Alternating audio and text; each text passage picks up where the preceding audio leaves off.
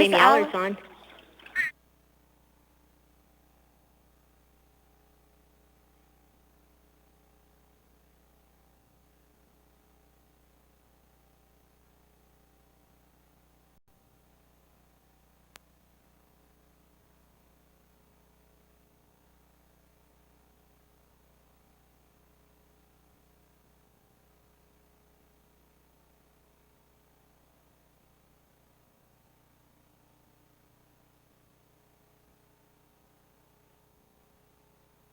Where I'm located, if you can hear that.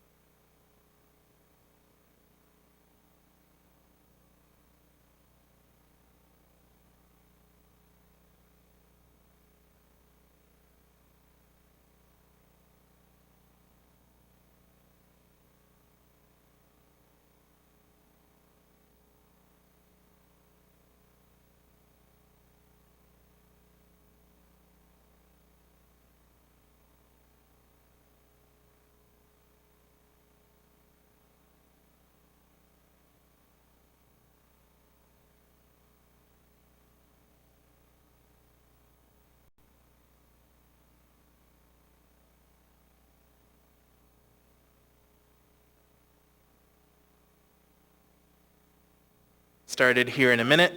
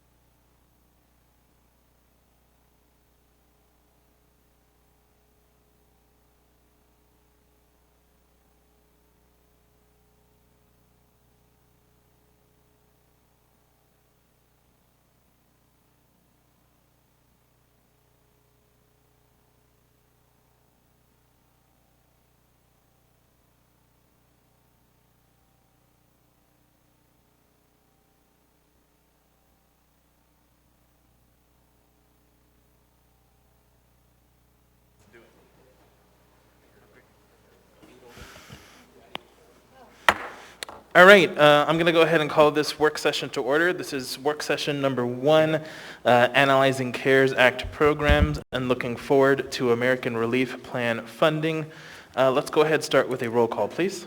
Thank you. Ms. Allard? Here. Mr. Peterson? Present. No, she's fine. Ms. LaFrance? Here. Mr. Dunbar? Here. Mr. Rivera? Present. Mr. Mr. Here. Weddleton? Here. Mr. Constant? Here. Ms. Kennedy? Mr. Perez-Verdia? Mr. Perez-Verdia will be joining us a little later today. Ms. Zolotel? Here. Thank you. Great, thank you. So for folks in the room, in the assembly chambers, please use OnBase to get in the queue, and I'll be paying attention to the queue there. And then for folks on the phone, please text me and I will add you into the queue, just like any normal assembly meeting. Okay, so good morning, everyone. Thank you for coming to our first in a series of meetings to discuss the next round of COVID-19 relief funds. This is a little bit different than normal. We don't usually have work sessions in the chamber, so I'm going to ask for everyone's patience as we use this different format today. Today we will be taking a look back and assessing some of the programs funded through the CARES Act funds received in 2020. We'll be hearing from the administration, who will share data and assessments of these prior programs. Did they do what we hoped they would? Did they serve our entire community, and other questions? From there, we will do a quick gut check on the framework and priorities document we developed to help shine a light on the work we did in 2020. And is this document still relevant and useful to our current deliberation? We'll be asking that question. The administration will then present on what is in the American Recovery Plan as far as we currently understand, and especially the different tranches of money available to assist Anchorage residents separate from the COVID-19 funds we are expecting. That will dovetail nicely into a discussion on 4 of the major programs created in 2020: small business relief, tourism relief, nonprofit relief, and community institutions / cultural pillars relief. These short discussions will help us get a broader picture of what worked, what didn't work, the relevance of these programs in relation to the various funds included in the American Recovery Plan, and the relation of these programs to our framework and priorities. These short discussions aren't designed for us to get into the nitty-gritty on each program. They are designed to give us a general overview and understanding so we can make logical decisions for some amount of initial funding allocations, which will end our discussion. But before we end our day with giving guidance to the administration on initial funding allocations we can hopefully make next week, we will hear from some sectors of our community, business associations, and economists, and listen to their initial thoughts and suggestions for our body. So we have a lot crammed into our agenda today, and I'll be relying on everyone today to ensure we can get through all parts of the discussion as efficiently as possible. Before we begin, I have 2 pieces of information to share for the public. First, if the public would like to look at our public process for this next round of COVID-19 relief funds, we shared this information in a press release on Monday with the Federation of Community Councils, the media, and others. You can find this information on the Assembly's website at www.muni.org at the top of our homepage. Second, at that same website, members of the public can find our feedback form, so you can begin sharing any thoughts you have about the 2020 programs and suggestions you have on what we should do with these new COVID-19 relief funds. And that form is active. We actually got our first email from that form earlier today. So with that, let's go ahead and begin. So I'm going to assume that the members of the administration are on the phone. So I will go ahead and turn it over to Mr. Backenstead and Mr. Schutte to begin our discussion of previous programs and assessments of those programs.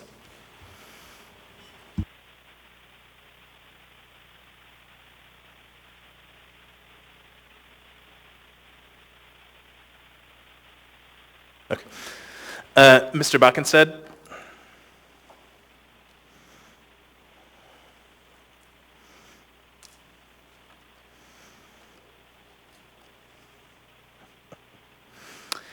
Or Mr. Schutte?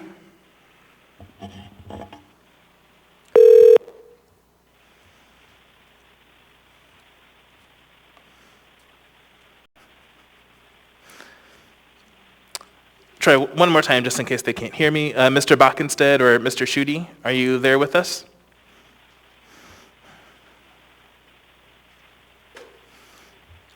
Just in case, is there anyone else on the administration line, just so I can confirm that that line is actively working?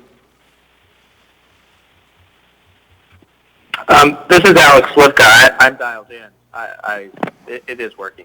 Okay. All right. Give me a minute so I can reconfigure things, and hopefully Mr. Bockenstead and Mr. Schutte will be joining us shortly.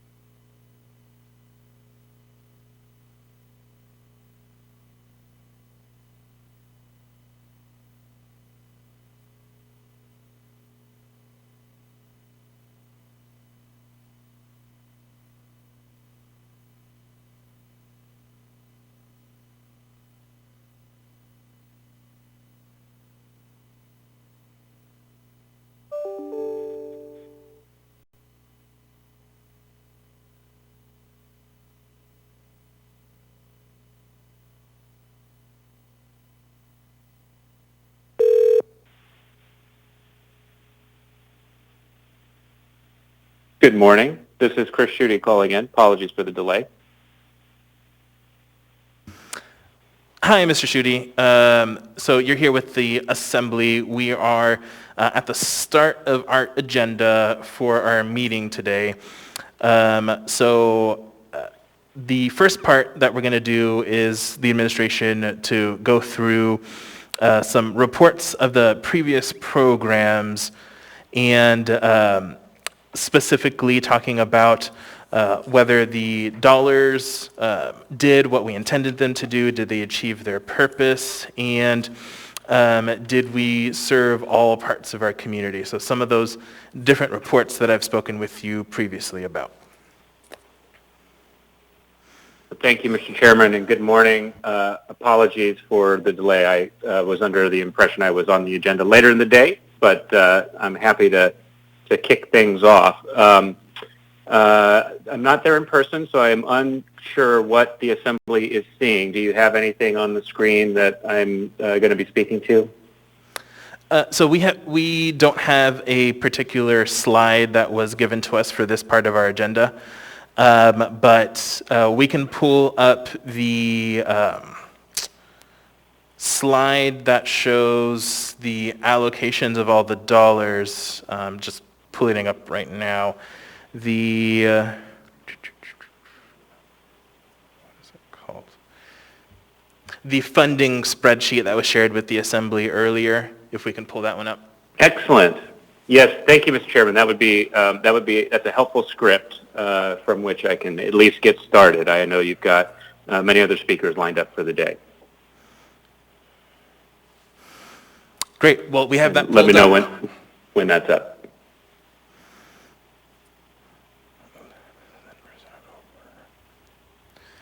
Yeah, we have that pulled up, so you can begin, Mr. Schutte. Excellent. Thank you. So again, Chris Schutte, Director of Economic and Community Development. I'm flying blind here, but I'm going to try and do my best to speak to what you're looking at on the screen. So for the public, members of the public or people who are watching, what we have on the screen here is a broad spreadsheet that provides the various programs that the Assembly has approved over the past year, roughly 9 months. And in it, there are 4 columns that are different colors, the first one being the amount that you originally appropriated or approved in the various ordinances and resolutions over the past year. And then a red column that is sort of the year-end snapshot. That's an important date because at that point, some of the programs that were funded last year had to be rolled over to be funded in 2021. The orange column gives you a snapshot of the roughly first 2 months of 2021 and the spends that have happened. And then the final column is the green column, and that's a snapshot, or at least it was a snapshot when this was created, of the balance of funds remaining to be spent in the various programs across the board. My apologies, the programs themselves have not been grouped according to the Assembly's frameworks, which you're going to discuss in a little bit. But broadly speaking, each of the individual programs on the horizontal rows speak to some of the priorities identified by the Assembly and the public over the past year. The first 2 items on that list that I think the Assembly and the public hopefully remember, these are the pilot projects that the Assembly and the administration stood up last summer prior to even receiving our first allocations of CARES Act funding. These were programs that addressed unmet needs in the community that were being impacted by COVID-19. The first, of course, being small business and nonprofit relief for our industries and sole proprietors and nonprofits who were so adversely impacted by the COVID-19 pandemic. The second item being our first foray into rental and mortgage assistance, which we'll get into later, but has ended up being an extremely successful relief program for individuals and landlords over the past year. And then the next 3 lines, are some of the additional funding tranches that were added to those programs. Speaking very broadly, you will see multiple funding tranches of the small business and nonprofit relief program. As you recall, the Small Business Relief Program evolved over its lifespan in response to both the outcomes of the program, feedback from our partner and program administrator, Cook Inlet Lending Center, whom you'll hear from later, and then also based on feedback from all of you, the Assembly, both through your direct input, but also through constituents and members of the public provided valuable input into the small business program that allowed us to adapt that program over the 6 to 8 month period in which it was running to better account for the different types of the diversity of businesses and sole proprietorships that exist across the municipality. I don't want to take too much of the thunder from Cook Inlet Lending, who will be speaking later about their specific input in the program and participation in the program, but I would say by and large it was an extremely successful program. It did provide an additional layer of relief to Anchorage area or municipality of Anchorage small businesses, keeping in mind that there were both federal and state resources out there. We had sort of the smaller piece of the pie when it came to providing relief to our small businesses. but we did so in a way that ultimately I think was more nimble and was easier or lower barrier than the other programs that were out there. In that regard, it was a very successful program, and the small business relief program in particular provided a great blueprint for some of the other programs that we'll talk about in a little bit that followed. On the rental and mortgage assistance program, this was a unique program for the municipality designed to help offset rent needs for those who may be unemployed, underemployed, or otherwise experiencing a COVID-19 hardship. This program provided funds through our partner United Way and by extension through their partner Lutheran Social Services directly to landlords in the community as well as to mortgage holders. This was a program that similarly had a relatively low bar for applicants. It also evolved over the project period and became one of the more popular and heavily subscribed relief programs that we administered over the past year. I don't know that you have anybody from United Way on your agenda to speak to this program, but I would like to highlight a couple of items in particular to the rental and mortgage assistance program that stand out. First and foremost, the program was unique in that it provided funding directly to the landlords or mortgage holders themselves. It created a system so that the people who owned properties that were being rented or owned mortgages, held mortgages, could be paid directly, which was different than previous rental assistance programs you've seen out there. And secondly, over the course of the program, United Way did a successful or very successful job of working with and developing a landlord liaison program.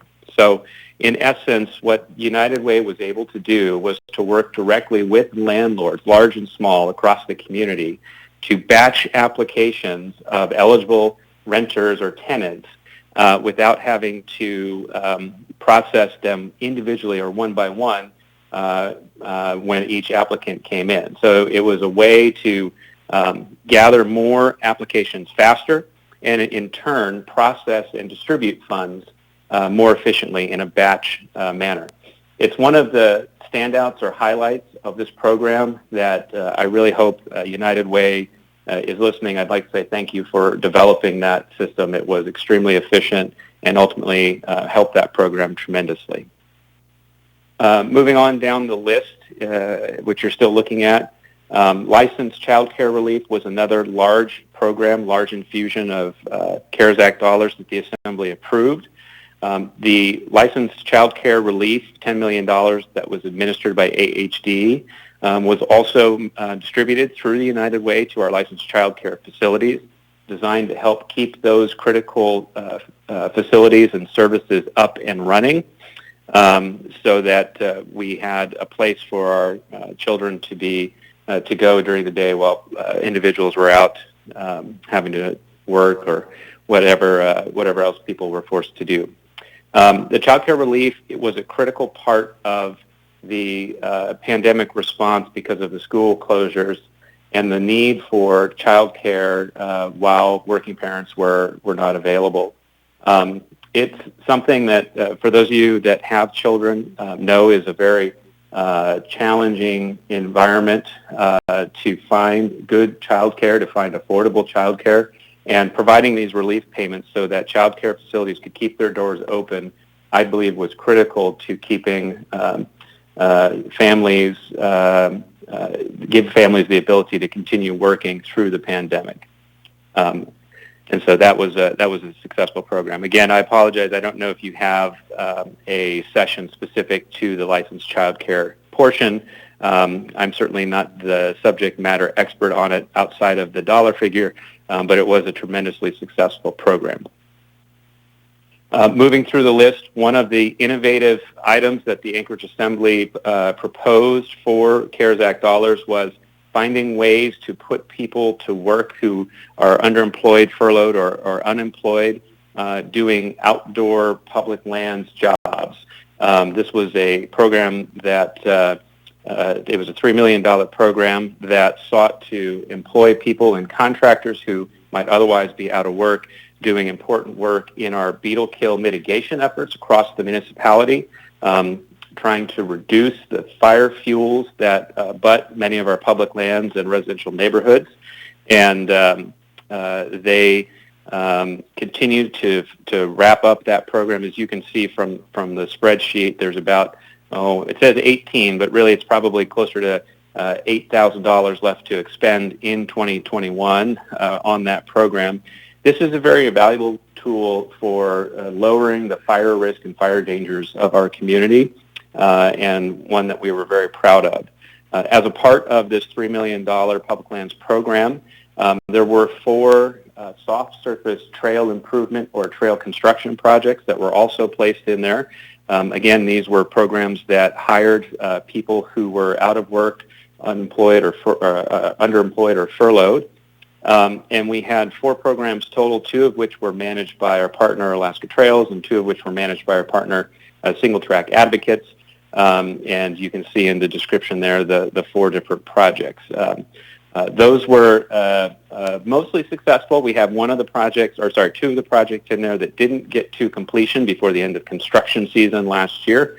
That will have to be addressed later. But by and large, the 2 largest projects of the soft surface trail improvements, the Middle Fork and the Little O'Malley Peak projects, both were completed successfully and had their I guess virtual ribbon cutting, if you will, last fall. Those were good projects.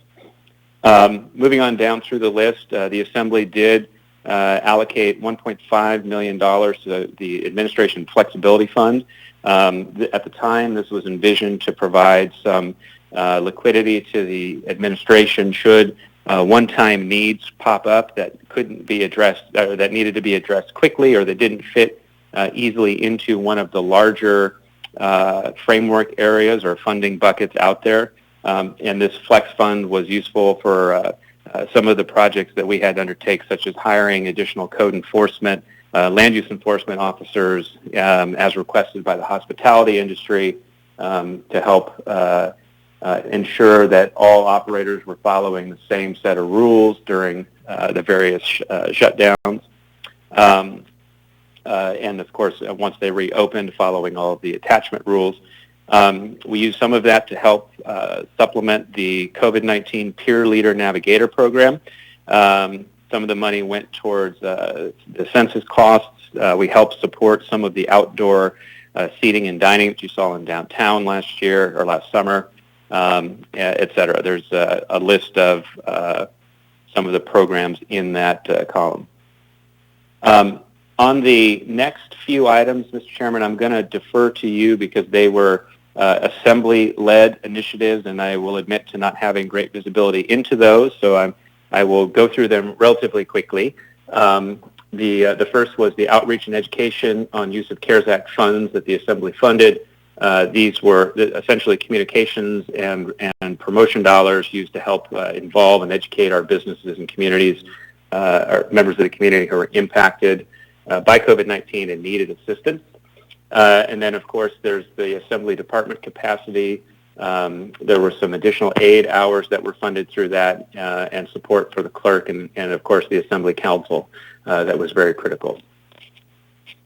Moving down through that, the next item that you see there, it's called Small Business Stabilization 3, but the parentheses are what's important, and this is the tourism grant. The tourism grant was a $7 million program. You're going to hear more about that program this afternoon from our program partner, Visit Anchorage. This is a program that's currently underway. They are still wrapping up their application review, due diligence, and appeal process. They started issuing disbursements, I believe, middle of last week, so that money is flowing out to tourism businesses and will continue to flow over the next couple of weeks. Other than that, I think Julie will speak in greater detail about that later today. Next line item is the $7.1 million for the hospitality program. This was a lifeline for hospitality businesses across the municipality that the Assembly was thoughtful enough to fund multiple tranches. Hospitality businesses were one of the more impacted sectors in the local economy during the COVID-19 pandemic. They certainly were on the front line, if you will, of impacts, economic impacts by the COVID-19 pandemic. The relief funds that the Assembly approved, two tranches or two rounds of, were distributed both through a non-competitive grant process where the recipients were holders of liquor licenses who, by virtue of having that liquor license, were one of the many business types that were forced to close during various stages of the emergency. And then also for a competitive grant program for hospitality businesses more broadly. We worked very closely with two critical partners in this, and I believe you have them on your agenda as well. The first, of course, being the Alaska CHAR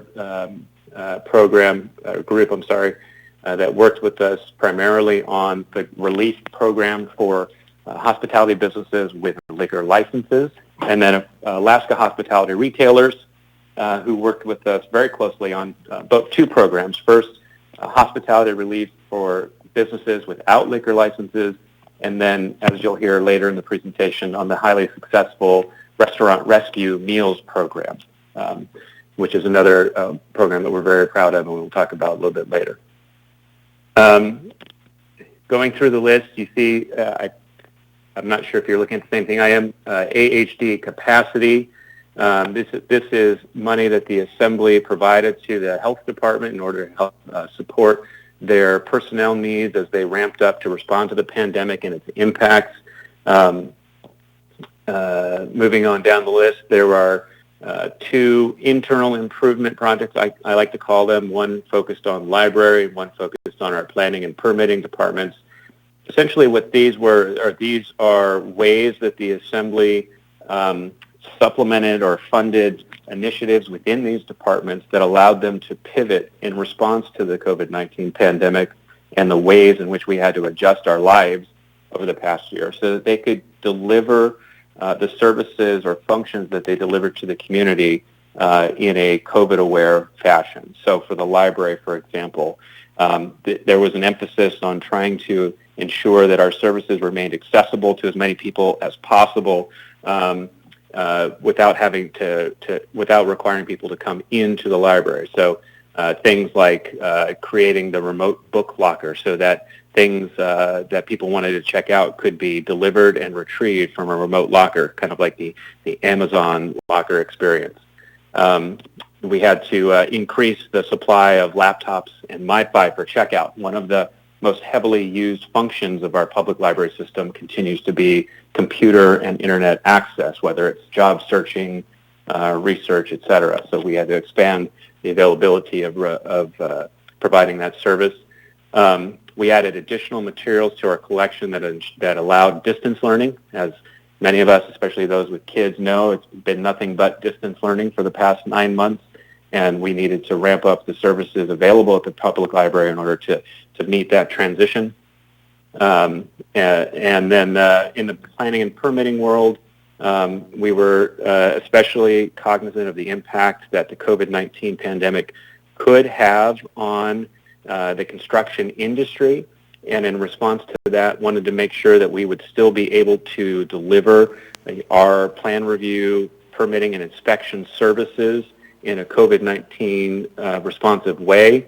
So some of the programs that we were able to fund with this money included standing up improvements to our electronic plan review software, providing some upgrades to our online application permit application portal, and things like purchasing a high-speed plotter, which is critical in internal review of the electronically submitted plan sets. Often they have to be printed out on very large sheets of paper. So some of these relatively small investments allowed the critical services and functions of our planning and permitting departments to continue and made them even more convenient so that I suspect in a post-COVID world, we will continue to see high usage of these virtual or online platforms. Great. Thank you. Moving ahead, And actually, before you continue, Mr. Schutte, so what I'm going to do is, because this is a pretty long list, what I'll do is I'll stop page by page to see if any members have questions on the page that was just reviewed. Before I go into member questions, though, so just a reminder, so we have, for this part of our agenda, until about 12:15, and this is the opportunity for the administration to go through reports of previous programs and to answer questions that we may have on them. I'm going to ask members if you have specific questions about the programs we're delving into later, which are the small business relief, tourism relief, nonprofit relief, and the community institutions / cultural pillars relief, to save those specific questions. But if you have general questions or questions about other programs, you can ask those now. So I'll start with Ms. Zalatel. Thank you, Mr. Chair. I have some requests for information that could also be provided a little bit later. So I'm just going to run down the list, and I guess, Mr. Schutte, you might be the scribe or note taker for the administration today. So on the licensed child care relief, it'd be great to know the number of providers that were ultimately funded and get some visibility into what was funded with that.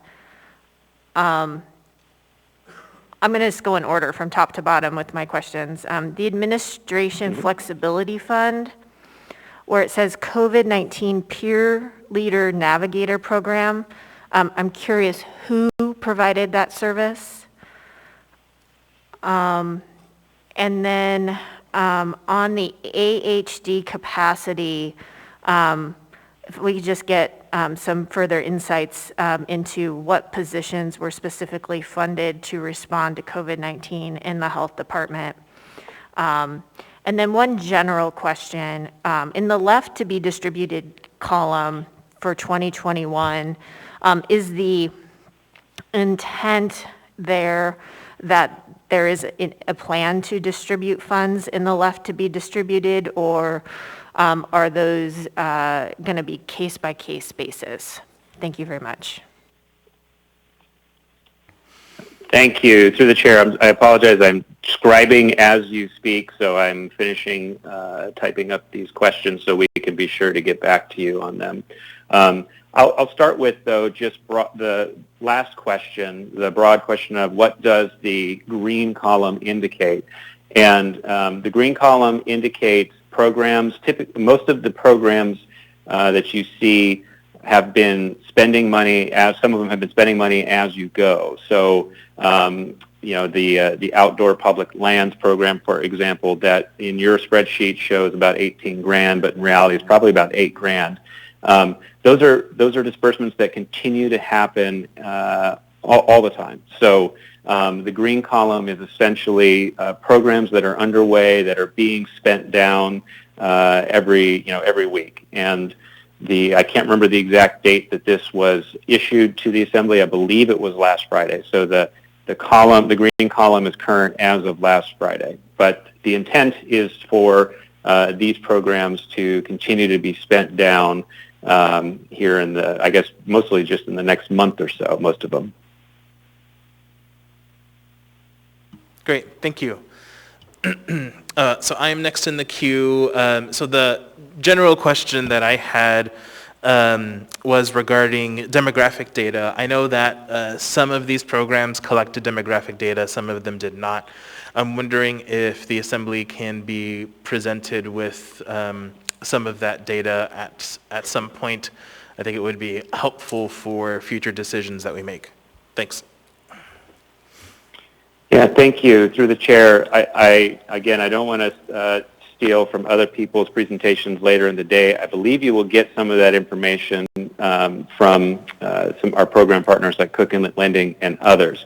What I will share is that we did ask that for the Small Business Relief Program in particular, we did ask for the collection of some of that information after the fact. In other words, we did not require it as part of an application process, but we did go back and look at it through voluntary survey results to try and get a sense of some of the demographic information or demographic questions that the Assembly has asked.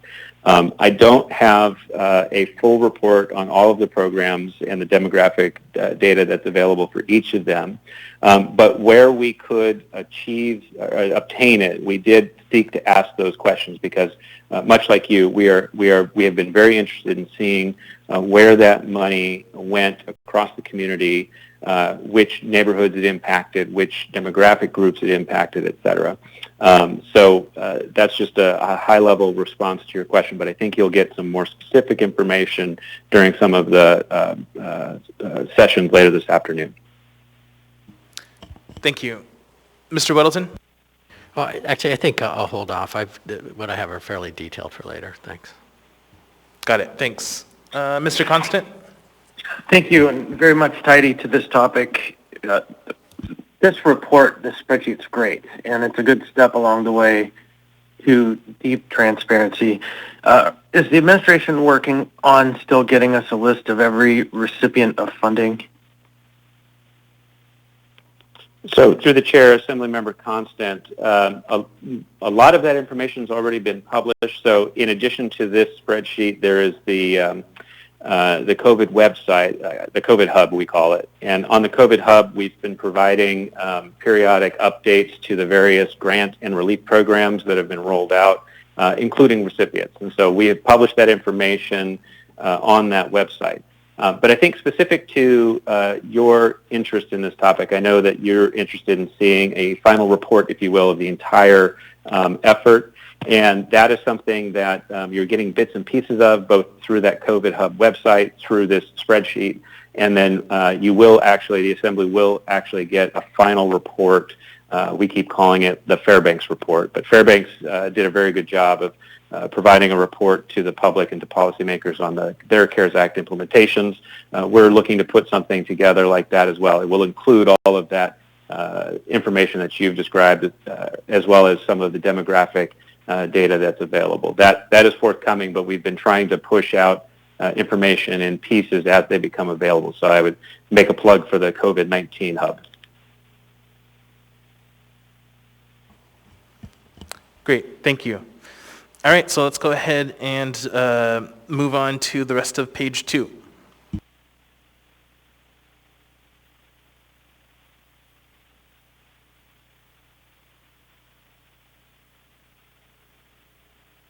Excellent.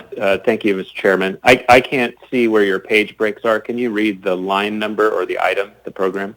Oh, sure. So the rest of page 2 starts with the public health support for ASD VOA and ends with the Awake expansion. Thank you so much. Yes, so the Volunteers of America program works with the Anchorage School District on their Pathway program. This has been, I think, a particularly important issue both to the school district and certainly to the administration for the past year, and that is the mental health of our community, particularly our youth and those who are at greatest risk. I haven't seen the final report from Volunteers of America, so I'm going to speak about this one very vaguely. But it was set up to run through the school year that's currently started, and will go through 2022. So I hope to have a fuller report out of that one at a later date. But again, this was one where the Assembly had the forethought to think about the mental health of our youth and put money towards that effort. And it was I think it's very, very thoughtful. The next item on the list is a program that's actually open and running now. This is the Rural Cap Run Weatherization and Mobile Home Repair Program. That is a program that Rural Cap administers through grants from the Department of Energy and others. What we did is proposed essentially to supercharge that program. That is, put CARES Act money towards the weatherization and mobile home repair program so that Rural Cap could not only provide that service to more homes, improving the resiliency of our community, but also use it as a way of employing people who are unemployed, underemployed, or furloughed. That program is, like I said, is up and running in that the application period or application process for recipients of the services is open, and they, of course, will commence that work once construction season begins and run through the year. So that's one that we are excited about as well. The next item on the list, this is one that's near and dear to many of us. This is a contribution on behalf of the municipality to the Girdwood Health Clinic. Our communities to the south can very easily be separated from the Anchorage Bowl, and in the case of an emergency response or a pandemic response, that's very troubling. And so the Girdwood Health Clinic, which has been operating out of a temporary location for a number of years and had plans to develop and grow its public health presence down there into a new facility, we were able to contribute a significant chunk of money to that effort, which is currently underway, and they are going to complete the project in the near future. I think it's the 2022 fall is the expected date, and it's something that's desperately needed for the Turnagain Arm area. Energy efficiency jobs. This is a program where, similar to both the outdoor public lands and the rural CAP programs, this is an effort to find out of work or underemployed tradespeople that will be able to assist in deploying and installing energy efficiency upgrades to public and municipal infrastructure. And that one is underway as well. This will be something that pays dividends down the road, as we've seen already through now 2 summers worth of use of our Egan solar system, solar panel system, not solar system. So we're excited about the long-term benefit or the ROI on this project. 9 Stars Net to Ladder. I believe you had a presentation from them at one of your work sessions earlier this year about the program that they completed, the Net to Ladder program. This was a great program that was brought to us by the Assembly for helping those who are underemployed or unemployed get a job, and it provides critical services to individuals who need assistance getting a job, and frankly has been one of the more successful programs that we've seen. That was a very low dollar investment. Next line is Covenant House expansion, $1 million contribution. Covenant House has done tremendous work throughout the pandemic to respond to the needs of the community, particularly the vulnerable youth that they serve. This program in particular, or this request in particular, was for helping them stand up the Minor Engagement Center. This allowed them to cover a different age group, expand their services to children up to, or youth up to age 24. And so the funding that went towards the Minor Engagement Center covered things like the hard costs required to get that facility started. Similarly, with Awake, the Awake program was the Safe Spaces expansion, which those of you who travel into or out of downtown probably have seen over the past year or so. It's under construction, and the municipality made a $600,000 contribution to completing that critical project. Similarly, we also, the Assembly approved a $500,000 contribution to the food bank expansion. Food bank has been a heavily used resource during the COVID-19 pandemic. They were in the middle of plans to upgrade their services and facility prior to the pandemic, and the pandemic simply brought that need to the forefront. And so the municipality provided a $500,000 contribution to their large acquisition project to purchase an 85,000 square foot warehouse, vastly increasing their capacity as a food bank. Pre-COVID, pre-K COVID assistance. This is an Anchorage School District initiative. Again, this is to help fund all of their blended pre-K classrooms. And then child care assistance. I think, am I on the next page now, Mr. Chairman? Sorry, I can't see it here, and I had to pull up a different document, so let me just pull that up. Okay, so it sounds like the answer is yes. So I'm going to go ahead and go through the questions I have in the queue right now before we move on. So first I have Ms. Zolotel. Thank you, Mr. Chair. Thank you, Mr. Schutte. On rural cap weatherization and energy efficiency jobs, I'd just like to know, as we proceed with those, the total number of jobs created for each program. Thank you. Yes, absolutely. So through the chair, thank you, Assemblymember Zalatal. Absolutely.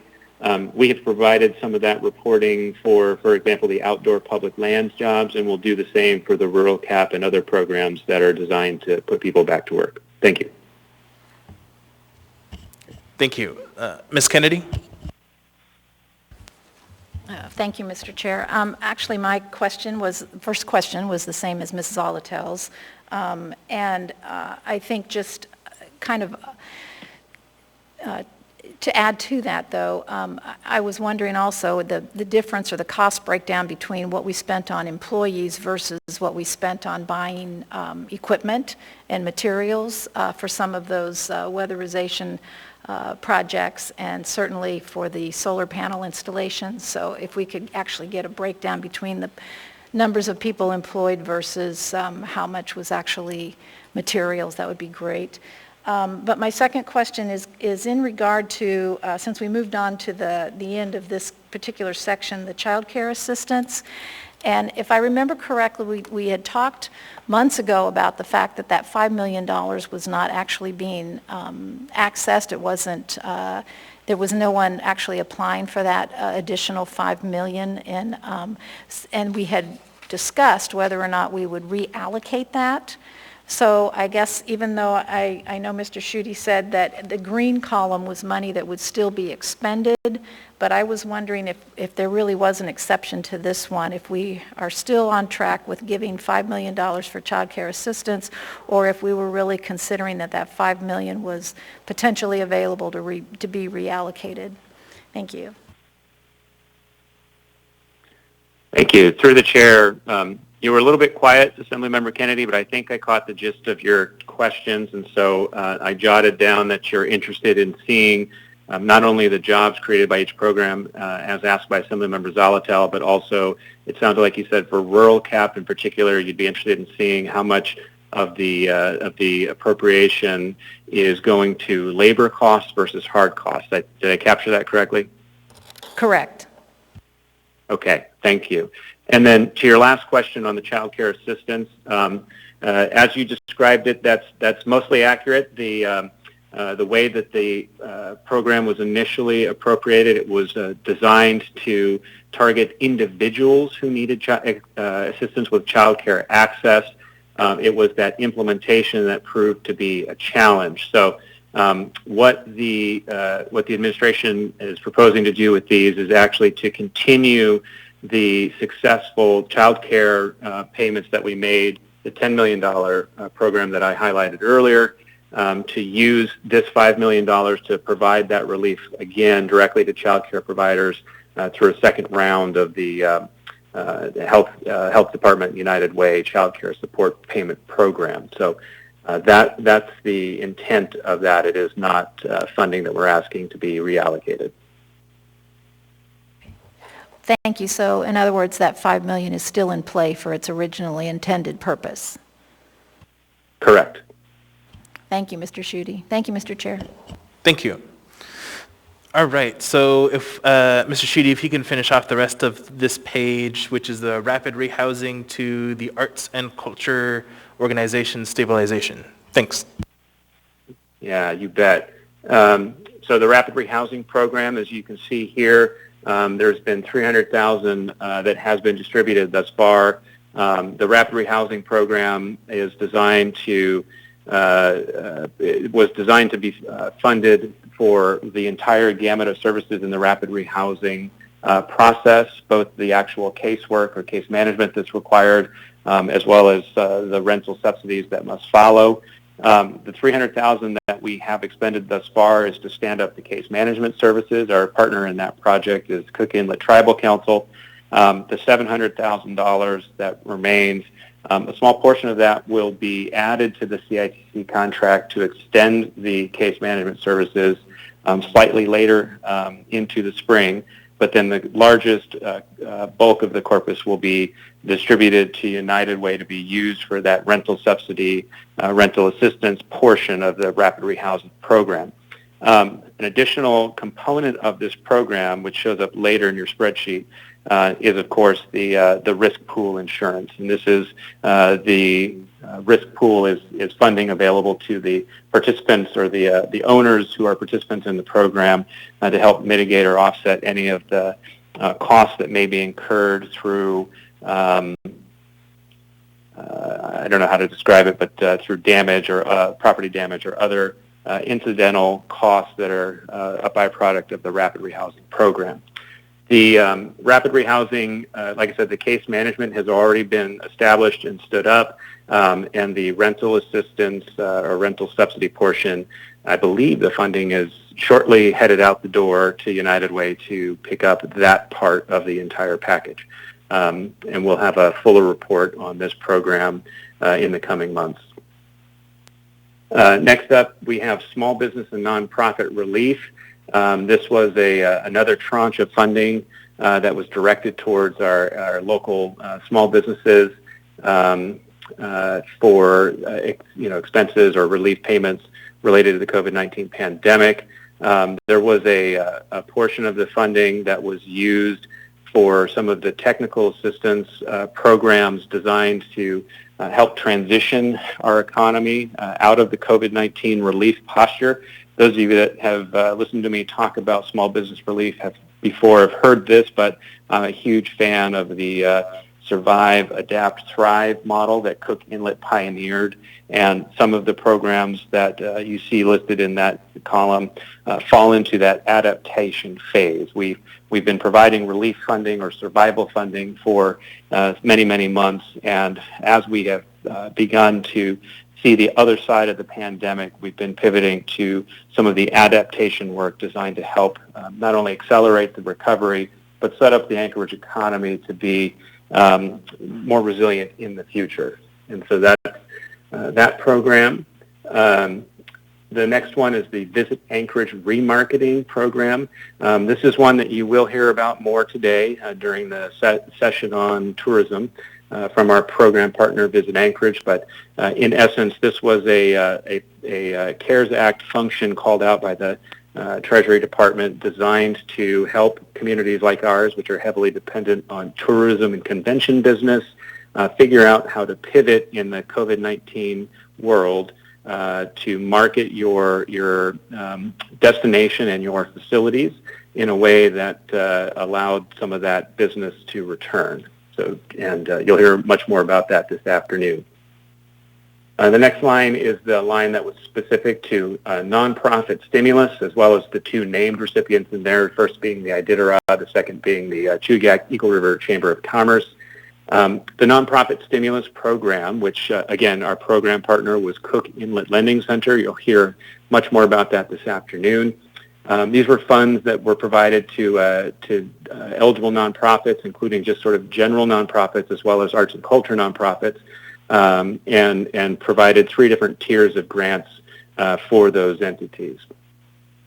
Next line is the Cultural Pillars Stabilization. Again, you'll hear more about this program later today.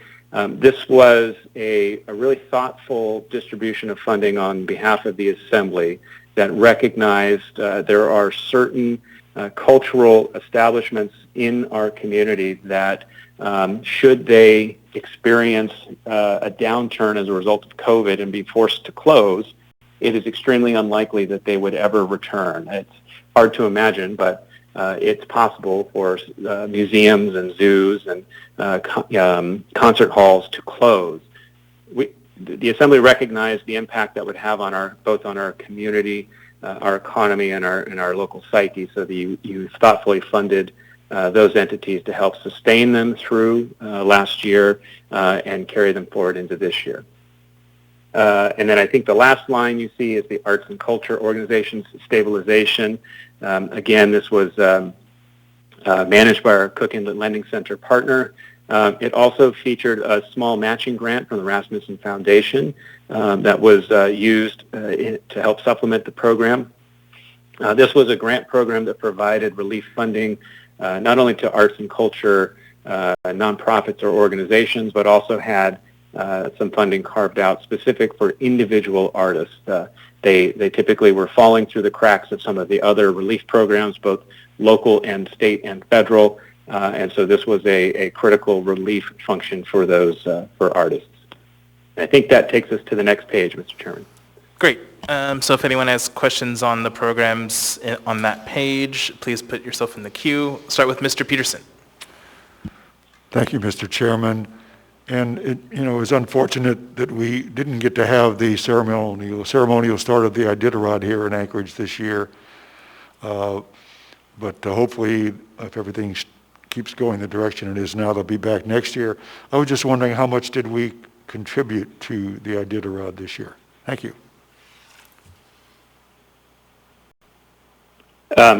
Thank you. Mr. Chairman, could you repeat his question? I am having a hard time hearing him. Yeah, so it was how much did we contribute to the Iditarod this year?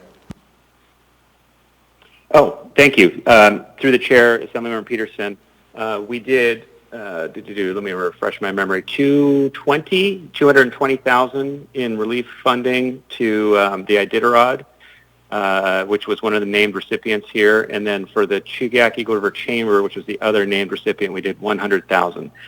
The balance of it going to the rest of the grant program.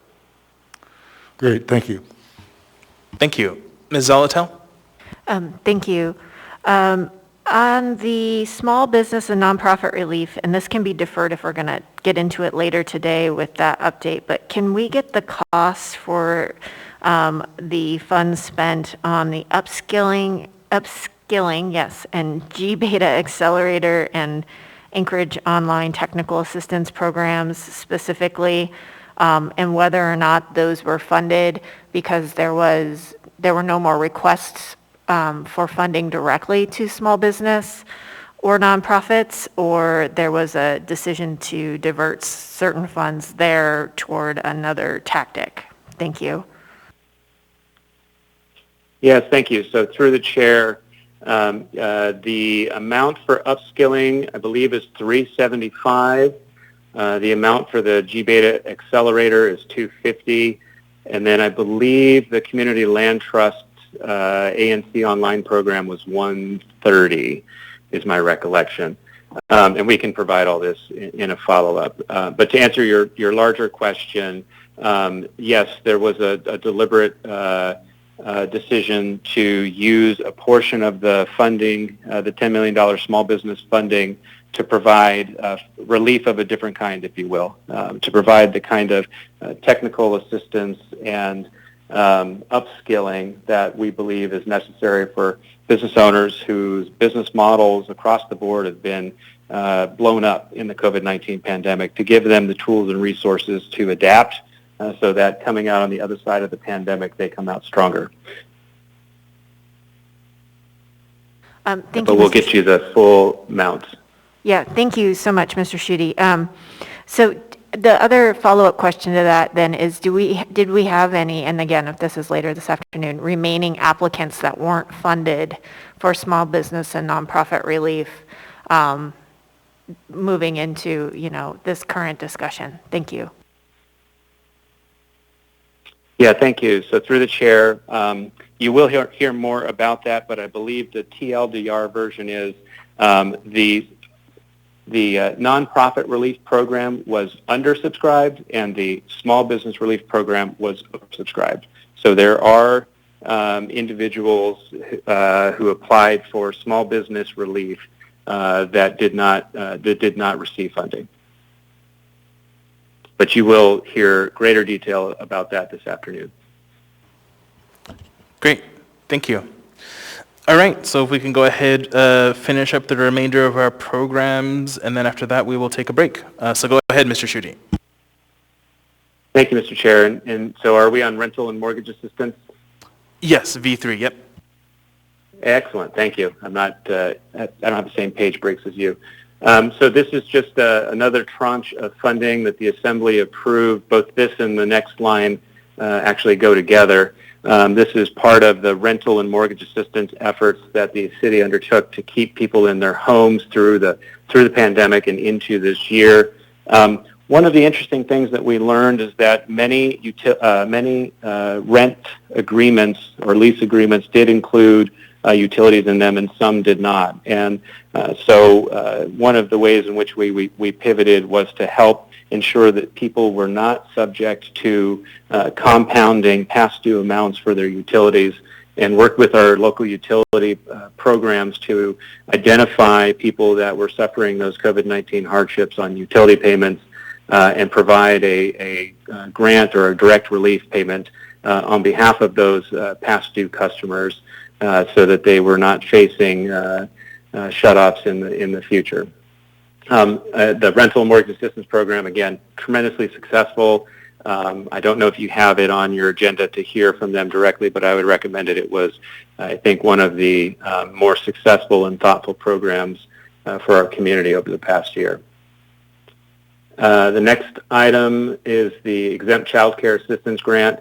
This was a specific targeted grant to help ensure that our child care providers of a specific type, the exempt child care type, were able to receive relief funding as well in the same manner that the licensed child care facilities were.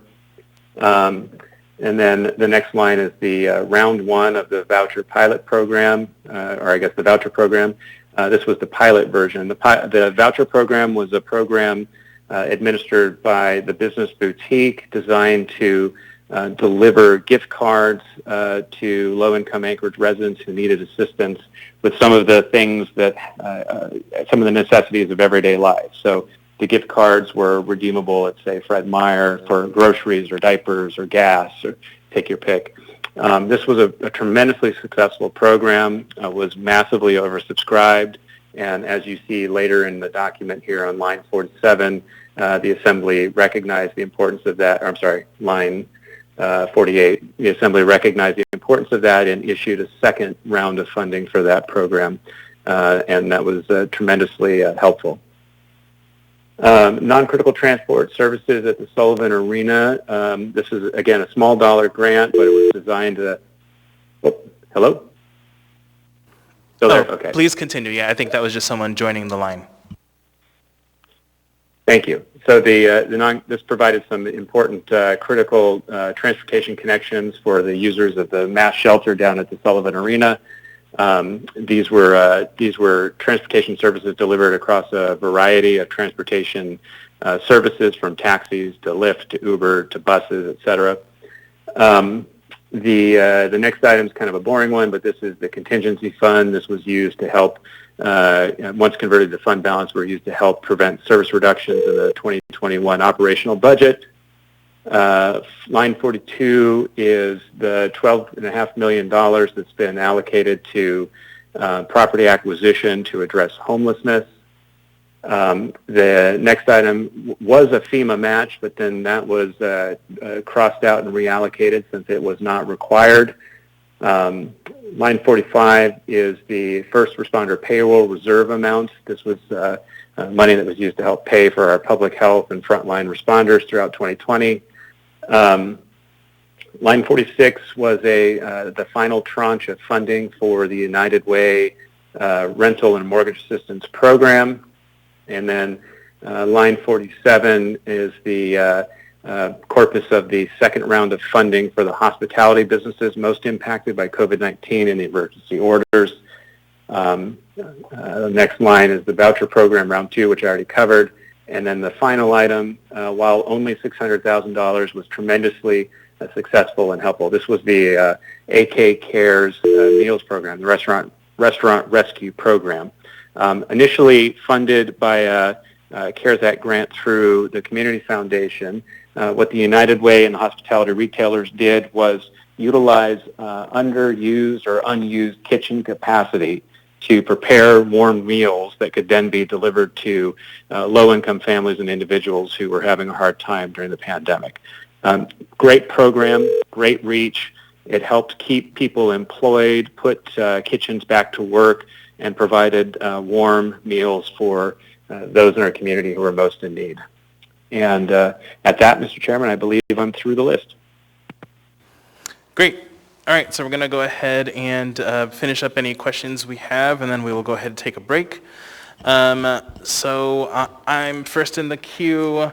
So two questions. First, I just wanted to get a sense for the voucher program. I think I heard you say multiple times that was oversubscribed, and I remember seeing the numbers of how many people were applying for it.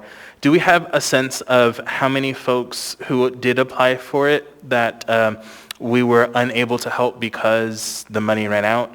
And then second question is, we did get a full report on this through the AK Cares, I think from United Way, but could you just really quickly go through the number of businesses that were assisted in the AK Cares meal program? Thanks.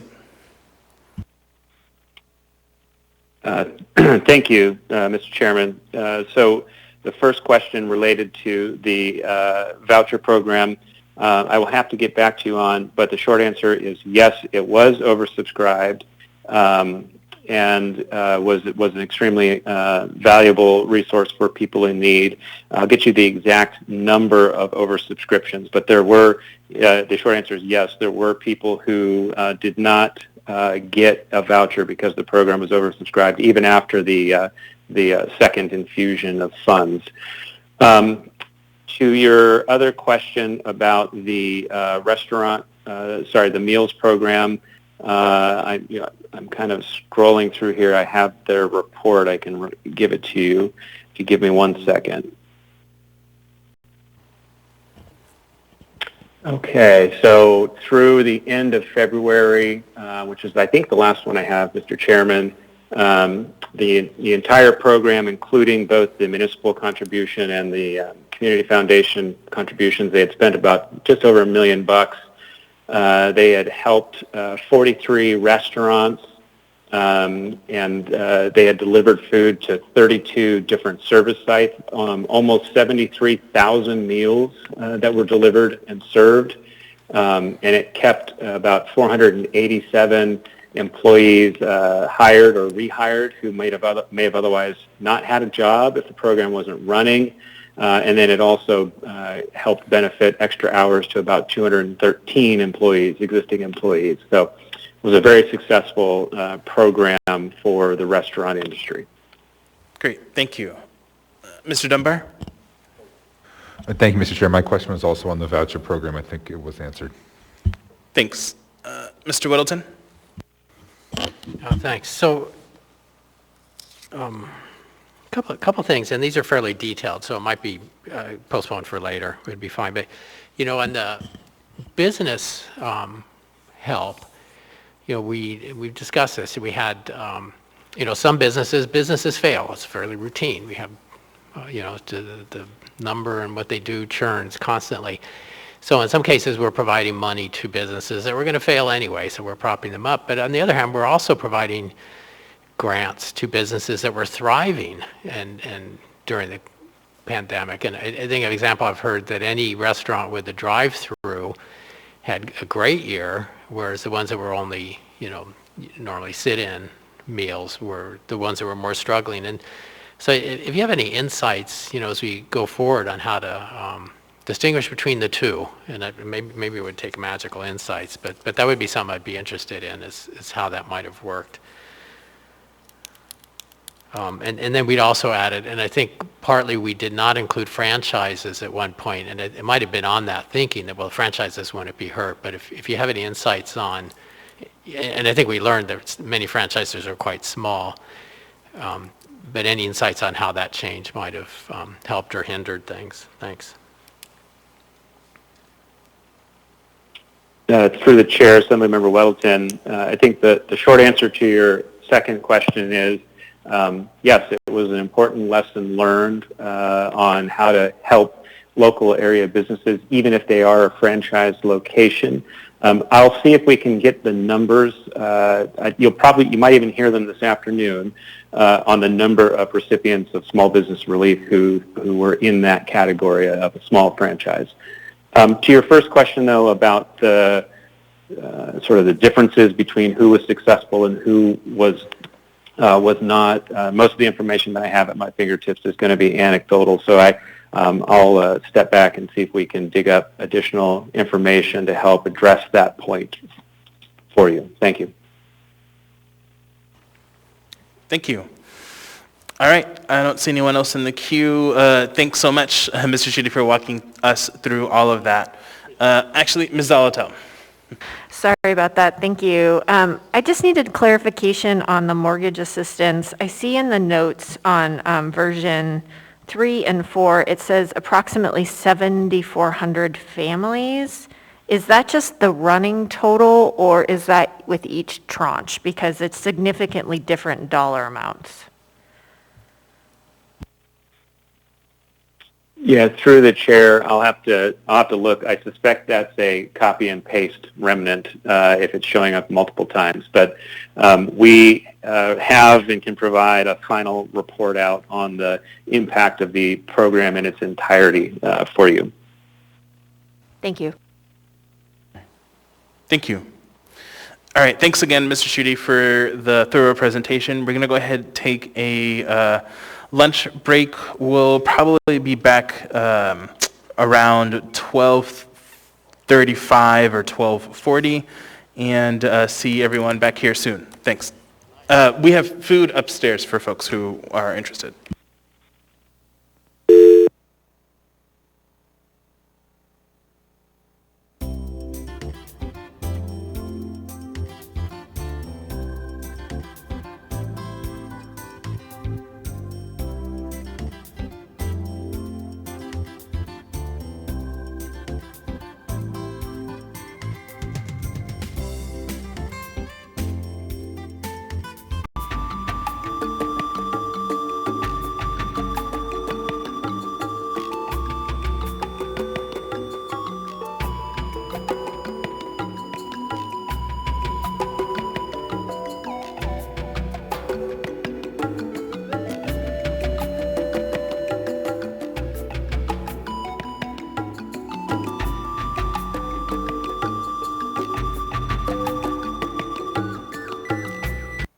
We move on to the next part of our agenda. I'm just going to quickly go through what we have left, and we're actually making a little bit of a change.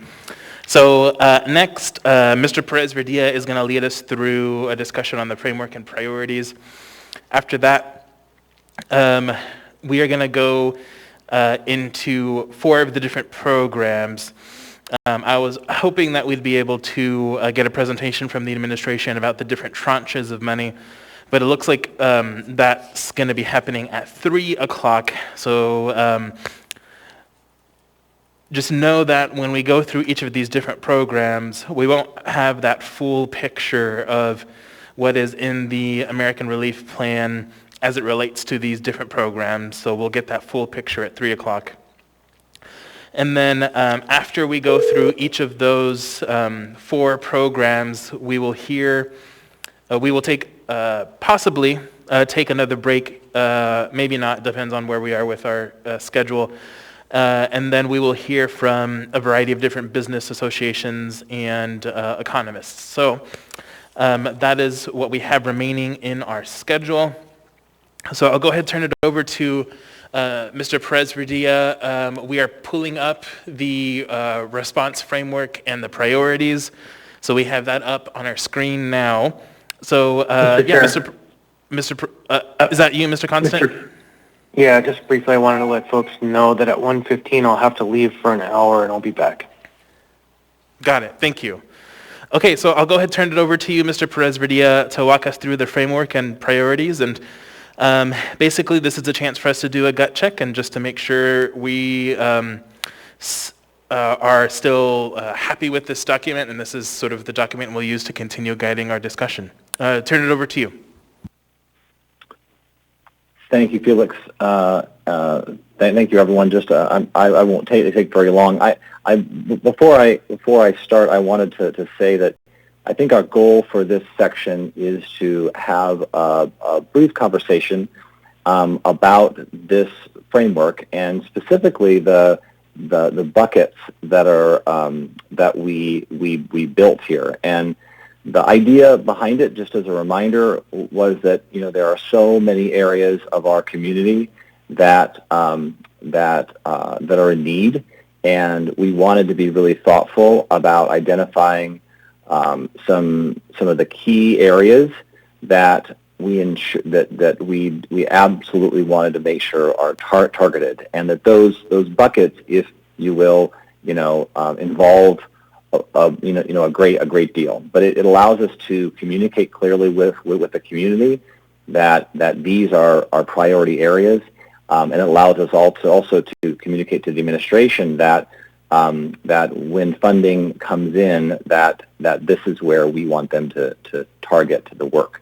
The other thing that is important, and we don't have it today, we're going to be learning about a number of programs a little bit later, and how those are working, and having conversations about whether those are the right programs, whether we want to continue to use those as a way to provide funding and support to the community. But one of the things that I would really love to see is, under each one of these buckets, what are the programs that we have built up, and so that we can see not only that we have programs set up that really address each one of these key areas, but also that have a discussion about whether those are the right programs, whether we need different programs, whether there's a gap or not. And so I think that's part of the conversation to have. We don't have that visual at this point, but I hope at some point we're having conversations about all of the different programs that are in each one of these. So what I really wanted to do is just walk through that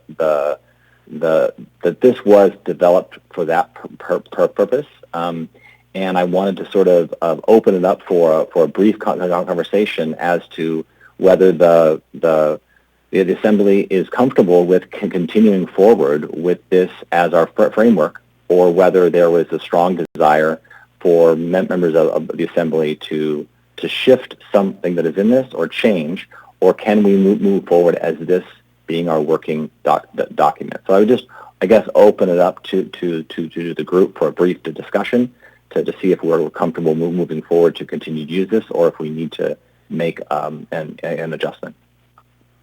Mr. Chair, knowing that I can't see folks, I will leave it to you to facilitate that part of it. Great, thanks. Yeah, I'll go ahead and call people as I see them in the queue.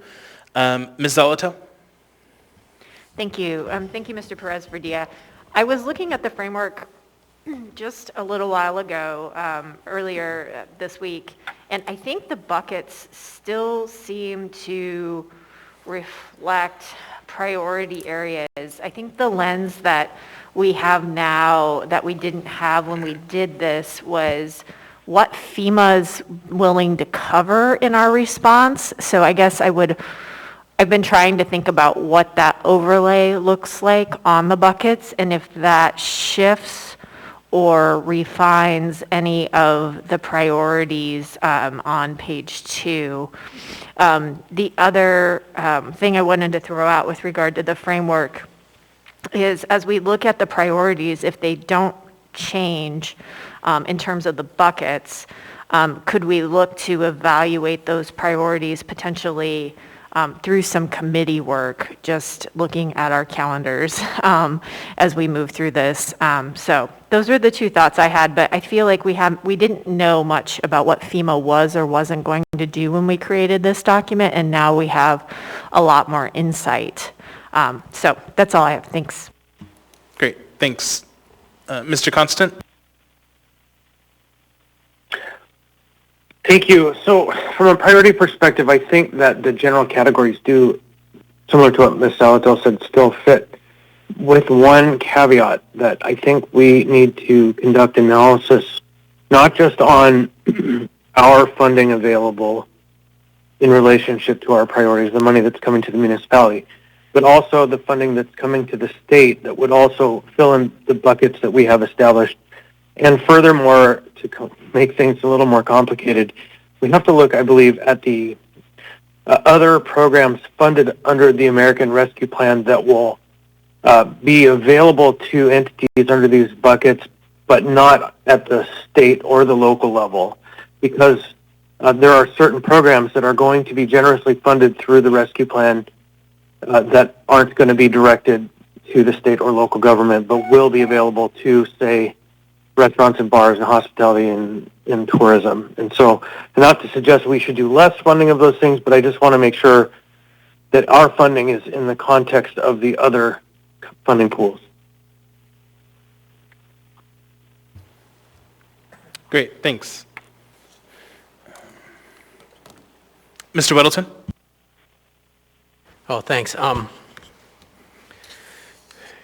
don't think this is a bad framework, but something that it kind of came clear to me as we worked on it more and more is the serious money is at the federal level for helping businesses and so on, and even rental. And then the state got a huge amount, and they did their programs. And our programs were really best used to kind of fill in the cracks that were left by those much larger programs. So when we go kind of looking at these things now and the money we have, without knowing what the feds and the state are going to do, we're a little bit in limbo. And, example is there was a huge amount of federal funds that we allocated, I think, in January that were directly for rental assistance. So for us to take some of our money and go towards that, well, maybe that's more than we need, given that the feds did it. So I'm not quite sure how to integrate that in here, but it's almost like once we know what the state and the feds are doing, we can kind of prioritize what they're not doing. Thanks, and just as a reminder to the body, I am expecting the administration to talk about particularly the feds. I don't know if there's anything coming out from the state just yet, but that'll be happening later today, I think at our 3 o'clock hour or so. Okay, any other discussion on the framework?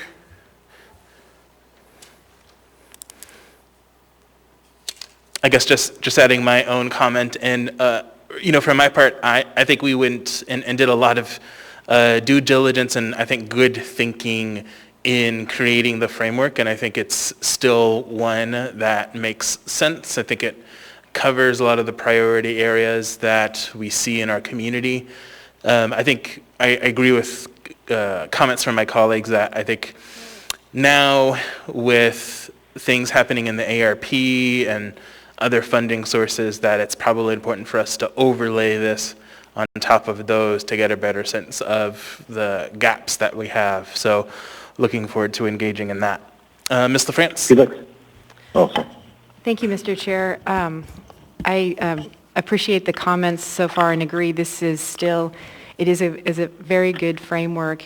And I guess I just wanted to bring up the issue of, well, Mr. Schutte had mentioned the survive, adapt, thrive, and I understand too that you can be in all three areas at once or one or the other. But I think one thing that we'll need to take into account is to make sure we convey the economic recovery piece of it. I know this, it states response framework, and it's still very much response, but I think it will be important for the community to know that we are very focused on the economic recovery piece, and I know that this all fits into that, but I'm just putting that out there. I don't know if I will suggest any kind of change necessarily to the framework, but I think that piece needs to be upfront in this part of the conversation. Thanks. Thanks.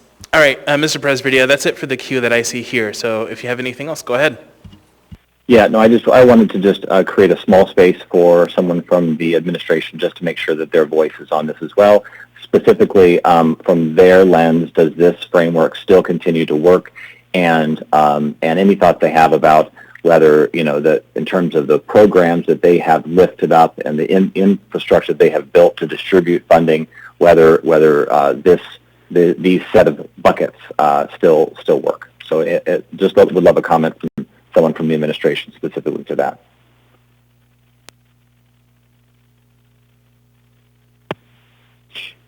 I'll go if there's nobody else online. Through the chair, this is Chris Schutte, Director of Economic and Community Development. Assemblymember Perez Verdia, I think so. The framework, which I referenced a couple of times during the first half, is a deliberate and thoughtful organization of the priorities of the Assembly and the community, and I think is still as relevant today as it was when you put this together 7 months ago. To the second part of your question, do we feel like we have the vehicles or mechanisms to effectuate the priorities identified here? I think the short answer is yes. The building the machine is certainly something that occupied a lot of time and bandwidth of the past 7 months, but now that those machines are built, if those machines help deliver relief funding or other resources to the priority areas identified here, it will be an easier and faster process this go around. And you're going to hear a lot more about that from some of our program partners who built the machines with us later today. Thank you.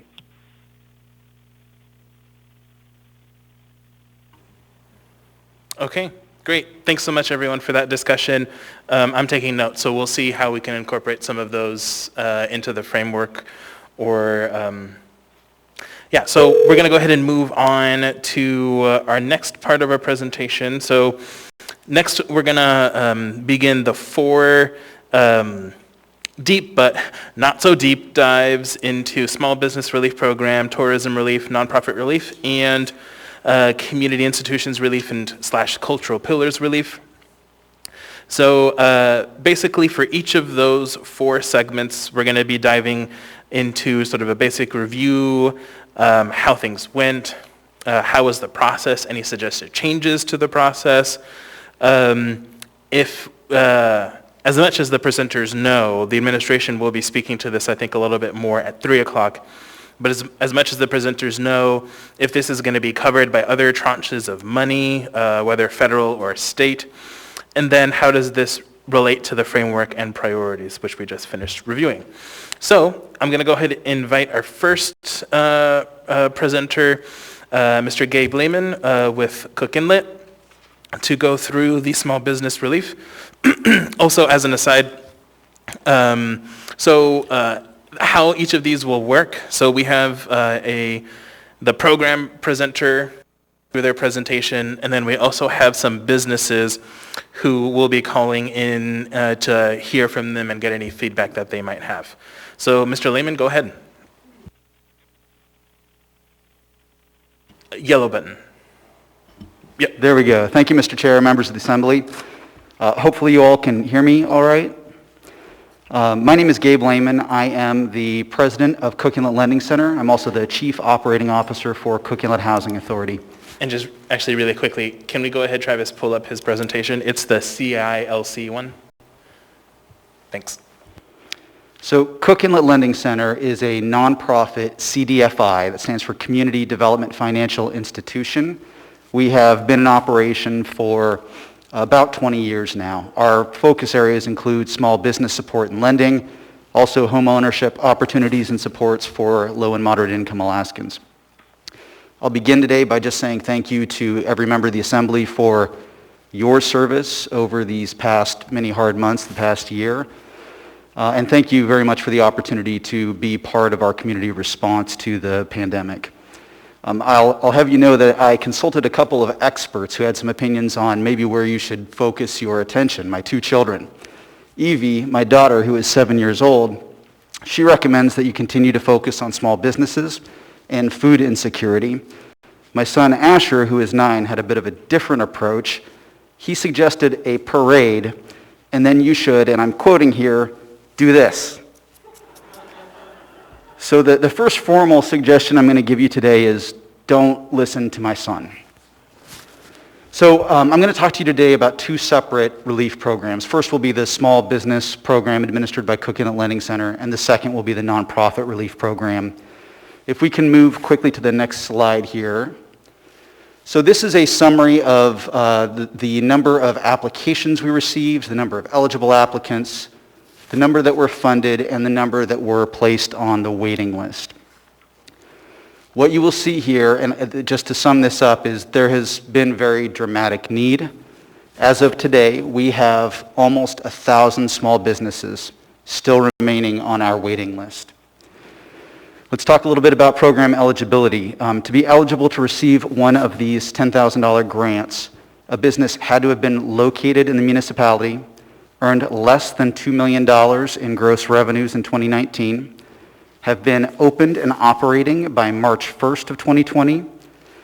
If the business is a sole proprietorship, single-member LLC, or a single shareholder corporation, we check to ensure that the business accounted for 75% of the business owner's income, to ensure that this was not kind of a side business and they were deriving most of their personal income from other places.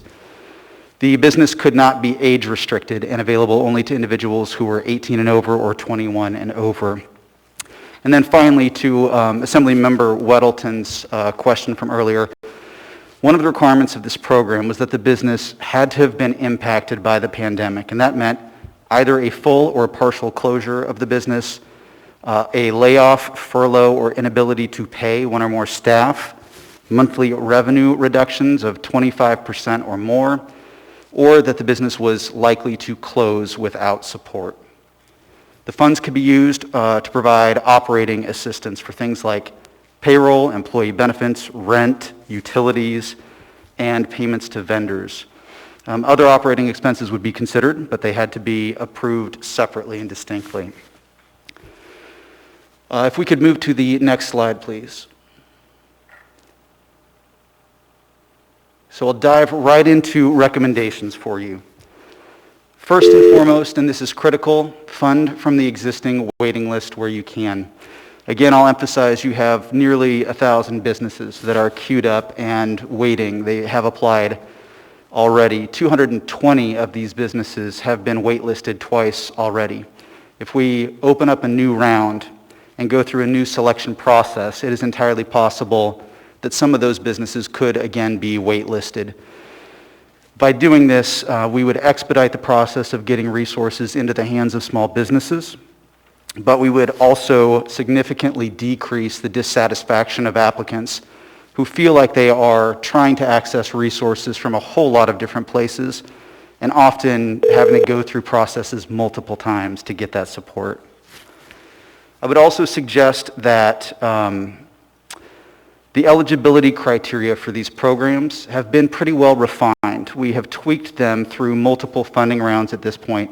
While we're open to additional suggestions, and there have been some really good improvements to the eligibility criteria, for example, the inclusion of franchises, we feel pretty good about where the eligibility criteria have settled today. If there is significant funding and the Assembly decides to not just fund off the wait list, but to open up a new round of funding for additional businesses, one of the biggest questions that we have been asked to address is, what is the means of selecting the recipients? There are three options that have been identified as being available. One is the process that we've used, which is random selection. The process is you just put all of the applicants into a hat and you select them at random. Second is through a merit-based program review. You try to ask for criteria, who needs it most or who is most deserving, and then you evaluate the applications based on merit. And third and finally, it's first come, first served. Whoever gets in line first gets served first. The issues that we have experienced as we did our research and review into those three options led us to fall on random selection being the best choice for a program like this. And the reasons really are equity-based. Those businesses that are typically in the position to get in queue first often have more capacity. They're not scrambling the way some of these other businesses are, and therefore just the fact that they are able to apply first means that they may get resources that some other businesses need. So we ruled out first come, first served pretty quickly. The other idea of a merit-based selection process we feel is fraught with peril. Unfortunately, it injects a whole degree of subjectivity into the process, and we think it will cause a lot of controversy and delay the deployment of resources. So as we looked at that, one of the things that came to mind for us first and foremost was, as we've reviewed our applicant satisfaction, We have realized, and this is going to shock no one here, that the single most significant factor in applicant satisfaction with our processes has been whether they were selected or not.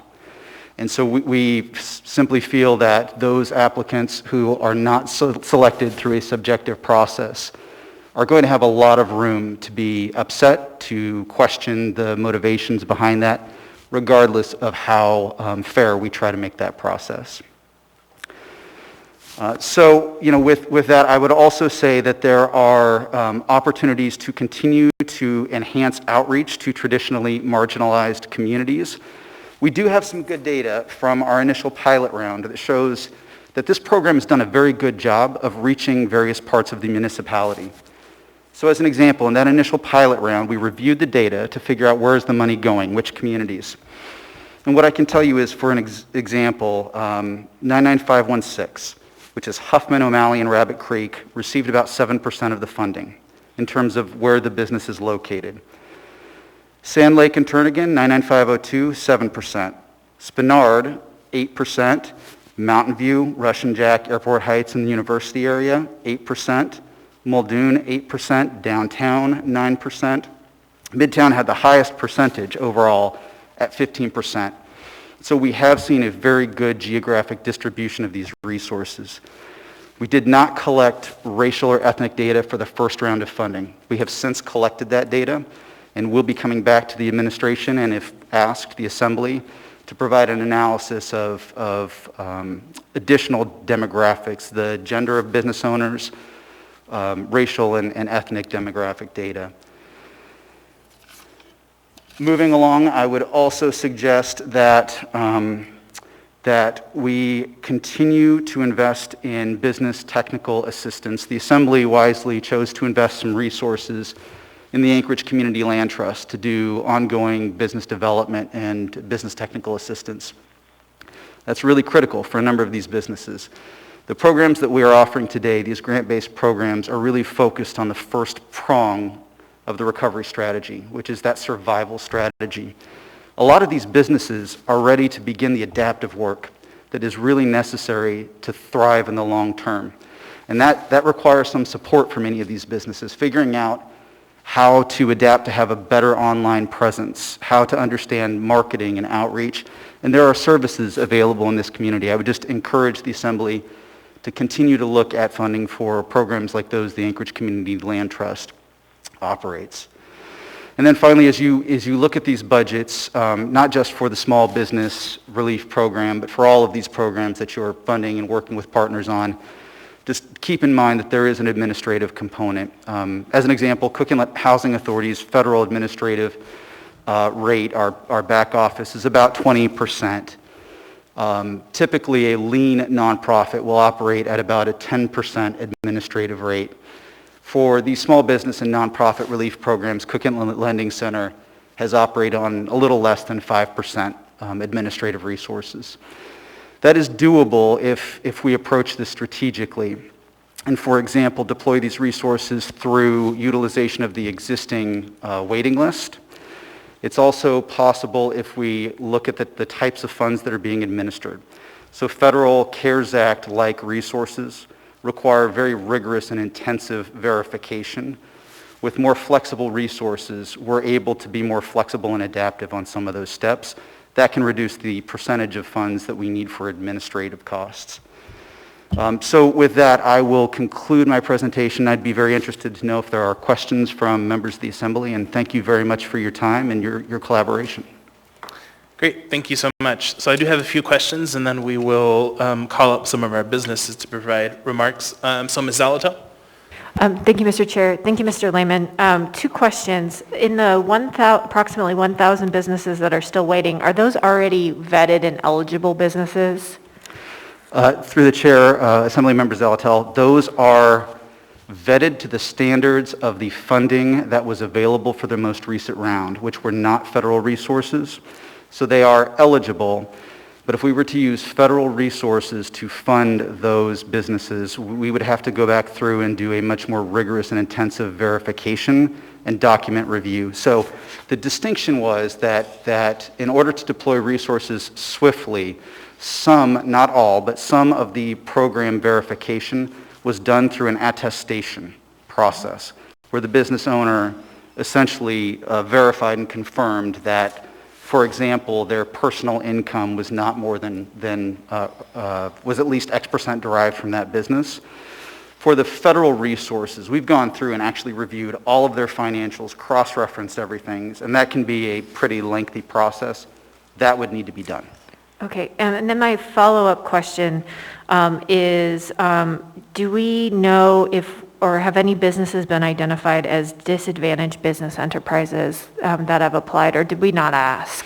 Through the chair, Assemblymember Zalatel, we did not ask, but I can tell you from anecdotal experience that a very significant proportion of the businesses that we served are disadvantaged businesses, minority-owned businesses, women-owned business enterprises. We worked very closely through our marketing and outreach with, again, partners like the Anchorage Community Land Trust to ensure that the pool of applicants included, business owners who didn't speak English as a first language and a very diverse set of entrepreneurs. Thank you. Mr. Constant? Thank you. Gabe, you mentioned a list of the districts in town and the percentages, and so you listed a bunch individually and then you aggregated a bunch and then gave a number. When you aggregated those, did they each have the same number, or were they all a share of that number you listed? Thank you, through the chair, Assemblymember Constant. So we looked at this by zip code, and so that was the method by which those neighborhoods were aggregated. So as an example, when I gave you the aggregated information from Mountain View, Rush, and Jack Airport Heights, that was the 99508 zip code that we looked at. Okay, thank you. Thank you. Mr. Weddleton? Oh, thanks. I'm glad to hear you did zip code, because there's not a lot of businesses in Rabbit Creek or Huff and O'Malley, so it's that was a lot for a few businesses.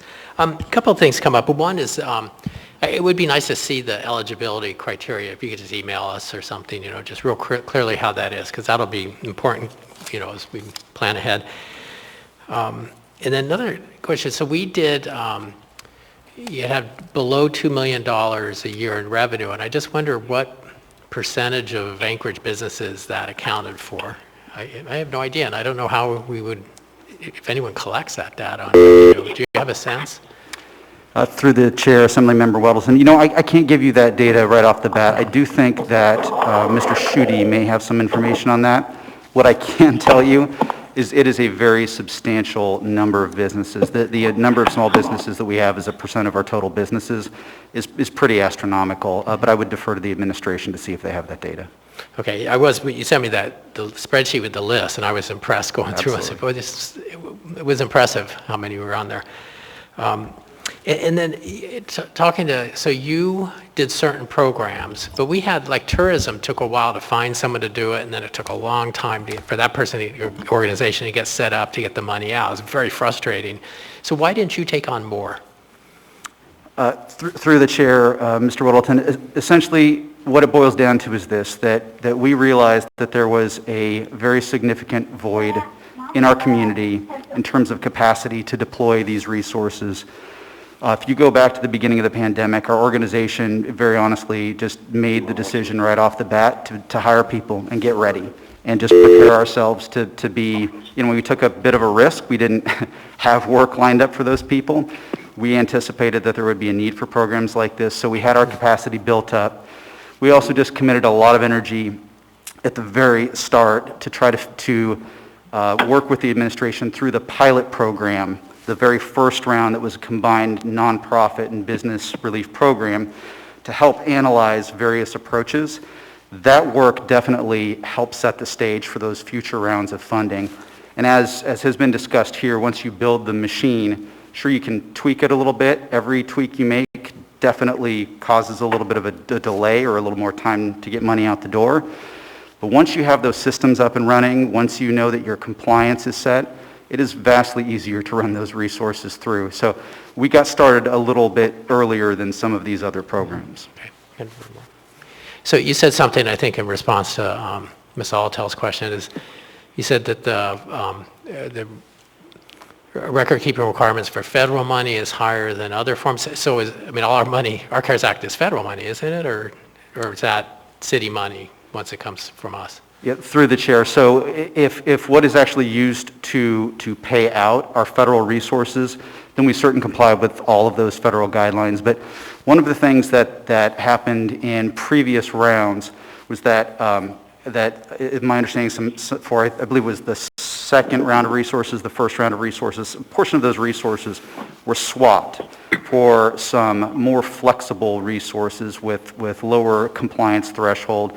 And the resources, CARES Act resources that were initially going to go to fund some of the small business work were then rerouted to pay for some other costs. Okay, but the CARES Act money you got from us, you're calling federal funds? Absolutely. Okay, yes, all right, sir. thanks.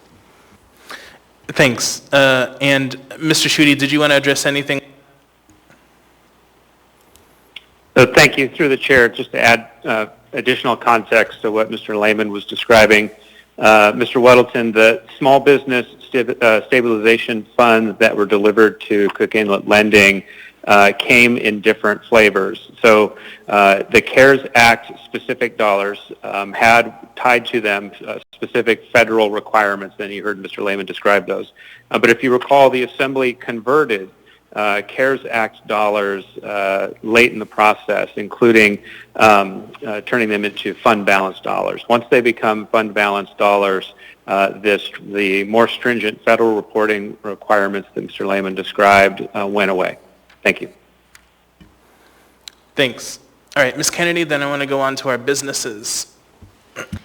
Thank you. One quick question, one maybe you can't answer, but anyway, can you give me the figure again, the percentage for the businesses from the Chugiak-Eagle River area, what that number was, please? And then the second question, of that $9,800,000 on the wait list, $9 million, anyway, of the wait list, do you happen to know if those people would still, if that money were available, would those people still apply for it? Do you have any indication of whether or not even some of those businesses are actually still in business? Or what do you really think about that wait list in terms of how many people might actually still need those funds? Thanks. Yeah, through the chair, Assemblywoman Kennedy. So your total amount of resources for Eagle River, Chugiak, Eklutna totals about 5% of those resources. And again, this is the allocation from that first initial pilot round. We are going to update this data once there are a few stragglers, a few businesses that haven't quite been funded in the third and final round. They're still submitting their paperwork. Once we get that in, we'll redo this process and provide updated data. There was also an additional 1% that were grants allocated to 99506 to JBEAR. So about 6% in total. To your second question about the wait list, this is a process that we used previously. When we moved from the first round to the second round and the second round to the third round, each time we had a very substantial wait list. And so we went and funded at least a portion of the businesses off that wait list. What we found was that, yes, there are some businesses that are no longer in business. There are a handful whose condition has improved, which is fantastic, and they will actually tell us, I no longer require those resources. Overall, however, what we have found is that we do end up funding the substantial majority of those businesses that are still on that waiting list. Great, thank you. And it sounds like there's a little bit of honesty going on with some of our businesses as well. So I appreciate hearing that. If they really don't need it, then they're going to tell you, and that's a good thing. So anyway, thank you. Thank you, Mr. Chair. Thank you. All right. Thank you so much, Mr. Lehman. We're going to go ahead and hear from our businesses. So I think we have two lined up. So first we have Vernon Cates with Once in a Blue Moose. Hi, yes, this is Vernon Cates with Once in a Blue Moose. Hi, Mr. Cates. So did you want to go ahead and share anything about your experience and any suggestions you might have? Sure. I don't know if I have any real suggestions. I just want to explain how things are going for us. We have 4 stores in Anchorage. the Once Wavoo Moose stores, and our main, most important one downtown is 75% down. The three others are around 67% down. So I just want to explain that we're just very, very reliant on the tourism industry. So it's just been rough, having to lay our managers off and, structure down as much as we possibly can. So I just wanted to explain that, our business is in a pretty bad time at the moment, as you can imagine. Yeah, thank you so much. I do have a question for you from Mr. Dunbar. Yeah. Thank you, Mr. Rivera. Mr. Cates, I'm curious if you could describe a little bit your experience with the PPP program and sort of how that relates to these grants as well. I mean, my understanding is that our grants are much, much smaller, but could you describe maybe some of the challenges or the timing with the PPP program? Absolutely. The PPP, the first one came to us. We received both of them. It came into us just in time, and it was really allowing us to just stay in business for that first chunk of time. And then I think the next one was from the state, which I believe that one was $10,000, if I remember correctly. And yeah, these PPP loans and these grants have really allowed us to just stay in business and try to structure down and hope that, this year, but probably we're looking to next year because we're pretty reliant even on the cruise ship industry. So they're really allowing us to stay in business and hang out and hold down the fort. Can I ask a follow-up there? So we're still learning exactly what the American Rescue Plan has in it. Is it your understanding that there'll be some direct funding like PPP and also any direct funding that you can apply for at the federal level to, your business is clearly tourism and visitor industry related, and my understanding was that there might be a separate set aside that wouldn't come through the municipality but sort of go directly from the federal government to businesses like yours. Is that your understanding as well? Yeah, we're looking forward to anything that's coming in the future. I think when we were listening to Lisa Murkowski, somebody was mentioning that there might be a third PPP. Really, pretty much anything that's coming in is something that we're going to be relying on to just hang in there. Okay. Thank you, Mr. Cates. Thank you. Thank you, Mr. Rivera. Thank you. Mr. Weddleton? Well, thanks. So, Vernon, hey, if you were speaking, it helps to speak directly into the phone, not on speakerphone or a headset if you have it, because your sound is drifting a little bit. It goes from super clear. Oh, sure. White. Sorry about that. Oh, there you go. Now you're crisp. Good. So I have a list of questions that you can maybe jump off point for a variety of things. But, one is, how are you learning about the various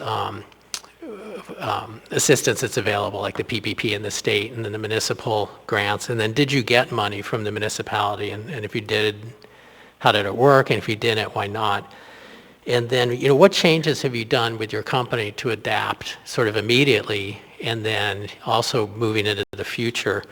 And then speaking of the future, what would help your business? I mean, clearly your tourism. So we gave $2 million to visit Anchorage to kind of market Anchorage as a safe place to come related to COVID and so on.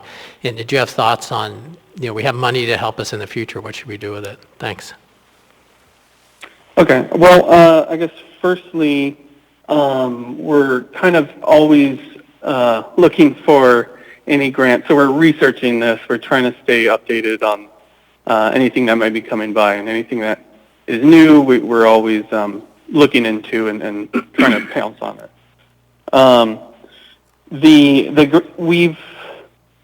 I guess what we've been doing is, number one, we laid off our Anchorage managers. We've cut our hours considerably, and at this point, there's some leases we're in. There's been a lot of companies, especially Anchorage-owned companies, that have allowed us to a bit of rent relief, but there are some who have not. So a lot of these companies are kind of, bleeding us dry in a sense, and these grants have really allowed us to pay the rents and stay in business. So for the future, We're looking to essentially get out of 1 or 2 leases and really be able to structure down until we're sure that we're able to stay in business and open up for the tourism industry again.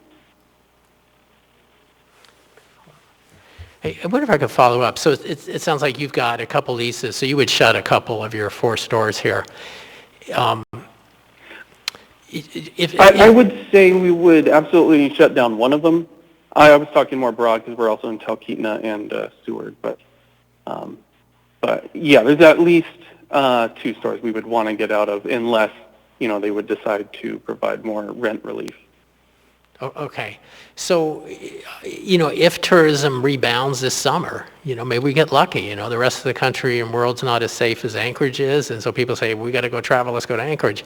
Are you poised to get your operation back up to where it would normally be? Oh, absolutely. We've done this we've been in business since 1969. We're pretty good at opening stores within even a couple days. We're very centrally located and have, a lot of stock in our main warehouse, so that allows us to be flexible with opening stores. Okay. Well, I'm rooting for that to happen, but it's good to hear you're ready. Thanks. Oh, we are too. Thank you. I have one more question for you from Mr. Dunbar. Thank you, Mr. Chair. And again, thank you, Mr. Cates, for speaking with us. And I just had a follow-up based on what Mr. Weddleton said, because something you said struck me, and I just want to make sure I'm understanding the use of the PPP correctly, because you said that you unfortunately had to lay off some managers, some employees. My understanding was the PPP was sort of designed to be based on the number of employees you had and their salaries. It was the Paycheck Protection Program. So did it just not reach the sort of the level you needed, or is it possible that some businesses could still receive the money even if they do the layoffs? I guess I'm just curious about the structure of that program. Well, it didn't quite reach the level we needed, and this action that I mentioned took place before we knew we were even going to receive the first PPP loan. So yeah, it was just kind of timing on that. Also, our company does, operate even at this point around 25 employees. So we do have a lot of employees that are still employed, despite us being, structured down as we are. We do go up considerably during the summer, as you would imagine. So to clarify that, you had done the layoffs before PPP, sort of, you knew you qualified, and then the PPP allowed you to rehire some folks? Is that kind of what I'm understanding? Yes, before that happened. However, we probably would have needed to anyways, because the PPP was paid off just through payroll within the first 2 months. Okay, thank you. And again, I really appreciate it.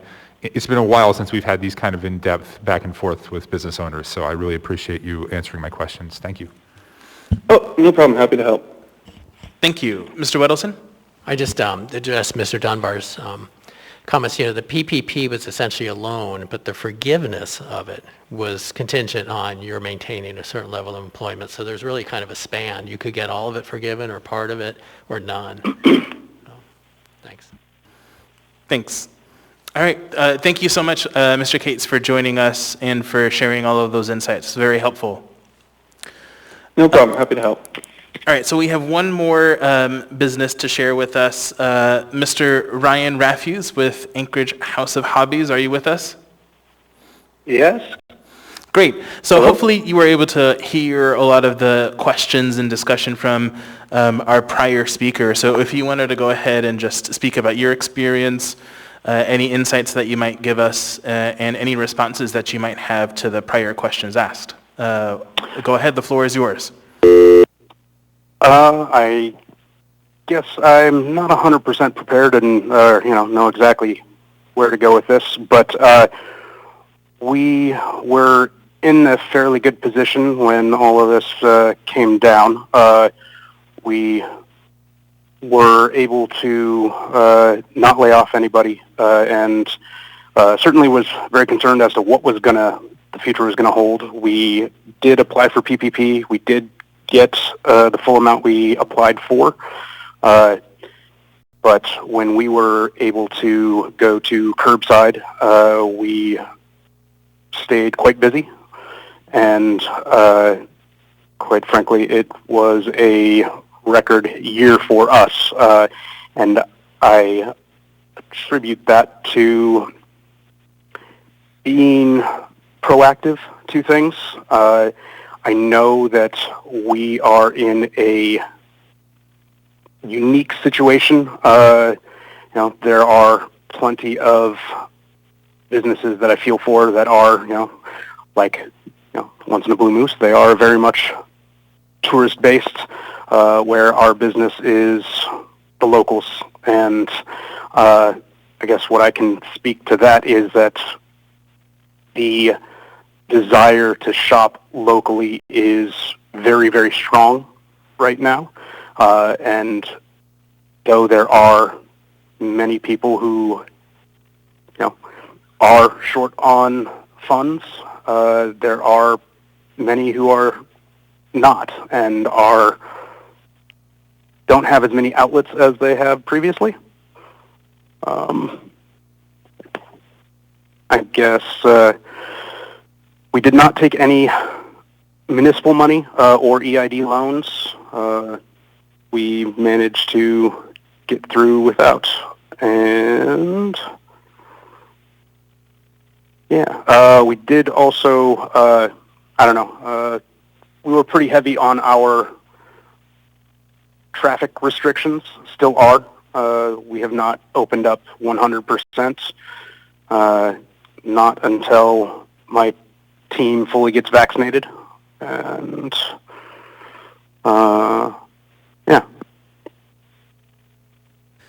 Thanks. So I have a couple questions for you. Ms. Zolotel? Thank you. Thank you for joining us today. It sounds like your business adapted pretty well. Are there any particular strategies or resources we should consider that you utilized in making available as other businesses are in this, moving from the survival to the adapt and thrive phase of our recovery? Anything you can think of that worked particularly well for you? What I guess I didn't take too much as far as outside, as far as if that's what you're asking. Certainly listen to small retail coaches that were providing insight and information. And I guess what I would hope people understand is there are many things that you can't change and you can't affect on your own. And what I've learned is, more than ever, is focus on the things that you can do and find ways that, got to get clever and flexible and figure out what you can do to deal with your own situation. I don't know if that answers your question or not. Can I ask a quick follow-up? Thanks.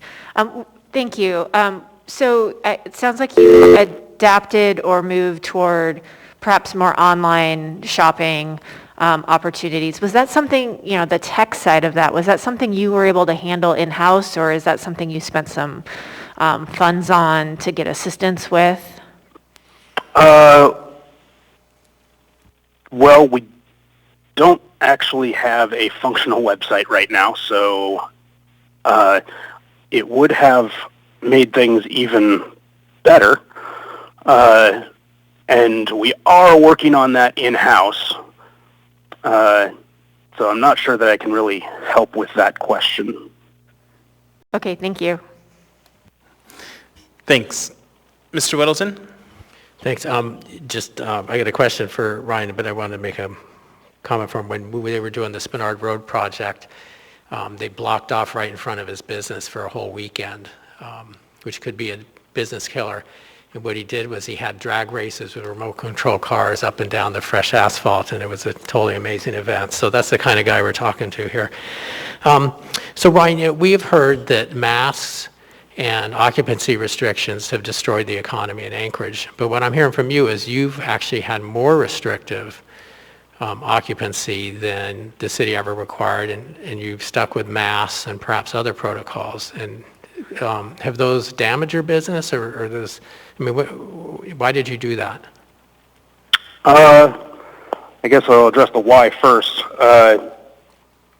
I did it to protect my team and their families, my own family, as well as all of my customers. You know, our demographic is extremely wide-ranging. You know, we've got small children that love our toys, all the way up to elderly who, you know, also love our toys, and everywhere in between. So I felt, and we discussed this as a team, but we felt that it was in the best interest of everyone involved to be much more safe than sorry. And through that directive, I guess, we as a team had zero COVID. We had a couple of potential scares and we got tested, but no infection. All of my team, all of our families have remained free of COVID, thankfully. I saw plenty of this coming. You know, I was paying attention to what's going around the world enough to see that restrictions were going to be necessary. I saw that we had to do something to, again, protect our team. And so we implemented restrictions before the Muni did, and we've kept them going, obviously, past. And it did not, there were certainly a handful of people that did not appreciate what we were trying to do, but the vast majority of our customers have, one, either adapted or they've been very thankful. I have on multiple occasions, and it is very, very nice to hear people be so appreciative of what we're trying to accomplish, and you know what we hope we're contributing to our community by being as safe as possible. So beyond masks, and we will tell people to pull their masks up and wear them properly, because there are plenty of people who a year in don't know how to do it. So mask wearing and limiting the number of people in the store. We also made our entrance and exits a one-way system, which is kind of weird because we've got a double door in the front, but we made it work. Like I said, adapt and figure out what we can do. We rearranged our fixtures to accommodate kind of a one-way flow in a way, which doesn't really work fully because we're back and forth all over the store, but it kind of works. And we put up stanchions and little rope barriers to kind of remind people to keep distance, and it's a little back of their mind a little bit. And all in all, the positive response far outweighs the negative response, as far as I can see. Sorry. All right. Thank you, Ryan. Thank you. All right, so I'm going to go to Mr. Peterson, and then unfortunately I have to move us on after that. So go ahead, Mr. Peterson. Thank you, Mr. Chairman. And congratulations, Ryan, on making lemonade out of the lemons we were served in the last year. But my question is, you mentioned that you don't have a functioning website. How were you able to reach your customers? What form of advertising were you doing that you felt was effective? Not to ask you to give us any of your secrets, but what worked for you? our Facebook page and following is very active, and I use it very heavily. I have worked very hard to cultivate a strong social presence over the years. I make sure that it's not just a selling page. I try and make sure people understand the fun we have, and try and keep it personal and local. And I believe very strongly that cultivates the shop local feeling in my customers, and they see how much fun we're having. They want to come have fun with us. I did lots of live videos and updating our procedures and just trying to keep them informed there. I usually send some emails as well because, quite frankly, that's a better form of communication than Facebook. But those are oddly more time-consuming, and I did not have a lot of time to do things like I thought I would during all of this. So yeah, I guess it's mostly Facebook, which, saying it out loud, seems like not the right way to go, but that's what it is. All right. Thank you. Thank you, Mr. Chair. Thank you.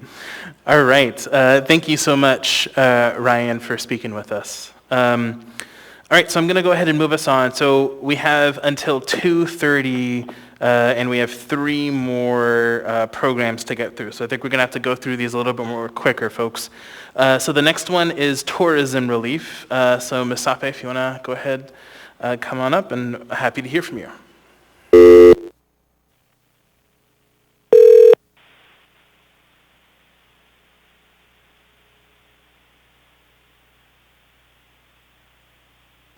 Yellow button. On the mic. Yeah, there should be a yellow. Yeah, there we go. Thank you. Good afternoon, and thank you for having me. My name is Julie Sape, President and CEO of Visit Anchorage. First off, I want to say thank you for the CARES programs that have come to tourism over the past year. The CARES programs mattered very much and made a difference. And I'm very encouraged by this work session today that you're getting an early start to develop the priorities for the arrival of the new aid packages, and an opportunity to continue to help our community who has such great need. At the suggestion of both Chair Rivera and Mr. Schutte, I will cover 2 different aspects of the tourism relief grants from last year's CARES allocations, but I should be well within the time so we can address questions as well. First, I want to express my support for the importance of continuing relief funding for the Cultural Pillars grants that you funded last year as well. It was a critical year, and that money was important to them. I also want to express continued support for the displaced workers that were greatly affected in my industry. We see some encouraging signs to recover a portion of what was lost in 2020 this year, but there are going to be significant continuing challenges for tourism and convention businesses this summer and well beyond. Some of those challenges in brief: we do not anticipate, no news to anybody, any cruise sailings into South Central this year, perhaps anywhere in Alaska for this summer. And typically for our part of the state, it's 40 to 50% of our revenues of our overnight visitors. The decision to travel will remain to be a very personal one for our nationwide visitors. Some will travel, but many have decided not to this summer. Hotel demand and rate have yet to recover. We may see improvement from 2020 in the months ahead, but I anticipate Anchorage will not approach anything like 2018 or 2019 for several years yet to come. Many tourism businesses could face 2 consecutive years of earning just a portion, 0%, 30%, 40% of what they earned in 2019. And hosting conventions with hundreds or thousands of people remains off the table in the near term. First, I'm going to address just briefly the Visit Anchorage program, the tourism relief that was granted $2 million for remarketing funds. And just to report that I feel like we accomplished a great deal with those funds. And we're finishing our full report now. It's literally a file drawer full. I will provide each of you the Cliff Notes within the coming week of what we accomplished with those funds. In April last year, Visit Anchorage reduced our budgeted revenues by 80%, so your support with the $2 million Visit Anchorage grant enabled foundational work to continue and prepared us for the current landscape. For 2021, we have budgeted revenues of just 40% of prior budgeted revenues. So while we see recovery, it still is significantly down. The CARES funding got us ready. We have some new creative, new video, new still images, things that are important for post-COVID travel. So we have images with people wearing masks, not wearing masks. Instead of the crowded restaurants, we now have images of outdoor dining, all of the things that will be helpful in marketing into the future. So our toolbox is better for the current landscape. So next is the opportunity to put those tools to work for us. Any added funding would go largely directly to the market, something that we couldn't do prudently until recently, as nobody was ready for travel and maybe not even ready for travel messaging. But we're at the point now where research is showing people are anxious. So we're anxious to get back into the market and start inviting people here. Our work with that grant also included connecting businesses to resources, things like workshops with the Small Business Administration, being a clearinghouse for relief programs information, and providing information for displaced workers, helping businesses connect to relief funding. We also work to prepare the industry to focus on the independent traveler and also to figure out what the appropriate post-COVID or pandemic messaging would look like. We also started a new emphasis on in-state marketing, which we found success in last year. Some internal data suggests that in-state commerce accounted for as much as 60% of tourism companies' business this past year. And to put that in perspective, normally it's about 30 or 35%. So we would like to continue doing that into this summer as well. So now to turn to the Tourism Business Relief Grant Program. The need is great, and the need is still there for businesses. The Tourism Grant Program got to those in need and is helping them to bridge a giant gap. We knew it was never going to make every business or perhaps any business whole. The $7 million grant program is going to an industry worth hundreds of millions in a good year. Anchorage can anticipate some gains in 2021, as I talked about, but a full recovery is not expected this year. In fact, we're looking at 2024 or beyond for a full recovery. As new funds become available, I would advocate for continued business relief programs for the industry and look to reinforce promotion efforts. Some key takeaways from the implementation of the business grants, and we're just wrapping up, so I don't have quite the detailed information and statistics that the prior speaker had. But what worked?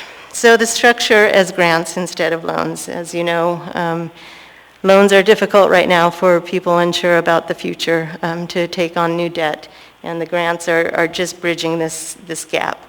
The application process, we had plenty of positive feedback that this program was much easier to navigate than many of the other, particularly the federal programs that had been already encountered by some of the grant applicants.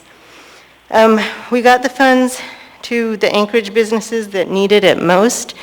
Our floor for eligibility was a 60% loss in revenue year over year. So 60% was the minimum. I talked to many businesses that had a 98% loss year over year. I'd suspect most of the people who were eligible here were in the 80% range of year over year loss. More than 200 Anchorage companies have received or will receive grants from the initial program. We had an approval rate of about 75%, so about 25% were denied. And the program did help small business. Approximately half of the eligible recipients were businesses that made less than $250,000 in annual gross income from 2019. And then more than 70% of the recipients were businesses reporting annual gross receipts of under $1 million. We committed to minimal overhead in order to preserve funds for business. So far we've identified about $5,000 in administrative fees. The rest we intend to get out to businesses. So what we'd suggest adjusting for future programs, again, I'll say it, the need is great. It's likely that most who received grants are still down 60% or more in revenue, even when you factor in the amount that they received in grant funds. And there are many more businesses in need with significant losses, perhaps 40 or 50% down, but they were just not eligible for this first round of the program. We'll address in part, we do have funds, after the first round, we do have funds available still, so we're looking to expand the eligibility down to a 40% loss and see what additional businesses we can help through that effort. We did have to balance speed with thorough vetting, and the prior speaker talked about that in the attestation. So that some of this was based on honor system in order to get a speedier application process. And I know most of you were included in communications and may have heard rumors about the timing of fund disbursements. I want to assure you that the first payments were processed within 24 hours after we had access to the funds. There was a reauthorization process that slowed things down. Finally, we would look to ways to streamline the process. So far, over 400 staff hours have been donated in vetting and administering this program. And that doesn't include time that was also spent by a volunteer community panel that helped us. I think I'll stop there. I did bring some quotes from some of the applicants to share with you because you can hear that the grants made a difference, but I don't know if you have folks lined up also to talk about the program who received grants. Thanks. We actually don't have folks lined up specifically from tourism. So if you want to read some of those quotes before I go into the queue, that'd be great. Okay. Sure. The first one, wonderful. This will help us to staff our Anchorage office 1 month early and start our tours ASAP. Thank you so much. A second one, thank you very much for the Anchorage Tourism Grant. It will be used for the past due bills and to get some materials and supplies for the businesses, and I'm just super grateful for the funds. Final one I'll read. I received the funds today. I really appreciate your help making this a seamless process. So. Great, thank you. All right, so I'm going to go ahead go through the queue, starting with Mr. Dunbar. Thank you, Mr. Chair. So Julie, you said that you were using the attestation process, and obviously that expedites, that's a useful tool. Yeah. Were you able to do that because these funds were coming out of the Muni General Fund? And if so, with the new round of federal funds, are you worried that you won't be able to use that process? Yeah, and because they were Muni General Funds, I probably don't have the depth of knowledge because we knew we didn't have to necessarily meet. But I'm glad you asked the question. I should clarify that was one form of how we vetted. We didn't just take everybody's word for it. We looked at each individual application. We put our own plausibility test to it, the blush test. Does this seem reasonable? Does it not seem reasonable? What do we already know about this business? What can we find out about this business either through web tools, through business license searches? How long have they been in business? In many cases, we did go back to the business and ask for additional documentation if something just didn't feel right. So the initial attestation was really to put some onus on the business owner, but it was, I want to assure you that there was a ton of time spent on every application trying to further document, especially where things seemed out of place to us. Can I ask a quick follow-up to that? So let's say that we wanted to use a portion of the initial rescue plan funds to expand or to sort of re-up the visitor industry grants. Yes. To what degree do you think the process will be slowed down by the new federal requirements? And I should say, as a follow-up to that, how much would it cost to spend to get through your wait list or people that didn't qualify, and how long would that take? So through the chair, the first question is difficult for me to answer. I think my understanding is probably the more time-consuming part and the more challenging part would probably fall to the business in getting their application documents together. And that's a little bit of speculation on my part, because we did try to make the application super simple based on feedback we've gotten from some of the folks who went before us. And then your second question, as far as the need out there, as I said, and we asked the businesses, are you at least 60% below 2019? So we don't know which we're at 60%, which we're 100%, nor do we necessarily know what that percentage is off of. I mean, for example, I know one business in town was tens of millions of dollars off from 2019 to 2020. They got a $50,000 grant. I mean, so the need is bottomless. I can tell you our grant tiers we had a $10,000 tier for any business that made $250,000 or less. And then if you were between $250,000 and $1 million, you had a $25,000 grant. And then $1 million plus, there was a $50,000 grant. So all these businesses were at least 60% off. So the grant was really enough to tide them over to get them to this spring. And then as we go out into the next round to broaden the pool to see who maybe are 40 or 50% down in revenues, I don't know how many new applicants that will bring. Thank you. Thank you, Mr. Chair. Thank you. Ms. Zolotel? Thank you, Mr. Chair. Thank you, Ms. Safe, for being here today. So if you go into another round at a 40 or 50% loss of revenue, what funding do you have left currently? And then my next question is, as we look into the spring and summer and whatever the tourism season may be, what, other than funding, what additional needs might be required to help the tourism industry adapt to, its current operations, either technical assistance or, I don't have a good sense of that. Yeah, thank you for the question, and through the chair. So we're still finishing up. There's a handful of appeals that we are looking at right now, so I don't have final numbers. We anticipate that it'll be about 1.6 to 1.7 million available for this next round. And there's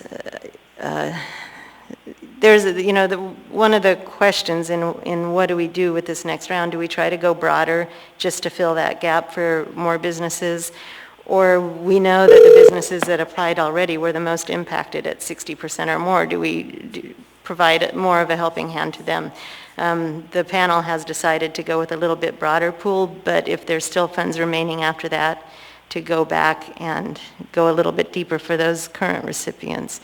As far as, the coming year, one of the things that was terrific that I know took municipal permitting and, the outdoor dining that was allowed last year was really helpful.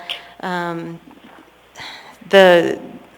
things that are going right for our industry right now locally, are the mask mandates, the things that make people feel safe and that keep the spread very low. And I know that you guys know this, but it's been fascinating during this past year to watch the visitor research, the national visitor research, and to realize that travelers, as they're dreaming of open spaces and dreaming about getting out of their houses, they were really focused and learning and watching and becoming educated about what different destinations were doing and which ones seemed safer and felt safer.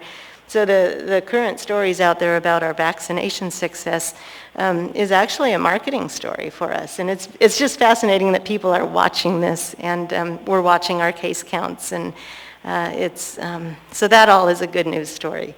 But anything that you can do to make lessen fees, make business easier to do, and to open up our community. The one area that is really difficult for us right now is the gathering limits. As restaurants and churches and sports have reopened, our convention centers remain at a 35-person limit, where we've got, some of those ballrooms are 50,000 square feet. And we've talked to the administration just to better understand what are those measures going to look like, what metrics do we have to get to before we can have that discussion.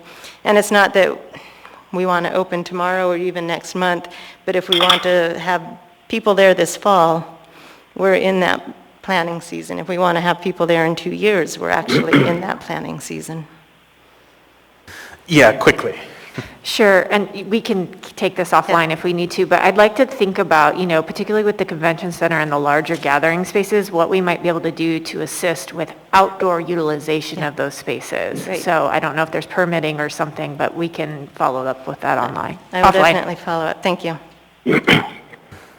Thanks. All right, so I have 3 folks left in the queue. I do need us to go through these quickly, please. Mr. Weddleton?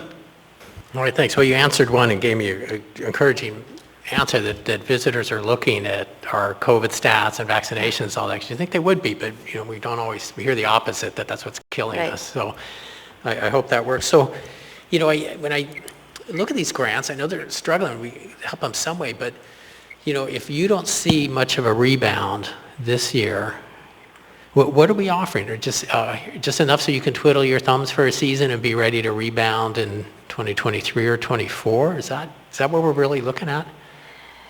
I hope not. And this year, different than last year without cruise ships, we do have Princess and Holland are opening up some of their lodges and offering land packages. I can tell you the morning that the cruise ship announcement came out, February 4th, it was a gut punch. However, midway through the day, just hours after that happened, I got a note from our vice president of sales. The phones are ringing off the hook. We're talking to cruise agents. One of them had $28 million of Alaska business booked, and she was determined to figure out how not to lose that business to Alaska this year. So figuring out a new way to keep those clients engaged. So there is encouraging word out there, and there's been a lot of positive stories, and the industry overall is very optimistic now, but I just want to set that optimism off of a year that could have been 0%. So I think right now the funds are getting people to June or July when revenue can start flowing again, and fingers crossed that happens, because otherwise your question is very salient. Yeah. Okay. All right. Thank you. Thank you. Ms. LaFrance? Thank you, Mr. Chair. Thank you, Ms. Saupy, for being here and your advocacy. Given that there's a bottomless pit of need, my original question was along the lines of Ms. Zalatel, what other legislative or any other kind of assistance is needed? And I know you mentioned that you have images of people masking and are queued up, it sounds like, for a marketing campaign for Anchorage as a safe city. Yes. Did I understand that piece correctly, or did you need additional funds as well for the marketing part? Yeah, so thank you, and through the chair, with the grant that we received last year, I'd say that we just built the best toolbox possible with new assets, whether it's new creative, whether it's the new images. A lot of it was on research on what travel and travelers are going to want post-pandemic. So now we're in a position to deploy those assets and, spend money in the market, do more advertising, do more social, whether it's print, and then do more sales ventures, getting out. There are shows starting to happen, like in-person trade shows starting to happen, and deploying our assets, getting our new visitors guide out to people. One of the really interesting things over the past year, we distributed more advanced copies of our visitor's guide than we had the year prior, which was a surprise when we put all the numbers together at the end. So people are dreaming. It's a matter of helping them close the sale now and getting information out there. So we're at a point where I think any new funds could go into the actual advertising, the actual promotion, getting those new assets out into view. Quick follow-up, Mr. Chair. And I understand too, as from what you said about the research that potential visitors are doing, that hotel insurance is a big part of that. Or for one example, someone decided to travel to a place where if they ended up testing positive, they wouldn't have to pay, or there'd be a full refund. Do you know if our hotels or smaller establishments as well are able to offer those kinds of assurances? Through the chair, I'm sure some are, and Mr. Weddleton had a question earlier for the prior speaker about policies and what are the tools that we're providing our businesses. Certainly one of the tools that we made sure businesses were doing rather than insurance, just having a very clear and generous cancellation policy, and I think most of our Anchorage businesses are doing that. Thank you. I'm hearing a little bit of feedback on the phone, so folks on the phone can please make sure you're muted. Thank you. Okay, I don't see anyone else in the queue. Thank you so much. Great. Thank you. All right, so our next presentation, we're going to invite Mr. Lehman back up, and we're going to go through nonprofit relief, so we can go ahead, pull back up the CILC slide show, and then go to the nonprofit slide, please. Thank you, Mr. Chair, members of the Assembly. You know me by now, and I know you, so we'll get right to business. I should start by giving one more quick shout out before we get to work here. The administration has worked really, really hard, and I want to make sure the Assembly understands how much effort, Chris Schutte and Jason Bockenstedt have put into these programs. It's been tremendous, and frankly, none of what we've managed to accomplish for this community could have been done without their participation and support. So you are looking at the slide with a whole bunch of data and numbers related to our nonprofit relief programs. This program was actually broken into two broader chunks of funding. One was specific to arts and culture organizations, those that were deemed to be kind of more at risk because, for example, they operated a venue that had been closed down. The other pool was for general nonprofit relief, and these are nonprofits that still provide really critical services within our communities, but maybe we're not, operating a venue that might have been closed down due to business operation restrictions. You can also see that we, for this program, divided each of those two tranches of funding into different tiers by the size of the organization as measured by their income, their gross income, and the grants that they received were allocated accordingly. You'll see that very clearly there was a prioritization in terms of the size of the grant award for those arts and culture organizations that were deemed to have been more directly affected. Eligibility for this program was for 501c3 organizations as well as 501c6 and 501c19. The 501c6s are business organizations like the chambers, and the 501c19 organizations are veteran organizations. The organization has to have been operating in the municipality since at least January 1 of 2019 and has to provide charitable services or perform charitable work that benefits Anchorage residents, organizations, or businesses. They have to be directed by a board or local advisory board with a majority of members being Alaska residents. And also they must have demonstrated that they were harmed by the COVID-19 pandemic. Use of funds was for loss of income due to either mandatory operational restrictions or voluntary precautions that were taken to prevent the spread of the virus, expenses that they had incurred to protect staff and clients, and then also the cost of expanding critical charitable services to address the direct impacts of the pandemic. What was nice about this funding is that those resources could also be used to replace lost revenue from fundraising events. So if, for example, they traditionally derived a large portion of their revenue from a gala or something, this would help supplement the revenue that they would have received from those types of fundraisers. So we'll jump right into recommendations, which is the next slide. So first and foremost, the question is need. Is there more need? And it's really hard to answer this question. There's clearly need among nonprofits. The real question is, how much other support might be made available. So what we saw in 2020 was additional support coming from the state of Alaska, Alaska Community Foundation, and other programs. At this point, there are no formal plans that I'm aware of to roll out any of those additional programs. I'm sure the Foraker Group and others are advocating for that strongly, but we don't know what the outcome will be. And if those other programs are not stood up, it could be that this would be the sole program that those nonprofits turn to should the municipality decide to re-up the program. The primary lesson I think that we learned as we administered this program was about the size of the nonprofits that applied and how to direct resources based on the size of those nonprofits. We were very concerned in the initial round about not leaving out the little guys, the small nonprofits that are, a nonprofit dance studio that without a $10,000 grant is not going to be able to pay its lease, and therefore it'll shut down and there will be no students doing dance that year. So we prioritized directing resources to those smaller nonprofits. We were able to fund every single small nonprofit that applied based on how we allocated resources between those different tiers. Where we were not able to fund all applications was among the larger nonprofits.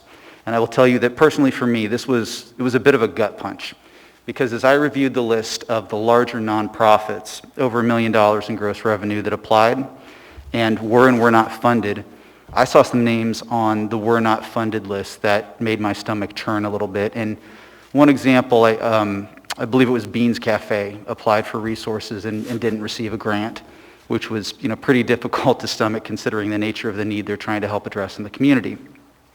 What I would suggest is that if additional resources are made available to assist nonprofits, that perhaps a more significant proportion of those resources be directed to larger nonprofits to ensure that they continue to expand their ability to address needs in our community. A really great example of that is Catholic Social Services has really stepped up to help deploy tens of millions of dollars in federal rental assistance funding in partnership with Cook Inlet Housing and AHFC in the municipality. They're going to have a major role in that. That's a lot of pressure on them. And so as they step up and they take on this role in our community, I think it's important that we provide organizations like that with some degree of support.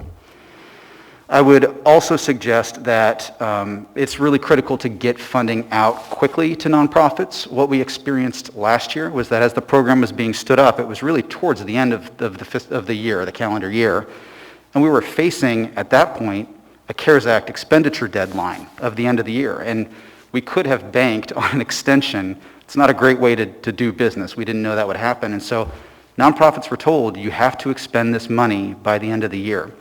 We do think that dissuaded some nonprofits from applying for the resources because they were worried about demonstrating their ability to get the funds out the door. Finally, I would suggest that we focus on enhancing communications to nonprofits. One of the things that the municipality did very, very well for the business relief programs that Cook Inlet Lending Center helped administer was outreach.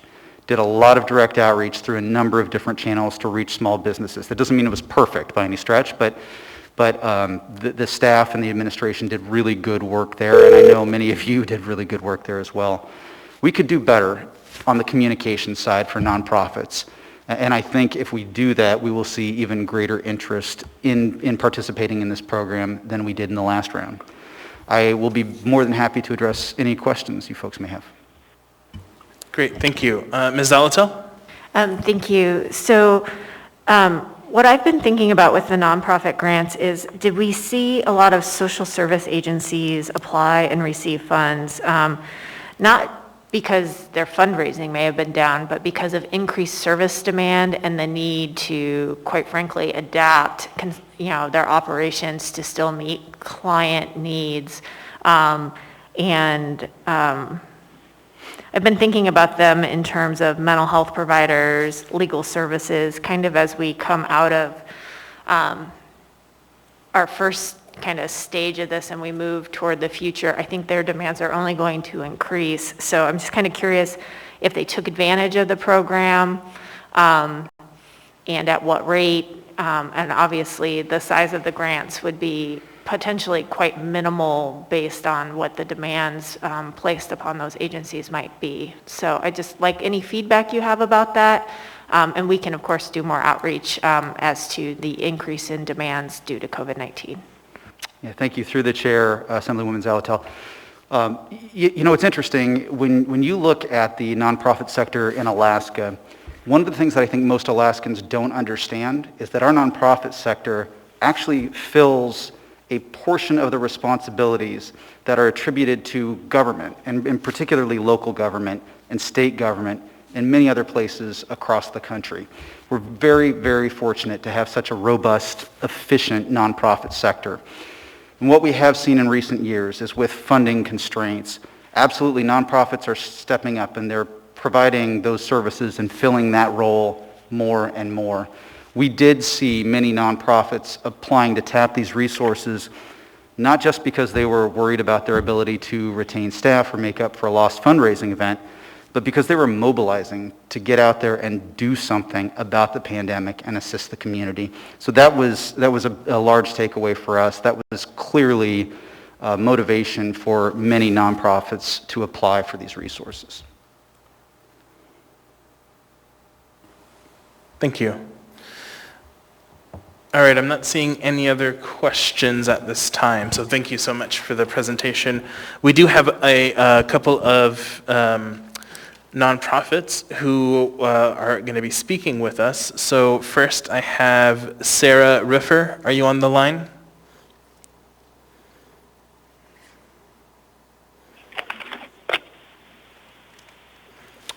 Ms. Riffer? Yes, I'm here. Oh, great. Hi. So Ms. Riffer, I believe you're with YMCA of Alaska? I'm with the Armed Services YMCA of Alaska. We it. serve our active duty military members that are stationed all over our state. Great. Well, yeah, if you can go ahead and just speak to your experience and if you have any questions or thoughts for the Assembly. Thank you very much to Mr. Weddleton for inviting me today. I appreciate that. Listening in over the last half hour, I know you all have a lot of really difficult decisions. I want to speak very briefly to answer the question that was just asked about stepping up with services.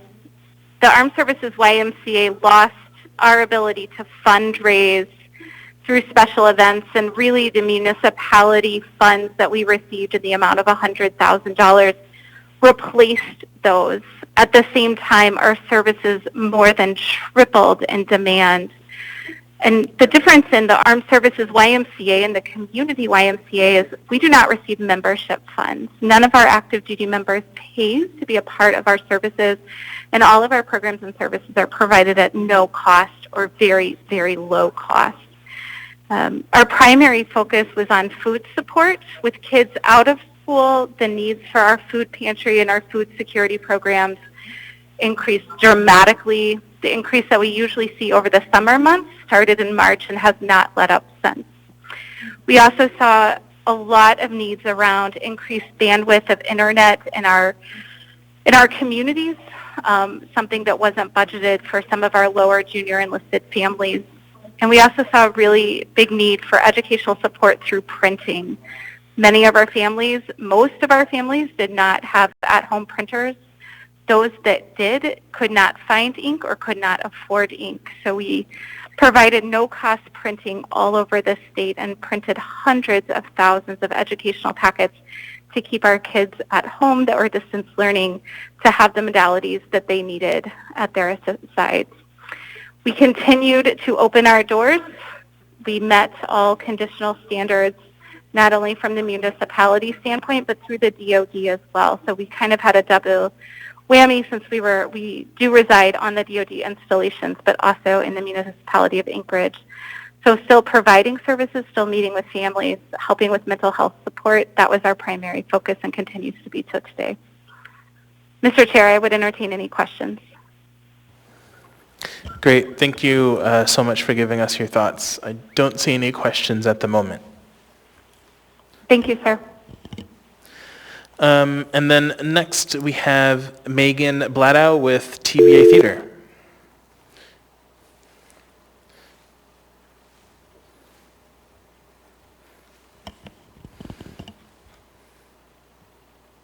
Welcome. Thank you.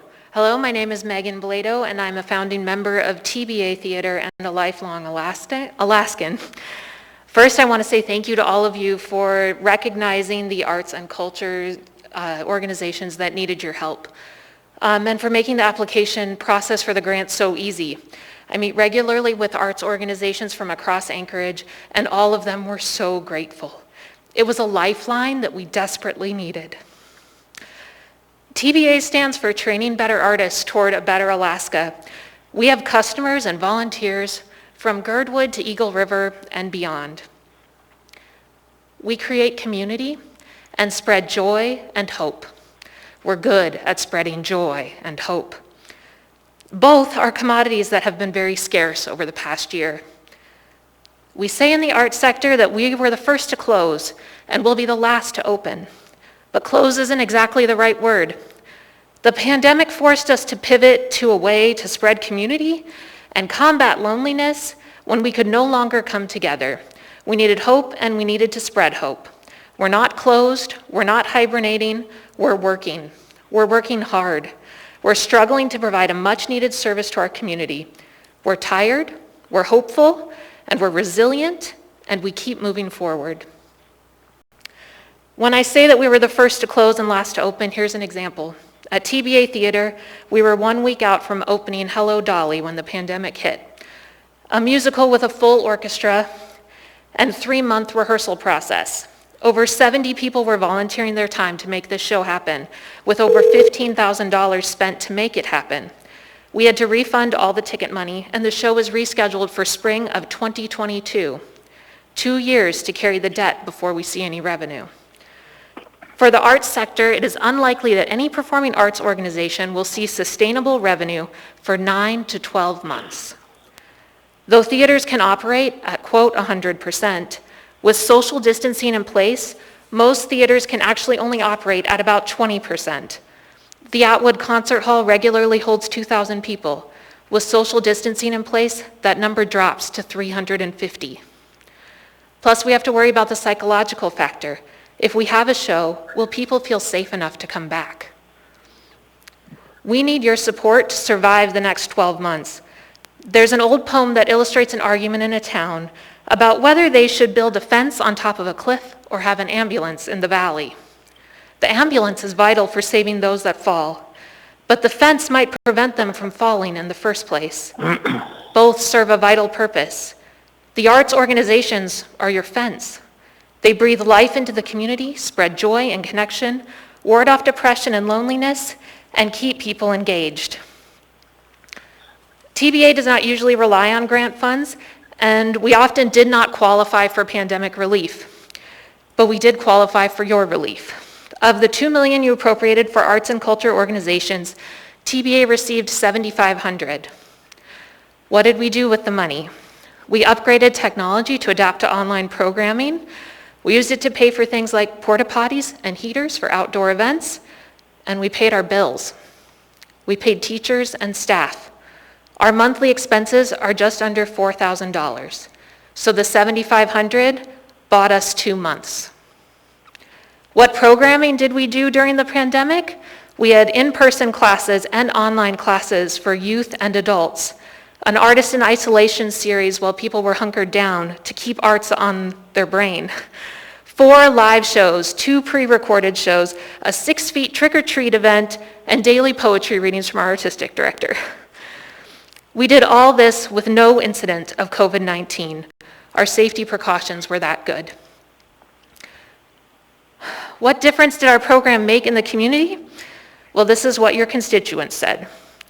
The Summer Actors Academy was the bright spot of the summer. It always is, but this year it was a supernova. TBA has been a lifeline. I live alone, and the opportunity to connect with other artists and to keep growing and learning despite the pandemic challenges have made even this horrible pandemic a positive experience. TBA's resilience and creativity in the face of this pandemic adversity is a source of strength for me and for my willingness to think outside the box to persevere. TBA's culture of inclusion and overcoming obstacles has allowed the arts community to continue to exist. This has literally given hope to so many people in terms of our ability to look forward to the future and not let depression and hopelessness win. The arts saves lives, and TBA Theater has been as important as any emergency service during this time. And one more. After a long and trying fall, I felt completely lost in who I was. Working on the Christmas shows with TBA forcefully demonstrated the importance of community. Exploring these theatrical pieces allowed me to fully free myself for the first time in months and shed light on the aspects of life that truly mattered. It gave me the energy to face the last few months of the pandemic with purpose and optimism. And that's what I have to say. Great, thank you so much. Mr. Weddleton? Well, thanks. You know, I think your talk kind of focused on providing hope, and that's something a lot of people over many months have mentioned here in the chambers and testifying, no matter what their viewpoint on any of what we're doing, is like, we can't have fear, live in hope, or, show us something, and I think you're right. That is very important. Those little signs that are around town, you're awesome and stuff like that, we can do this. Those little things, it's amazing how a small thing can just for that moment make you go, yeah. And I think what you're doing is certainly part of that, so I really appreciate it. Thank you. Thank you. Ms. Zolotel? Thank you. Do you have any thoughts on what technical assistance or funding might be useful to kind of be this bridge, as people get more comfortable or re-engaged? I think I'm feeling the community kind of coming back out, but they're doing it at different paces, and to be cognizant of the capacity restrictions. Do you have any thoughts about how we might be able to support that bridge period of time? Yeah, I think one of the things is that the mandates say that theaters are open at 100%, but so to the general public, they think, great, we're going to have a show next week. And that there's a big rehearsal process that has to happen for a show, and we have to be able to bring people up. Even the Anchorage Concert Association can't have a show next week, right? And so I think being able to help us bridge that time, and if we were able to get some funding so that putting on a show and seeing if people show up wasn't such a big risk, because that's a big concern with other arts organizations as well, is that putting on a show right now and putting that money forward is a big risk, which is one of the reasons that TBA decided to postpone Hello Dolly till 2022, because we thought that that's when people would be more comfortable. Can I ask a really quick follow-up? Really quick. Okay, well, just think about if there's any kind of tech, like where it could be maybe hybrid and oriented, and if you have any thoughts, please email us. Yes, absolutely. Thank you. All right, so I'm going to go to Mr. Peterson, and then we are unfortunately out of time. Thank you, Mr. Chairman. What about having shows for vaccinated people only, just to start to get a foot in the door? Yeah, that might be something. One of the challenges with the venues is that we still have to apply by the social distancing. So I also work at UAA and schedule the Wendy Williamson Auditorium. So that theater goes from 910 seats to 200. And so a lot of my clients go, I can't afford to be there for 200 seats. And because we've been closed for so long, we can't afford to give them a discount to allow them to be there for 200 seats. And another challenging thing with the performing arts sector is that sometimes a show can't be live streamed due to the rights of that show. So like we've been really concentrating on doing original works and works that are in the public domain this year so that we can live stream out. So that's just something else to consider. Thank you. Thank you, Mr. Chairman. Thank you. All right, thank you. Thank you so much. All right, so we're going to go ahead and move on to our next segment. So we're going to shift around our calendar a little bit. So next, we were supposed to hear about the cultural pillars relief. We're actually going to hear about that after our next group of speakers. So thanks for your patience, Mr. Schutte, who will be presenting on that. So next we're going to hear from a few business and economic associations, just so that we can hear some of their advice and insights and suggestions as we consider this next round of COVID-19 funding. So first, we're going to hear from Jim Costa with the Chamber of Commerce. And if we could go ahead and put up that letter, please. Mr. Costa, are you on the line?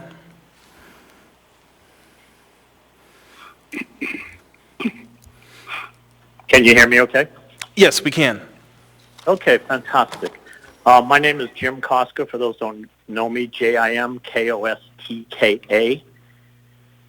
Members of the Assembly and participating Anchorage business community, I'm the owner of a Anchorage small business. I'm getting some feedback. Is that me, or can you guys hear me okay? We can hear you fairly well. The feedback may be from other people on the phone, so if you're not speaking, please make sure to mute yourself. Please continue. All right, thank you. So anyway, I'm a small business owner, veteran-owned business, Alaskan Data Solutions. I've lived in Anchorage going on 28 years now, called Anchorage home the whole time. And I'm also a board member of your Anchorage Chamber of Commerce, which represents over 850 Anchorage businesses. I appreciate the opportunity to testify this afternoon by sharing a couple of items. You know, certainly a position paper that the Anchorage Chamber of Commerce has prepared that should be in your packet. Secondly, based on input from our members, discuss briefly some items that keep coming up that, hey, things we did great, which is always nice to hear, especially when I was really pleased to listen to the earlier testimony that it's very positive, and what can we do to learn, what can we do to do great things moving forward, as all of us have learned quite a bit. And, you know, focus on some of the things that didn't work so good, even if it's just messaging, like it's out there, but there needed an awareness campaign for the business members, and then give some great input of some great suggestions that we got from our business members. And I know I only have a few minutes, but the third part is really the grassroots that I want to talk about of this program that started, and the municipality is actually funding.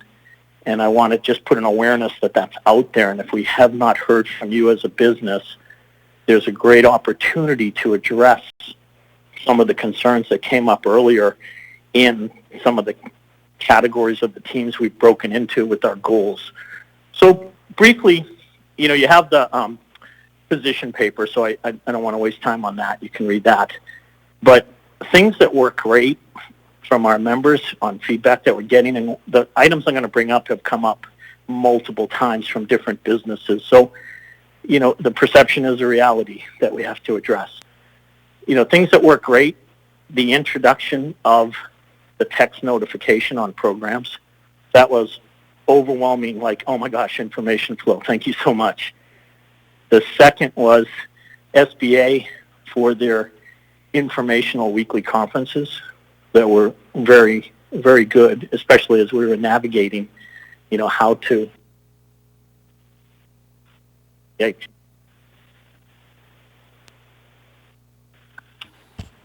Mr. Costa, are you still with us? Yeah, getting some feedback though. Can you hear me okay? I'm sorry. Yeah, we can hear you fine on our end. Yep. Okay. So anyway, the SBA informational weekly conferences was overwhelming, thumbs up. And then, interesting enough, the local financial institutions really stepped up, mainly with the bigger funding, the loan forgiveness programs, where the big national companies seem to be non-existent to help. So, you know, you hear this over and over again from business partners, so I did want to share that. In regard to, you know, some of the items that came up, whether it's misinformation, we just need a messaging campaign, or it really needs some attention. The number one was, and understand, we were all going through this for the first time, but it seemed like there was a really slow to understand the needs of the businesses, especially the needs of industries that were hit the hardest. And, you know, that's timely of applications, awards. The other area that seemed to cause some confusion was qualifications, and the feel that it was almost like a lottery of who got awarded the first economic relief funds. I'm sure you've heard that before. On the positive side, which I think is great recommendations, business owners that know that it could be costing them money, they're asking that, hey, moving forward, could we, when a future EO emergency order comes out, could we look at the impact of the specific businesses that will be impacted the most by the EO and tie any economic relief to that?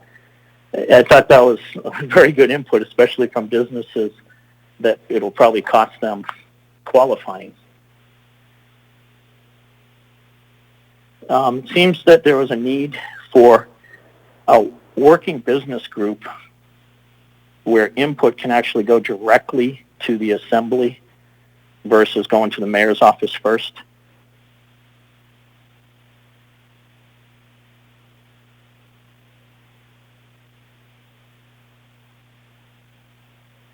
Yep. And then the last, so those were, it's interesting because you figure when you do a survey, especially with something emotional that's impacting financial livelihood, that we would have gotten, we did get over 110 responses, but these were the top things that came up. So the last thing I wanted to talk about was, kudos to the municipality and the funding to develop the roadmap to a vital and safe Anchorage RSVA project. That has been built and comprised of, golly, sorry, you guys getting that beep? No, Okay. I'm not, sorry, I'm not sure what is going on the phone, but I guess I'll just reiterate, for anyone that is not speaking on the phone, please make sure to mute yourself. Thank you. So really the today would to get the information out. If you're a part of the business community and you have not heard about the roadmap to a vital and safe Anchorage, the RSVA project, it's facilitated by SALT Consulting. They're doing a great job. We've met for 2 months now, and it really started as a grassroots effort from some of the local restaurants. And then the municipality agreed to fund the project manager. We've met now for 2 months, and we're comprised of members of various groups such as the Chamber of Commerce, AEDC, Visit Anchorage, and to date we have input and participation from 110 local business representatives. So I just wanted to share quickly the goals of that as we kind of realized, hey, we have all these go-getters, all these business people that want to make a difference. How can we best take advantage of the time on what we're being faced with? So we've broken into or assembled into 3 different groups based on our passion and our experience. And the 3 goals are to achieve a full business community participation. The second is action-focused goals, both short-term and long-term. And the third is leverage best practices and take advantage of lessons learned. And so the groups that with those goals, the subgroups are incentivizing and investment in Anchorage, activating downtown, and making downtown business in Anchorage easier for business owners. We meet twice a month, and I throw this out there because based on those broad categories, almost everything that was discussed today could be brought into one of those sub-teams with the author's participation, and we more than welcome them to be part of the teams for the solution. Great. Thank you so much, Mr. Costa. So before I go into the queue, I just want to do a quick time check. So this portion of the agenda ends at 3 p.m., and we have about another 3 organizations to hear from. So I'm going to try and do our best to get us done by 3 o'clock. Mr. Dunbar? Thank you, Mr. Chair.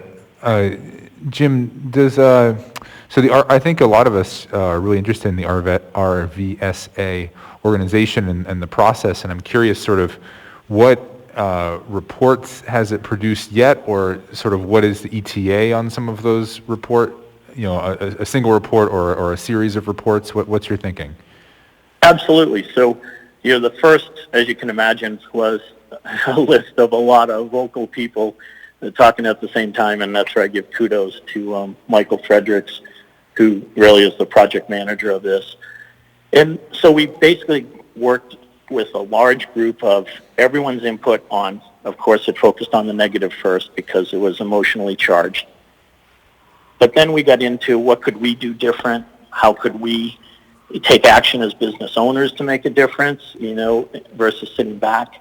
And then we came up with, out of everything that was listed, then we put it into subgroups, and then the subgroups actually drove, okay, we can come up with goals.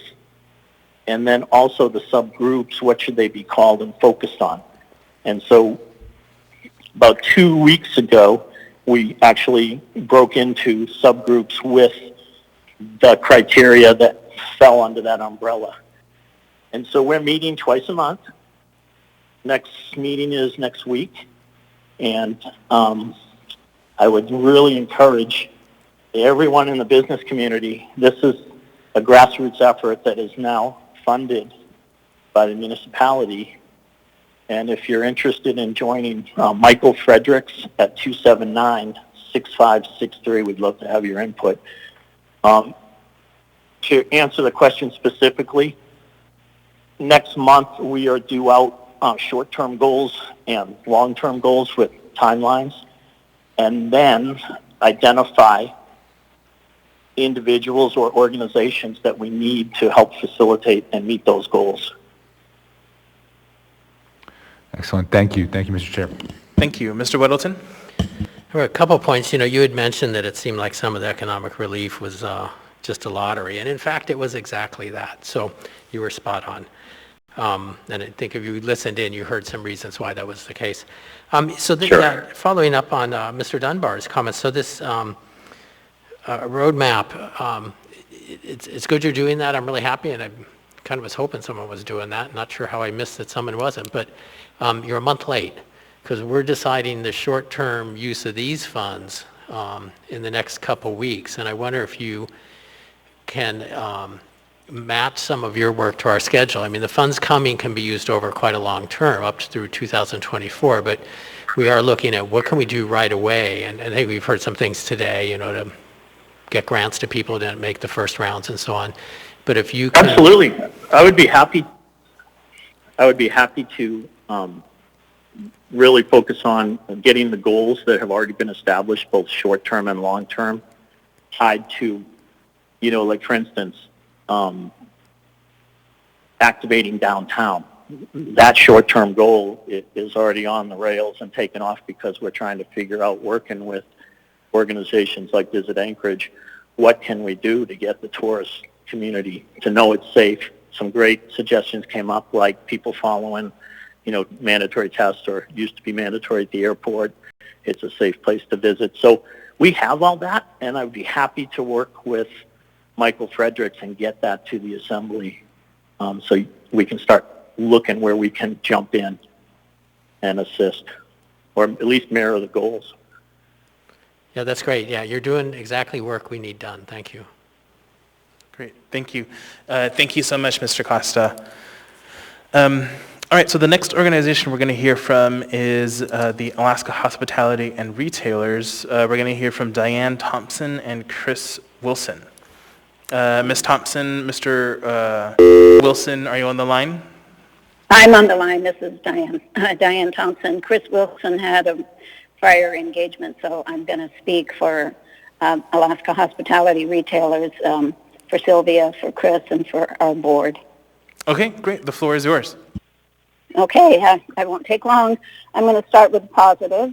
What has worked really well for AKHR is the United Way Cares program. The program has been a win-win and nicely collaborated effort with the industry. It's put some restaurant work back. Sorry, I keep hearing a dial tone. It's put restaurant workers back to work, and it's given a lot of nonprofits some food that was very much needed, especially for children and for the elderly.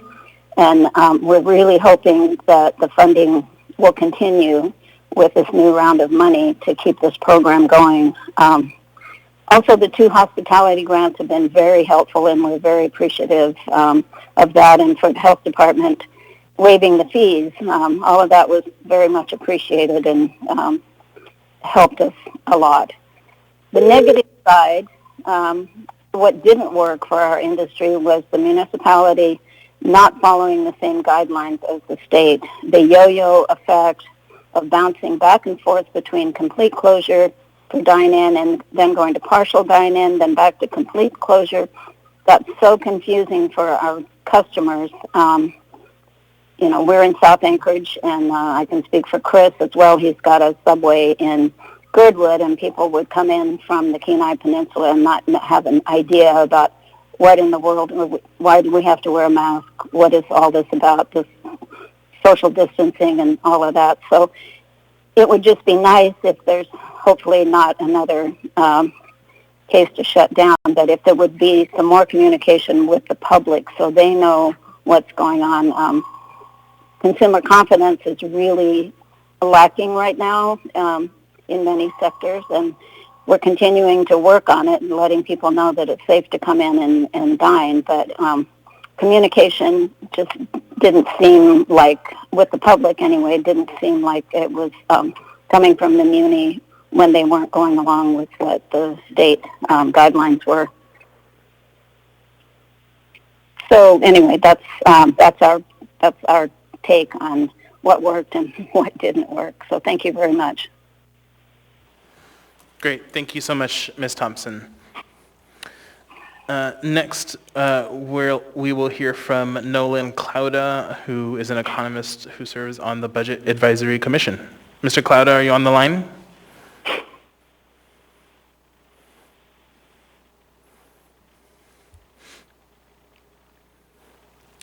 Mr. Clauda?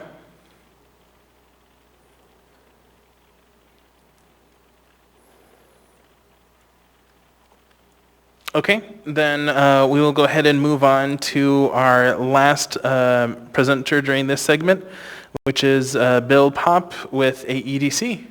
So, Mr. Popp, if you want to go ahead and come on up, we'd love to hear from you.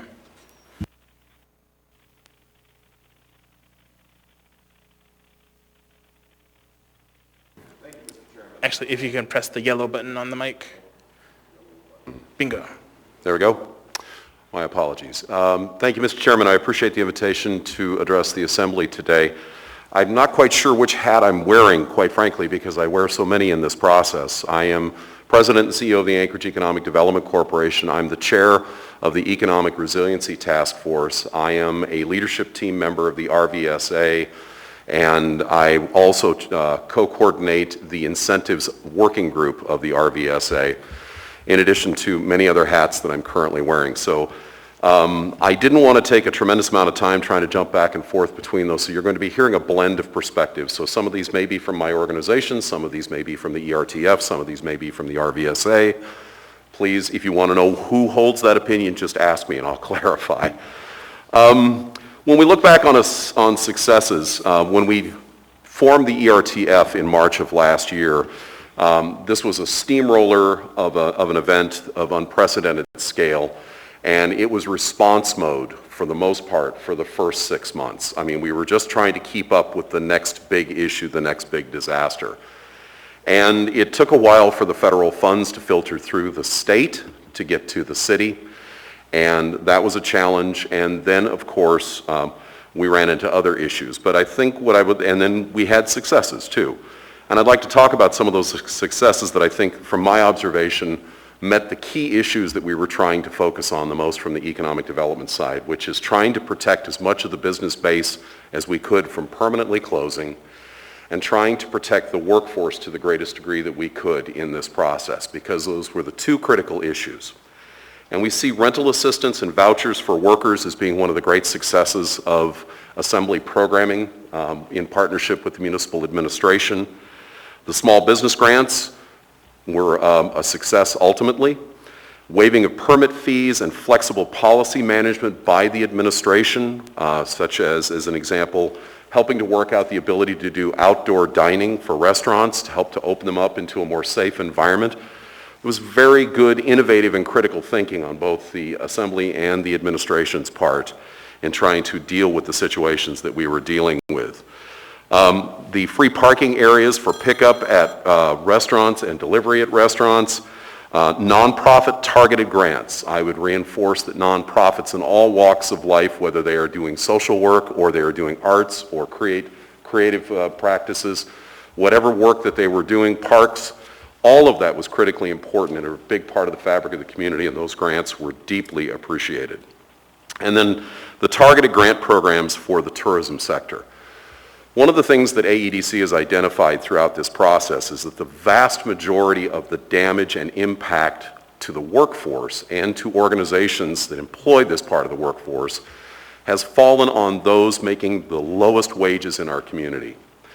When we look at the unemployment data for January as an example, with nearly 14,000 people on some form of unemployment assistance, either for the first time, ongoing, or getting the federal aid, approximately 71% of that workforce was making $30,000 a year or less. That's about $15 an hour on the top end of that spectrum. That's 2/3 of that workforce making pretty low wages.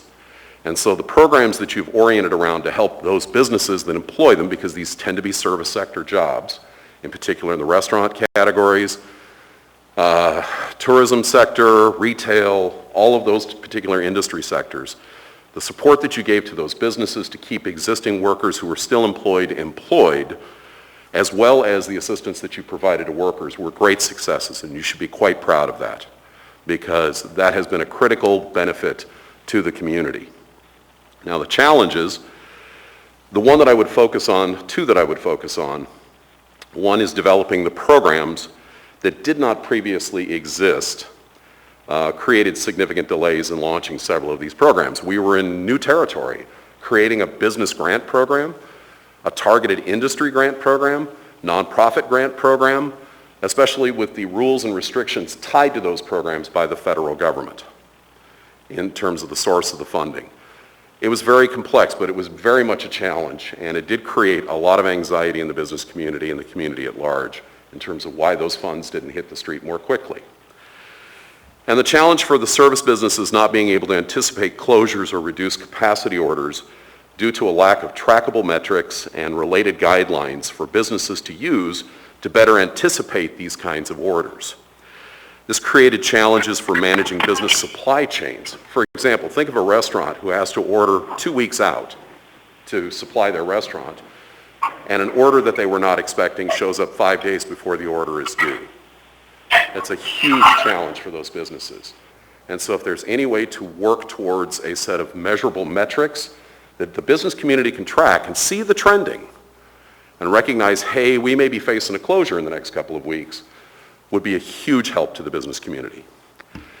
And then helping to manage workforce in these same circumstances and worker expectations.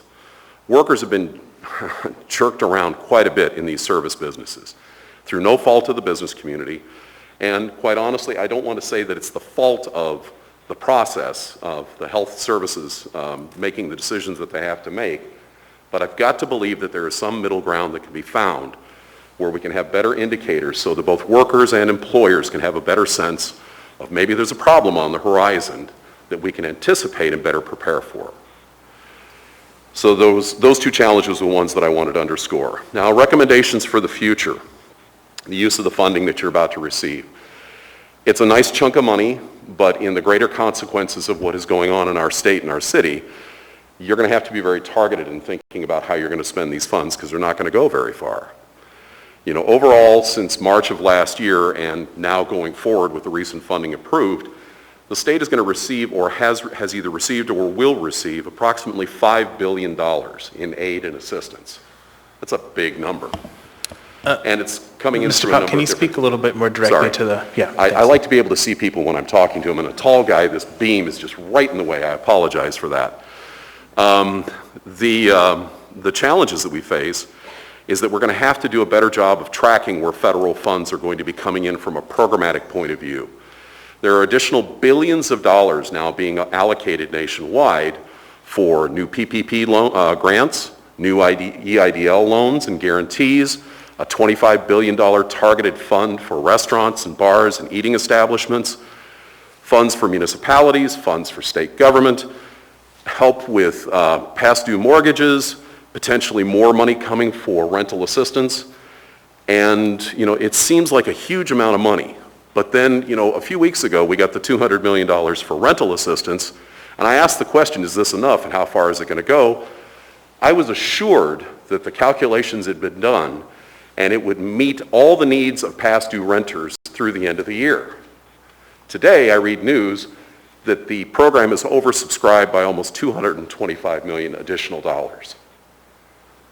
There's a lot of work to do on those applications to figure out how much of that is actually viable applications. But still, you can see that there's a lot of things that you're going to have to be taking into consideration. So I'd offer just a couple of things. Grants, prudent policy relaxation, waiver of fees will continue to be vital areas of support in 2021. I would also ask that in addition to the many programs set up to help workers in need, such as rental assistance, small dollar vouchers for critical needs like gas, food, and diapers, I hope the Assembly will work with the administration to consider how the Muni can provide funds for vital workforce retraining efforts. Thousands will continue to remain out of work in the next year and beyond. Now, where needs can be found for semi-skilled and certified workers going forward that are being unmet, I hope the Assembly will support financial contributions to training programs that will offer workers an opportunity to compete for the jobs going unfilled due to a lack of qualified candidates. It is interesting, in our business confidence survey that we released in January, in the top 10 barriers to growth for business in our community in looking at the year ahead, the lack of skilled workforce, the lack of semi-skilled workforce, the high cost of labor, and the poor quality of entry-level workforce were 4 of those top 10 barriers. In one of the greatest recessions we have seen in the modern history of our city, businesses complaining about not being able to find people to fill jobs. Now, this kind of programming will probably only help to fill hundreds of jobs because we've got a big lift ahead of us in terms of getting this workforce back to work. But even hundreds of people being retrained into new positions is a win and is a contribution towards the greater success. So I hope that you would give that some consideration in your thinking and collaboration with the administration to develop plans for the spending of these funds. Thank you. Great, thank you. I have a couple questions for you. Ms. Zolotel? Thank you, Mr. Pop. This last point I find very intriguing, these unfilled jobs. Do you have some data about what kinds of unfilled jobs, what kinds of retraining we're looking at? Because, I agree with you. If we can retrain folks who are out of work, and then do we have any sense of the desirability to be retrained for a different type of job if your sector is currently not hiring and what you've traditionally done? I'll answer the second question first. We don't know. There hasn't been a lot of attention on that in this crisis. And with nearly 12,000 people, over 12,000 people put out of work on average last year, and by the way, that number understates the true impact because I believe the number is closer to 14 to 16,000 that are out of work because there are a number of folks who don't show up on the unemployment rolls.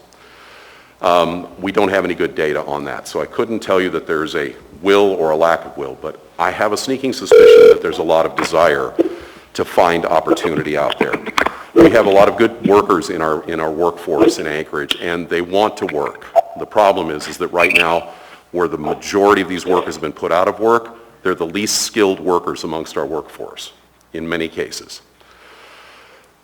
In regards to the data towards where the opportunities lie, we need to do some work. This pandemic has really disrupted any number of industry segments.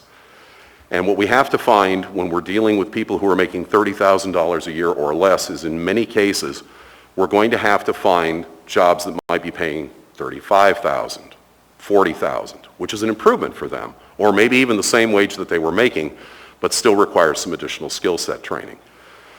We don't have good clarity on that yet. We have some data based on job postings that we can provide that does give some sense of direction, but AEDC has applied for, and we're in the final stages of hopefully getting over the finish line, to get a major grant from the EDA that will be focused on an industry cluster and workforce cluster analysis of the entire city of Anchorage's economy that will actually go out statewide in many ways, that will tell us where the damage was done to our businesses and to what degree, and where our opportunities lie to rebuild our industry sectors, and in some cases diversify those sectors so that they're maybe not quite made as much of straw and maybe more of wood or even stone if we're lucky. Forgive the Three Pigs analogy, but it's the best one I've got. Because this was a hell of a storm that came blowing through our economy, and it blew away big chunks of it. And so we're going to be looking at that, but we're also going to be looking at workforce clusters to identify where opportunities lie for retraining in that area. And I can sit here and give you a litany of maybes and possibilities and could-bes, but I'd rather not do that. I'd rather let the research speak for itself as we get that launched. And we're hoping to get that grant completed in the next couple of weeks and hopefully get that research launched soon. Okay, thank you. I would just ask that maybe you look at, as capital money is coming in as well, that might drive some jobs, if that would be an area for retraining as well. Thank you. Yeah, and I think the trades, the university, the AvTech, and all the different training entities that exist in Anchorage all need to, and I'm sure that they are already talking about what is it, but it takes a while to gather the data to clearly understand where the best bang for the buck is, because the worst of all things is to train a bunch of people for jobs that don't exist. That's really bad, because then they'll leave our state looking for where the jobs do exist. Thank you. Ms. LaFrance? Thank you, Mr. Chair. Thank you, Mr. Pop, for being here and providing this information. My first question you've addressed, and that was concerning specific training programs. And it strikes me that this is a part of a longer-term investment in technical, vocational, secondary, trade training support as well. My first question, you mentioned you wear the two hats of the ERTF and the RVSA, and we were talking previously here about the RVSA. Is there overlap between the two, and will the ERTF be providing recommendations as well as part of this process? Thanks. So actually, thank you, Ms. LaFrance, to answer the question. The RVSA came out of the ERTF. It still reports to the ERTF. It was brought to us as a concept by the Alaska Hospitality Retailers and by one of their members, Chris Anderson, the owner of the Brew House, who really helped to drive the idea that we needed to spin off and have another working group, which is what we have our process in the ERTF. And out of that came the RVSA. Bruce Bustamante is the chair of the effort, and there's a leadership team which I am a member of, because I asked Bruce to please take that leadership role because I had no more room to breathe and do another leadership role. So I'm part of the team, and I'm trying to help support that, but Bruce is doing a great job working with Michael Fredericks, and we deeply appreciate the support of the municipality for the $43,000 that will pass through AEDC as part of our grant this year to help pay for SALT's work in supporting getting this planning effort going and moving and presenting recommendations and plans and proposals. Got it. Thank you. I may have missed that part earlier about the relationship between the two organizations, so thanks for clarifying. Thanks. Ms. Kennedy? Thank you, Mr. Chair, and thank you, Mr. Pop, for being here. And, I have for a long time watched all of the reports that AEDC has come out with, and it's been really intriguing to me to see what has been happening to our workforce and watching what those numbers are doing. And you may have nothing else to comment on other than what you were saying when you were talking to or answering Ms. Zolotel's questions, but Ms. Soppe used the term displaced workers. And, and that to me is just stunning to think that we have lost a whole segment of our of employees that are maybe doing jobs that they didn't used to do or weren't really trained for or had to go out and find another job, or maybe you're trying to hang on, and you mentioned the grants that have been given to the small businesses that have helped kind of maintain some of the employment for some of those people. But I wonder, are you saying that the group is still here They haven't left.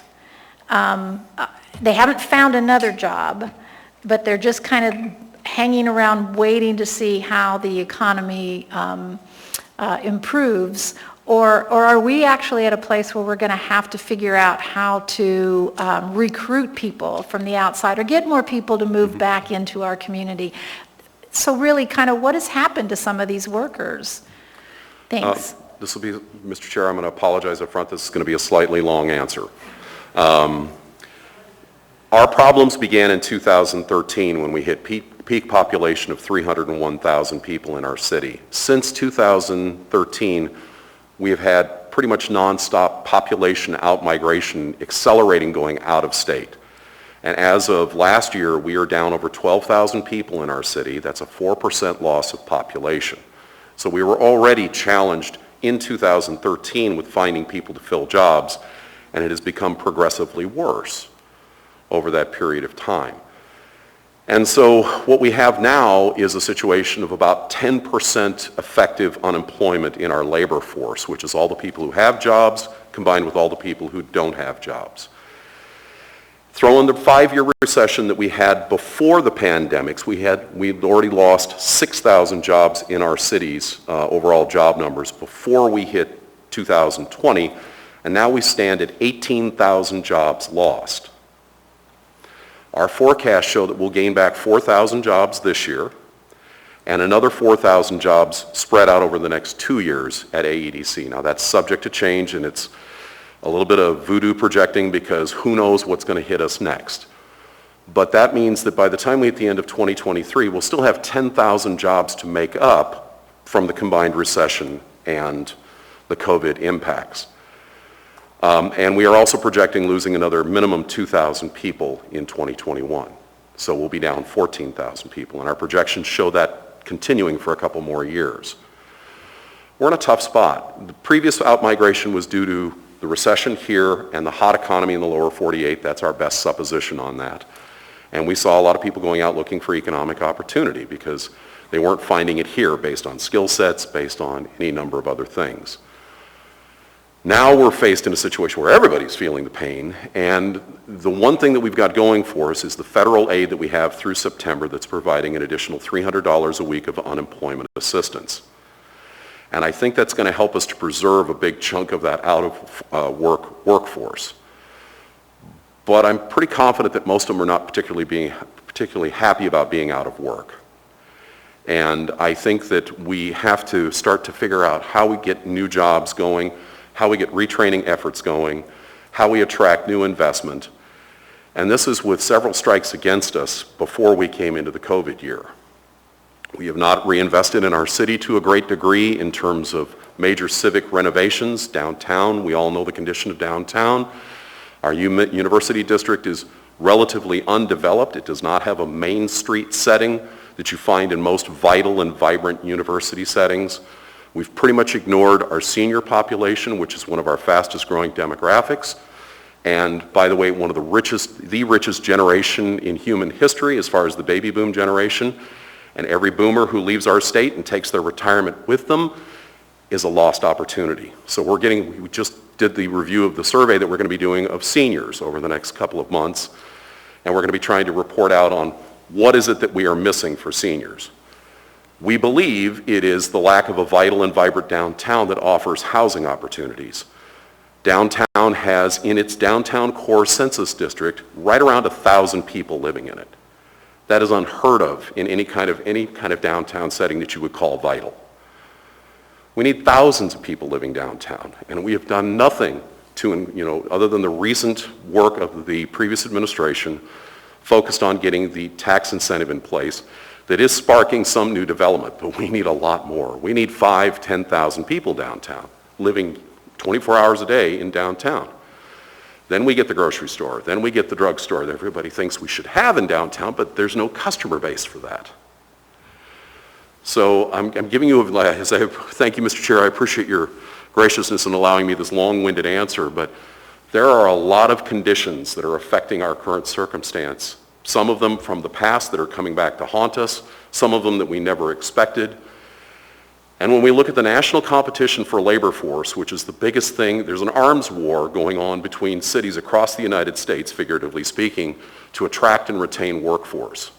Building vibrant downtowns, walkable neighborhoods, investing in its community infrastructure, including education and post-secondary education, and making sure that they are very competitive to attract what is going to be a labor force in a decade of shortage of labor force. Because our labor force in the 20s is projected to grow by 0.6%. That is the lowest percentage growth in 70 years. We've got some big challenges in front of us. And, so the funding that you are working on today is very important to help us keep the lifeboat afloat, to hang on to the workforce that we have, to retrain that workforce to the degree that we can, and to continue to support businesses through what is still going to be a difficult year. Well, thank you. I absolutely appreciate the perspective, and I always appreciate the big picture, and that's what you painted. So thank you very much. Thank you, Mr. Chair. Thank you. All right, so I have one more person in the queue, and then I have to get us moving on. So Mr. Constant?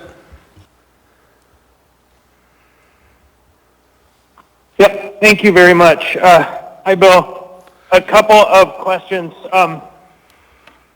and they are basically along the lines of, I've heard some concerns from businesses in the hospitality industry that they're having a hard time right now getting workers to come back. They credit it to the unemployment benefit that's been extended. So I'd love to hear a little bit about that. Second, I was grateful to hear you celebrate the outdoor service that the Downtown Partnership worked really hard to help us create. And then finally, I would love to hear a little bit about your thoughts on kind of how we continue to move the ball on homelessness, because that's a very important question to the downtown. Thank you, Mr. Constant. Good to hear your voice, sir. So I'll try and keep all of these straight. The first question, forgive me again, I'm sorry, I lost track. Yeah, sorry, there's kind of three there. It's the issue of, two really, issue of kind of the wage challenges in relationship to the unemployment benefits. I'm hearing from businesses, in particular restaurants, that they can't hire people right now. And then the second one really is the issue of the homelessness policy as we move forward in recovery from the pandemic. I would not doubt that there are those who are making more money with the federal assistance that they are receiving. Although I've heard from many of those workers that they would prefer to get their job back because that's a longer term play, because they know that the federal assistance eventually will run out. I think one of the bigger issues driving the difficulty in hiring is workers being afraid to come back into what they view as an unsafe work environment. I've heard from any number of workers who are concerned about that. I think the vaccination efforts will definitely help to a great degree in mitigating that problem. And as we get into the summer, I'm hopeful that we will start to see an easing of these issues that some employers are facing. The issue of homelessness, one of the biggest things that I'm most concerned about is adding to the homeless problem by not supporting businesses and keeping people employed, and by not addressing past due rent and past due mortgages. Those are issues that concern me deeply, as well as trying to get people back to work. There are those who are not on unemployment by choice. They just choose not to be. And those are some challenges that we face in terms of making sure that we maintain that safety net. I think that the work that was just done by Widener and by, I'm dropping who the other partner was, to purchase the Third Avenue properties and to start to build this new model, I think is an exciting new innovation in the opportunities to bring services to the homeless and to decentralize the congregation of homeless in an unsafe situation. I think that the acquiring of the Beans facility and turning that into a facility to provide those services, if it works as well as we all think it will, we hope that it'll be replicated so that we start to get these folks the services that they need to get them off the street, into stable housing, into treatment, and to help those who are at the rock bottom point in their life get their life back together and get off the street if they choose to want to do that. I think those are all things that are very important. I would just offer one other element. I think that the panhandling issue at street corners and on city streets could use a good PR campaign to help people to understand that every time they put $1 out the door, they are contributing to the problem. They are contributing to the problem. And that those dollars should be going to the service organizations that can provide the services. And I think that that may be another piece. Thank you. Okay. Thank you so much. So we are going to go ahead and move on. Mr. Cloud, I don't know if you are with us at this time, but we're going to have to keep moving on. There will be future opportunities to hear from you and your perspective from the Budget Advisory Commission. I know that the Commission is doing a lot of work, so looking forward to hearing from you at some future time. So at this time, I'm going to turn it over to Mr. Schutte so that we can finish up our review of those 4 major programs. So if we can pull up his slides on the cultural pillars, we will hear from Mr. Schutte. Go ahead. Yeah, thank you, Mr. Chairman. Chris Schutte, Director of Economic and Community Development, and I apologize, I cannot see the slideshow, so I'm going to fly a little bit blind here. But for whomever is controlling the slide deck, I can tell you that the first several slides are just designed to be cycled through quickly because all they are is a visual list of who the recipients are of the Cultural Pillars program. So just to reorient the group, the Cultural Pillars program was a thoughtful investment by the Anchorage Assembly and the municipality in those institutions that should they hit financial hardship and be forced to shut down, they are unlikely to ever return. Those are thank you, I can see them cycling through now. Those are institutions like the Alaska Center for the Performing Arts, the Alaska Native Heritage Center, the Alaska Wildlife Conservation Center, keep going, there we go, the Alaska Zoo, and of course the Anchorage Museum at Rasmussen Center. Each of these are cultural institutions that are tied deeply to both our economic development activities through jobs and outreach and research, but also to the social fabric of our city. They all embody a part of the identity of Anchorage, and it's hard to imagine a world where one or all of them were to not exist. In recognition of that role, this very last slide here shows you the breakdown of the investment the Assembly made in our cultural pillars. The investment came in 2 tranches, as you recall. The first tranche there in the first column represents, thank you for zooming in, represents the first payments that were made to the cultural pillars, in which we did an equal distribution or equal allocation across all 5. And we did this because, as you can imagine, and you've heard testimony today, there are different opinions on how best to allocate funds based on, is it based on lost revenue? Is it based on size of entity, et cetera? With the Cultural Pillar program, we took a hybrid approach, and so in that first tranche, we did an equal split or equal distribution across all 5. And then in the second tranche, those, which totaled $2 million, the first one, the second tranche totaled $1.5 million. And to distribute that, we did base it on the size of the entity, at least as measured by the size of their 2019, or most recent normal year budget. At the end of the day, what we ended up with is a distribution, as you can see in the far right column, across all 5, totaled $3.5 million. It ranged from $539,000 for the Native Heritage Center all the way up to $1.1 million for the Anchorage Museum.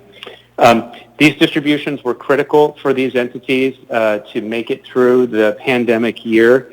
We've gotten final reports back from the majority of our participants in the Cultural Pillars program, and almost universally across the board, they report that the impact of this investment was critical to them remaining open and remaining viable for those who, for whatever reason, couldn't be open. So, for example, the Anchorage Museum closed at multiple times during the course of last year as a result of the emergency orders, but also in response to their feeling about the general health and safety of the community at a given time. The funds were used across the board for things such as retaining staff or minimizing the need for layoffs. In other words, being able to fund people at a part-time position. The museum, for example, kept on over 12 employees that they otherwise would have had to lay off or furlough, and were able to use those employees in interesting and new ways during the periods in which the museum was closed, such as serving, delivering virtual content and programming, working on education and curriculum development for the school district, et cetera. So it was a redeployment or a pivot for the staffing there. The zoo, there were a lot of conversations about the zoo and the critical care that's required for the assets there, the animals. And the majority of this funding went towards meeting those needs to sustain the life, health, and well-being of those animals. The Performing Arts Center, same story. They have been, much like you heard from Ms. Sapi and the convention centers, the Performing Arts Center has been hit by the emergency order and the gathering restrictions, and so they have been closed for the majority of the past year. They've used the bulk of their funding to sustain the facility that they are entrusted with through utility payments and maintenance and upkeep, but also to help maintain their staff. All the cultural pillars have longtime staff, and like the cultural pillars themselves, losing key staff members, of course, sets an entity like the museum or the Performing Arts Center back tremendously, given the institutional knowledge and commitment that these employees carry forward. So at any rate, I know we're running out of time. I'm going to wrap up there. If there are any questions, I'm happy to answer them. Great, thank you. Mr. Dunbar? Thank you, Mr. Schutte. I guess I have two main questions. First of all, do you think that these ended up being the right pillars? Is there any obvious pillar that we missed? And then second, we gave these dispersions based on size, but do we have data on which of them were sort of hurting the most? That is, which of them had the biggest gaps in their funding, and for whom was this funding the most critical? Thank you. Through the chair, Assemblyman Dunbar, I don't have a great answer to the first question of, are there cultural pillars that we missed? I certainly believe that's a discussion the Assembly and the community could have. I think you all did a wonderful job of identifying certainly the most prominent cultural pillars of our community, and so thank you for that. To your second question about what was the impact of the pandemic on the various recipients, and the short answer is each one of them were impacted tremendously. And some, such as the Performing Arts Center, they saw reductions to their annual expected revenue that would have shuttered their doors, except for this relief. So they all had varying levels of openness throughout the year. The zoo and the Wildlife Center, for example, being outdoor facilities, had some additional opportunities to be open and available, but absent a tourism season, were equally hit. So generally speaking, the economic impact across all of them was nearly identical. They all were in dire straits. Thank you. Thank you. All right, I don't have any other questions for you. Thank you, Mr. Schutte. All right, so we're now going to dive into the last part of our agenda for today. Just a quick note, we're a little bit, 30 minutes behind schedule. So I will do my best to get us out of here likely around 4:30, which is a little later than we were noticed for. So apologize for that. Okay, so for this last part of our agenda, first, the administration is going to start, so if we can go ahead and put up the administration slides. And they're just going to walk us through their understanding of the American Relief Plan and some of the different tranches included in that plan. And the administration will also be talking about any specific requests that they have in an initial allocation. Then from there, we will go round table to ask each member to bring up any ideas or thoughts that they may have around an initial allocation, thoughts on the administration's requests, how much money should we allocate.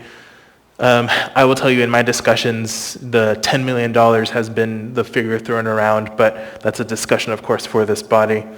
What programs should be included in the initial allocation, and I think, we, a little bit of a fire hose, but I think we got a lot of good information today that should hopefully inform that.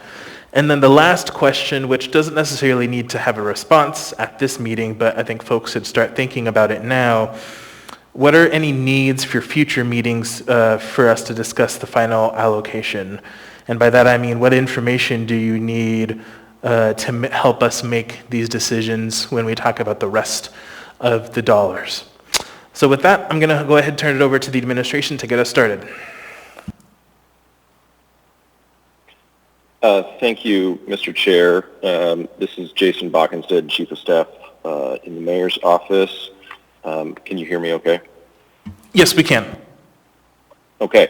The other thing that I will just mention before I jump into the presentation is that I have also invited Mark Begich to join us. He is part of the Brownstein team and our DC representation. So he is also on the line to be able to help answer any questions or mention anything that I might miss as we go through this presentation. So if we could go to the next slide. As you mentioned, we are talking about the American Rescue Plan Act of 2021. This is a wide-ranging, but I would also argue very targeted $1.9 trillion relief package. And the reason I say more targeted than potentially the CARES Act last year is because a lot of the new programs that were included in there, a handful of which I will run through as today talking about it. But I do also want to point out that there are many other aspects of this that I will not be able to get to.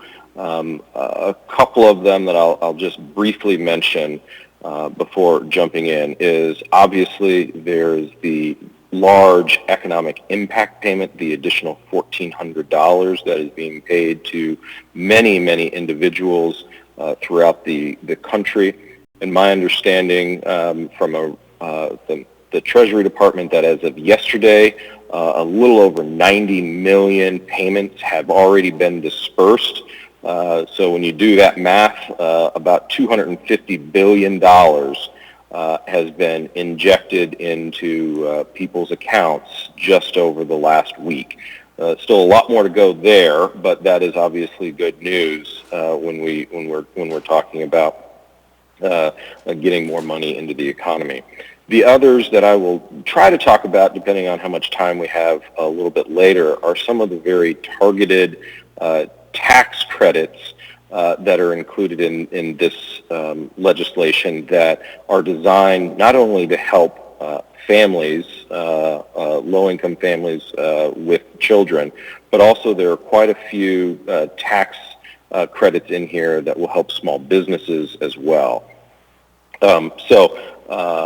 Moving on to the next slide, I want to get into the portion of this that I think is most related to the municipality, and that is the Coronavirus Local Fiscal Recovery Fund. This fund is $130 billion, and it is divvied up between metropolitan cities, non-entitlement units of local government, and counties.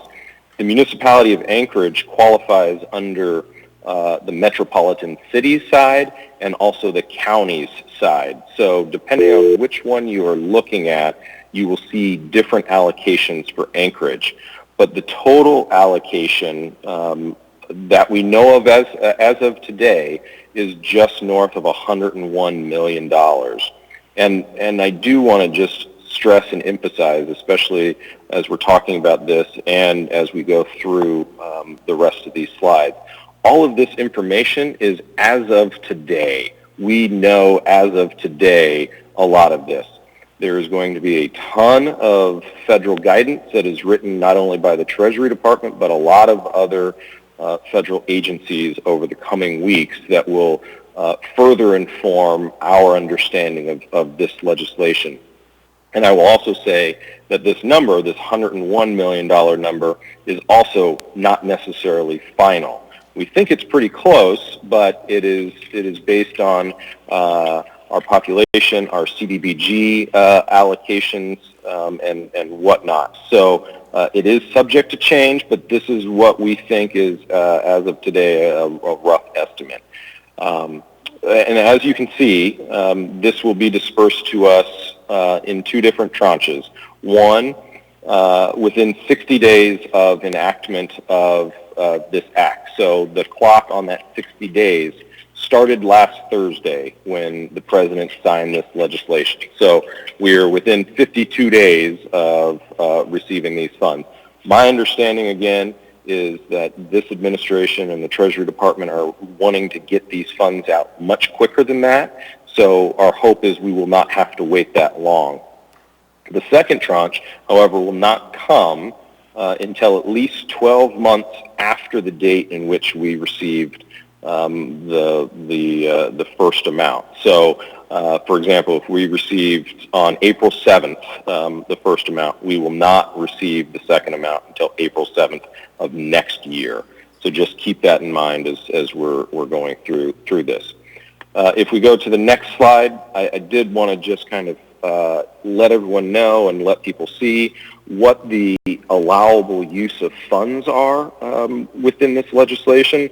As you can see, and something that, not only Anchorage, but many local governments across the country work very hard on, is the increased flexibility in which these funds can be used from the CARES Act legislation. As you can see, there are a number of ways in which we can use these funds. I won't go through all of them. You can certainly read that. But again, this legislation and this particular section is what I'm most interested in seeing how the guidance develops. My understanding is that the Treasury Department will, again, read these in a very flexible way that allows local governments to respond best to the situation in their community. The one piece that I will mention, because this is a little different than the state, and I just want to call out because of the work and the ordinance that the Assembly passed last year, as it relates to using these funds to pay for any reduction in taxes. This legislation does prevent states from using any of these funds to pay for any reduction in taxes that they have made over the last year, and I think that goes back to about March of 2020. That restriction is not in the local government side. So the ordinance that we passed at the end of last year that would allow businesses that file, I believe it was business personal property tax, a grant up to $5,000, is still allowed and still eligible for us here on the local level.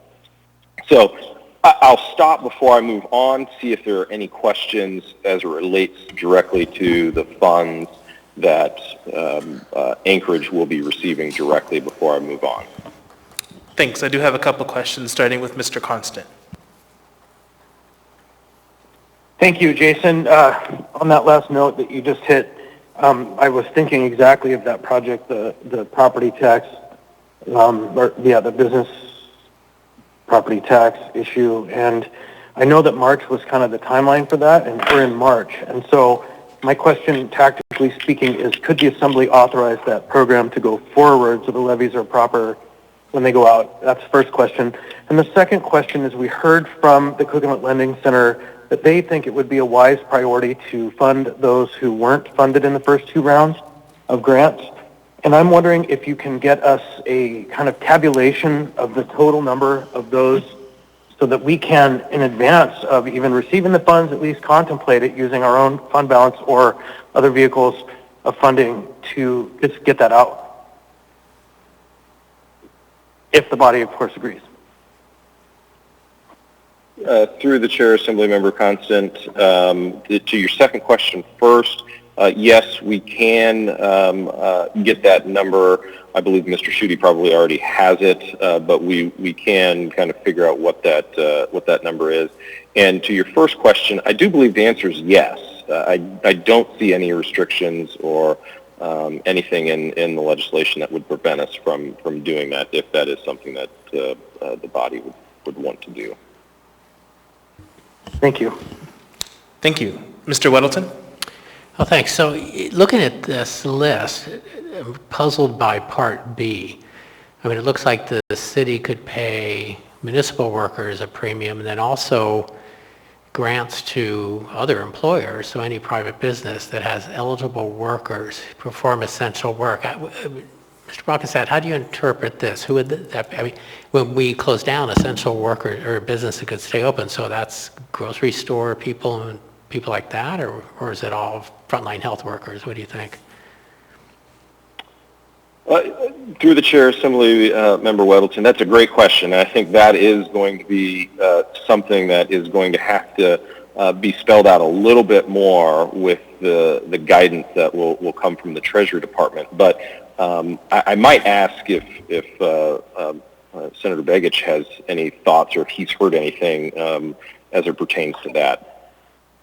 Yeah, thank you very much. I'll be just real brief. Yes, Treasury is going to define them more, but they utilize an essential workers list that was developed, I think, in the first tranche and then over time. And the private sector components, an example might be clinical workers who work for a private doctor, as an example of a private sector critical person. But I think there's going to be some more definition around that. Actually, I was on the phone today with Treasury on several pieces, and we're just trying to, they're in a mad rush to get this all out, and they're trying to write the rules, or at least the interpretation of existing rules, because one thing that Jason pointed out, which is really important, is the definition is a lot broader than the last few tranches, so they give more flexibility. So it's not defined totally yet, but there is a list I know they utilize to determine kind of levels of essential workers. Great. Thank you. And if I could just add on, I do believe that there is also in the legislation a cap on how much premium pay you can allocate either to eligible workers within the municipal government or to the eligible employers. And I don't even want to speculate or guess at the number, but I do believe that there is a cap on that number. I think you're right, Jason. Yeah. Thank you. All right, I don't see anyone else in the queue. Please continue. All right, if we can go to the next one. This is a program that I think everyone on the body should be aware of at this point. It is the Emergency Rental Assistance Program. If you remember, as part of the relief package that passed at the end of last year, it appropriated $25 billion to this program, and the state of Alaska as a whole, including the municipality, received $200 million. The municipality share of that was just about $36 million. We have obviously partnered with Cleveland Housing and AHFC to run those funds through. They, in this relief package, provided an additional $21 billion. There really are no changes in any of the criteria or eligible uses in here, except that they replaced the minimum amount that states will receive from $200 million to $152 million. So I think it is likely a good bet that the amount that the state as a whole will receive, and I'm not including any potential increases that tribal governments or maybe Cook Inlet will be able to receive through this in this number. But our portion of that, if you just think about it's a 25% reduction, I would reduce the amount of $36 million by about 25%, and that would be, I think, a pretty good guess on what we would expect the municipality to receive in this program as it is rolled out. But everything else should be almost identical in terms of criteria, in terms of who's eligible, and all of that. So I'll stop if there's any questions before I move on to the next one. Don't see any questions at this time. Okay. Well, the next slide, I think, is the one that we did discuss quite a bit when we were talking about the emergency rental assistance and the need for additional support for those that have mortgages. And as you can see, they did include a homeowner assistance fund at just about $10 billion in this new package. This is funds that unfortunately will not make its way down to local government. This will be a fund that is dispersed by state agencies, so every state will receive the funds. And as you can see on here, there is a small state minimum, of which Alaska obviously is, that each state shall receive no less than $50 million. So I would anticipate somewhere around that number is what Alaska will ultimately receive. And as you can tell, they also want us to target at least 60% of these funds to assist homeowners having incomes equal or less to than 100% of the area median income, or the household size, or equal to that. The next slide, if you go through, I did want to just point out and show what the essentially qualified expenses are that people will be able to qualify under here. Obviously, mortgage payment assistance.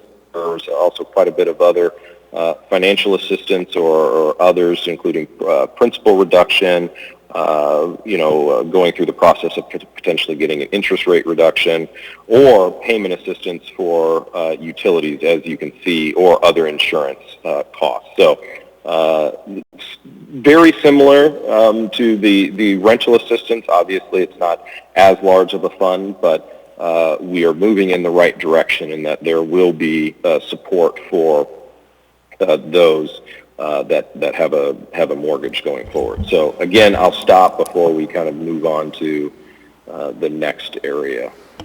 Thanks. I have a question from Mr. Dunbar. Thank you, Mr. Chair. And the $50 million statewide, I think we could expect Anchorage to get less than 40% of that, despite our population. We tend to get a disproportionately smaller amount, but let's say it's even 10 or 15 million. That's a very significant chunk of what we've heard about the amount people are behind on their mortgages. But I am worried about the timing of this, right? So we found that the state small business grant program took much longer to get rolling than ours did. On the flip side, we are now partnering with the Alaska Housing Finance Corporation on the rental assistance, and you'd think that they would be sort of well positioned to run something like this. So this question might be sort of too in the weeds at this point, but what is your sense of that? I mean, to what degree does this going to the state instead of the muni, do you think, to what degree is it going to delay the ability of this mortgage funding to get onto the street and to help the people of Anchorage? Yeah, through the chair, Assemblymember Dunbar, I would anticipate that this program, just like the emergency rental assistance, would likely be run by AHFC. Again, I have not had any conversations with anyone at AHFC about that, but it would make sense to me that they would be the recipients of these funds. And I will just say, in working with them on the emergency rental assistance, we set that program up very quickly once we had the funds available. And I know that a lot of work had gone into setting up the program that would allow us, if at some point in time mortgage assistance was allowed, that it would not take that much longer to essentially flip that on as well. So my hope would be that it does not take very much time because of how much work AHFC and others have put into this process over the last month or two. But we can certainly reach out to AHFC and have that conversation and try to figure out what that timeline might look like. Can I ask 2 quick follow-ups, Mr. Chair? Sure. Also, if you're interested, I understand that Mr. Lehman might have a response to this as well. Okay, I guess if you can incorporate this too. One, can this go directly to HFC or the state, or is the legislature a potential speed bump? And 2, I mean, that's not the right way to describe it, but does it have to go through them first? And then what's the timing on this? Is it within the 60 days, or does it have a separate time frame that trying to give this money to the states? Mr. Backenstead, if you want to go ahead, start, and then I'll turn it over to Mr. Lehman if he has anything else. Yeah, if you don't mind actually to turn it to Mr. Lehman first, and I will try to find the answer real quick on timing on how quickly they want to get this out the door. We can do that. Go ahead. Thank you. Through the Chair, Assemblymember Dunbar, Cook Inlet Housing Authority has been coordinating with AHFC and the municipality on both the rental assistance program and will do so for the mortgage relief program. Just so you're aware, the $40 million that's coming through to the state of Alaska through the mortgage relief program will be supplemented by an additional $10 million, we expect more or less, that will run through Cook Inlet Housing. That will be restricted to Alaska Native and American Indian home buyers, but it will be targeted here in the municipality of Anchorage. So a little bit more that'll be coming through. Additionally, AHFC has already done the front-end work to be able to take their rent relief program platform, the software that they built out, and modify it, just adapt it to have a module for the home ownership mortgage relief piece. So a lot of credit to Daniel Delfino and the folks at Alaska Housing Finance Corporation. They've built the platform out and are really ready to transition into a coordinated mortgage relief program. Great. Back to you, Mr. Backenstead. Yeah, and Assemblymember Dunbar, the legislation spells out that distribution of these funds on the mortgage side should begin to happen no later than 45 days after enactment, so 45 days after last Thursday. Okay, I don't see any other questions, so please continue. Okay. So the next slide it relates to child care, and it's a large child care stabilization fund of almost $25 billion that is included in here. And again, this is a program that will be run by the state. These funds will not make their way down to local governments. It will be led by a state agency. And as you can see in here, a qualified child care provider is relatively broad. In here, it's essentially you're going to be qualified if you're open and available to provide child care services, or you are closed due to public health, financial hardship, or other reasons related to the COVID-19 public health emergency. If we go to the next slide, I do want to just kind of point out and let folks know that this is kind of the general use of funds and the way that they are able to use it. This matches up pretty closely to how we had set up in our grant agreements with the child care providers in terms of how they could use the funds as well. So personnel costs, rent, utilities, facility maintenance, improvements, things like that. So this will match up pretty closely. I don't know an amount that the states will receive. This does not. This part of the legislation does not have a minimum amount that a state will receive, but I have heard that it will be a substantial amount in the tens of millions of dollars that the state of Alaska will receive. But I will pause and see maybe Senator Begich has maybe heard a dollar figure that's associated with this here. Jason, I apologize. I missed which topic line was that? This is the child care stabilization fund. Yeah.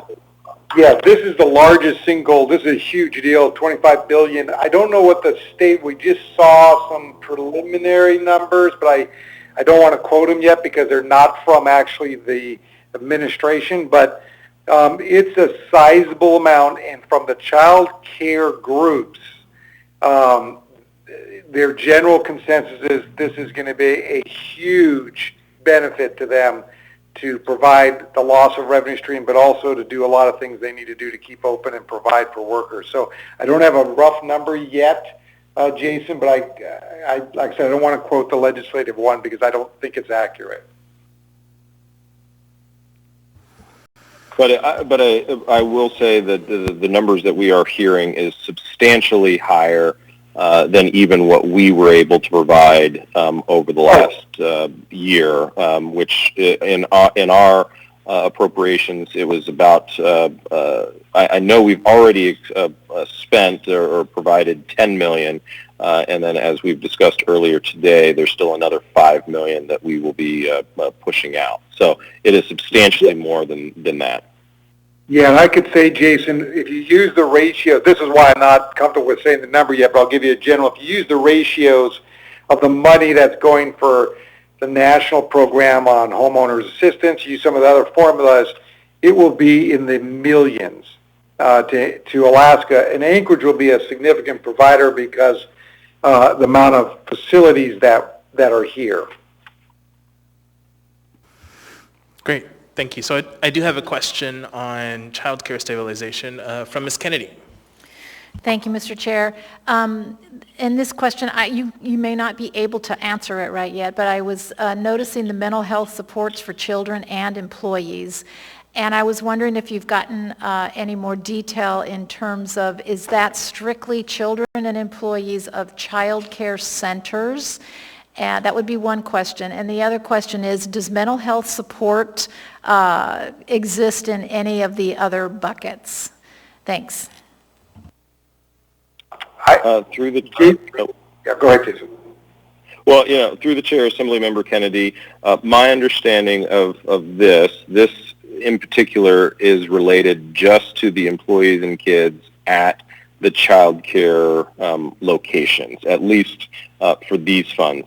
I do believe that there is other funds within this as it relates to funds that are being given to school districts across the country that do have, I think, similar language.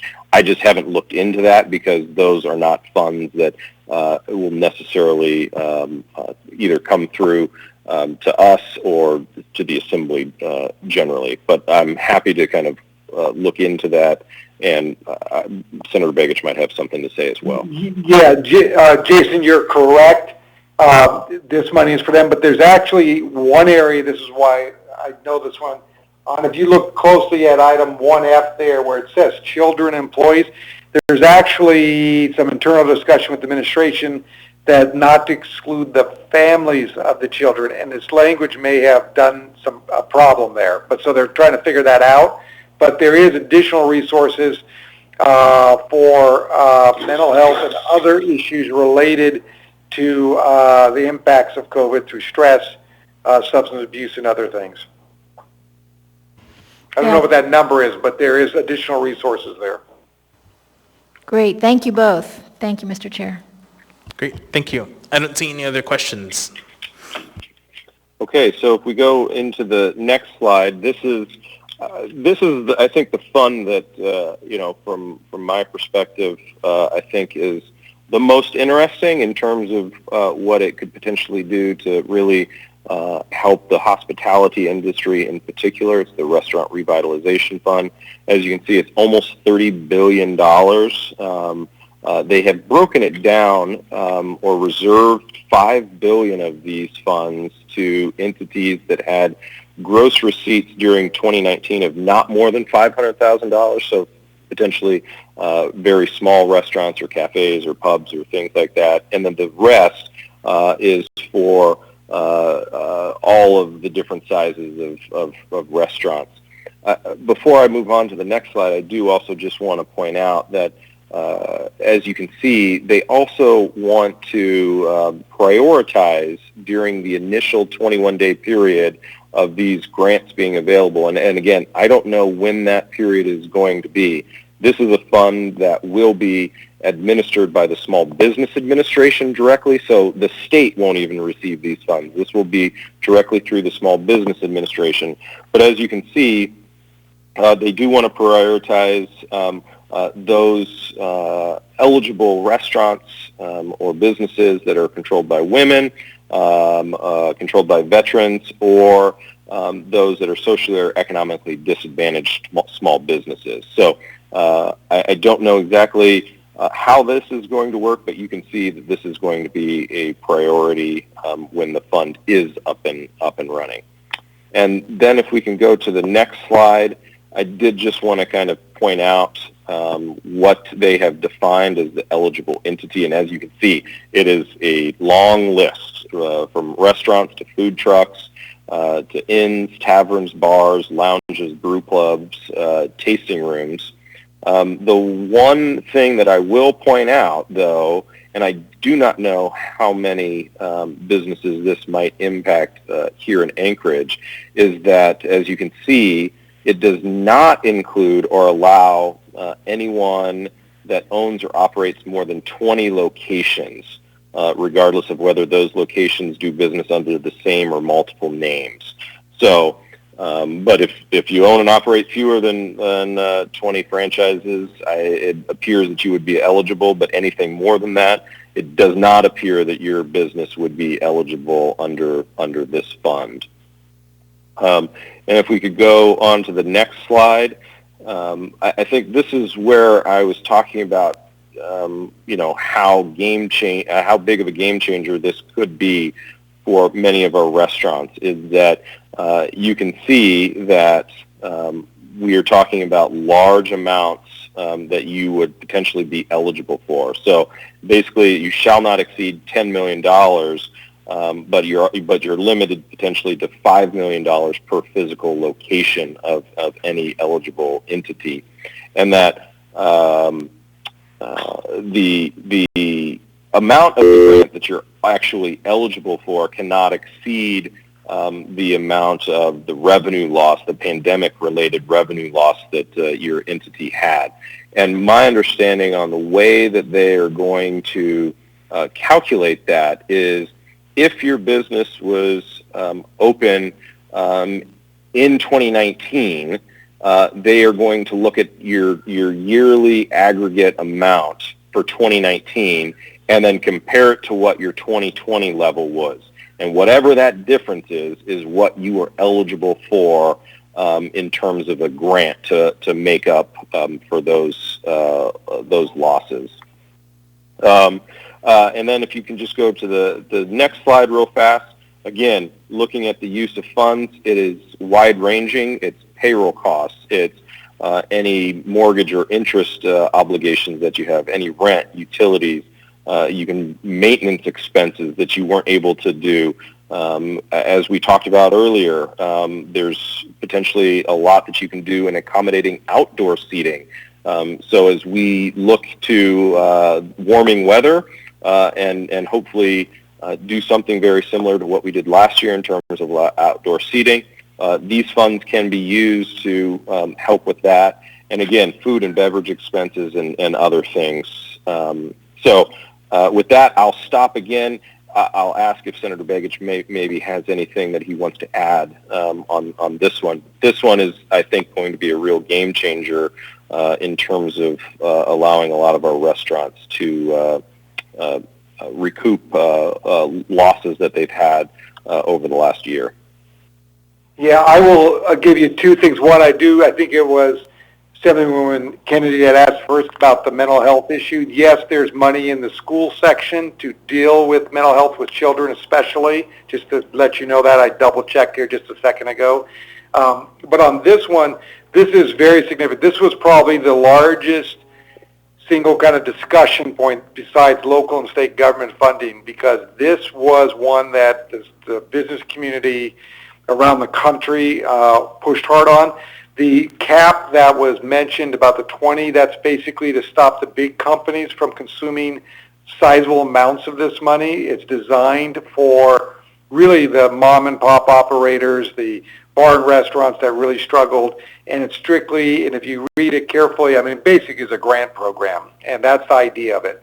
It's to really give them some money to kind of help them survive while the economy is starting to trigger back in. But this will be, I think, Jason, your words, a game changer. It really will be, because it's less paperwork, easy access, and the benefit is immediate to the owners of these establishments. And I'll say to the broader statement that you said, Jason, at the beginning, the Biden administration, and I know this from conversations, their job, and they want departments and folks to get this money out. Even though these timelines are there, their goal is to get it out very, very quickly.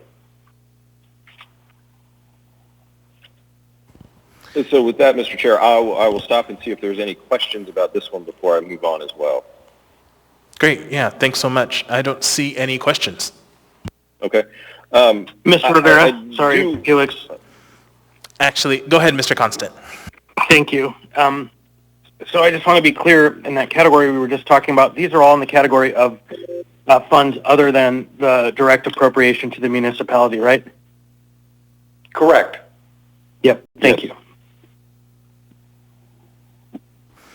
And I think that was going to be a point that I made before I moved on to my next and second to last slide, which is I know a couple of speakers throughout the day have mentioned this, but again, I think it's just important for everyone to realize that the amount of funding that the municipality will receive is really a drop in the bucket compared to all of these other programs and funds that are going to be available within our community, both in terms of grants and, as I will talk a little bit about towards the end, a lot of the tax credits that are coming. So if we could move to the next slide, the one I did want to mention, and this relates obviously more to the state and the legislature as we are moving forward. But within the state and local aid section is a capital projects fund,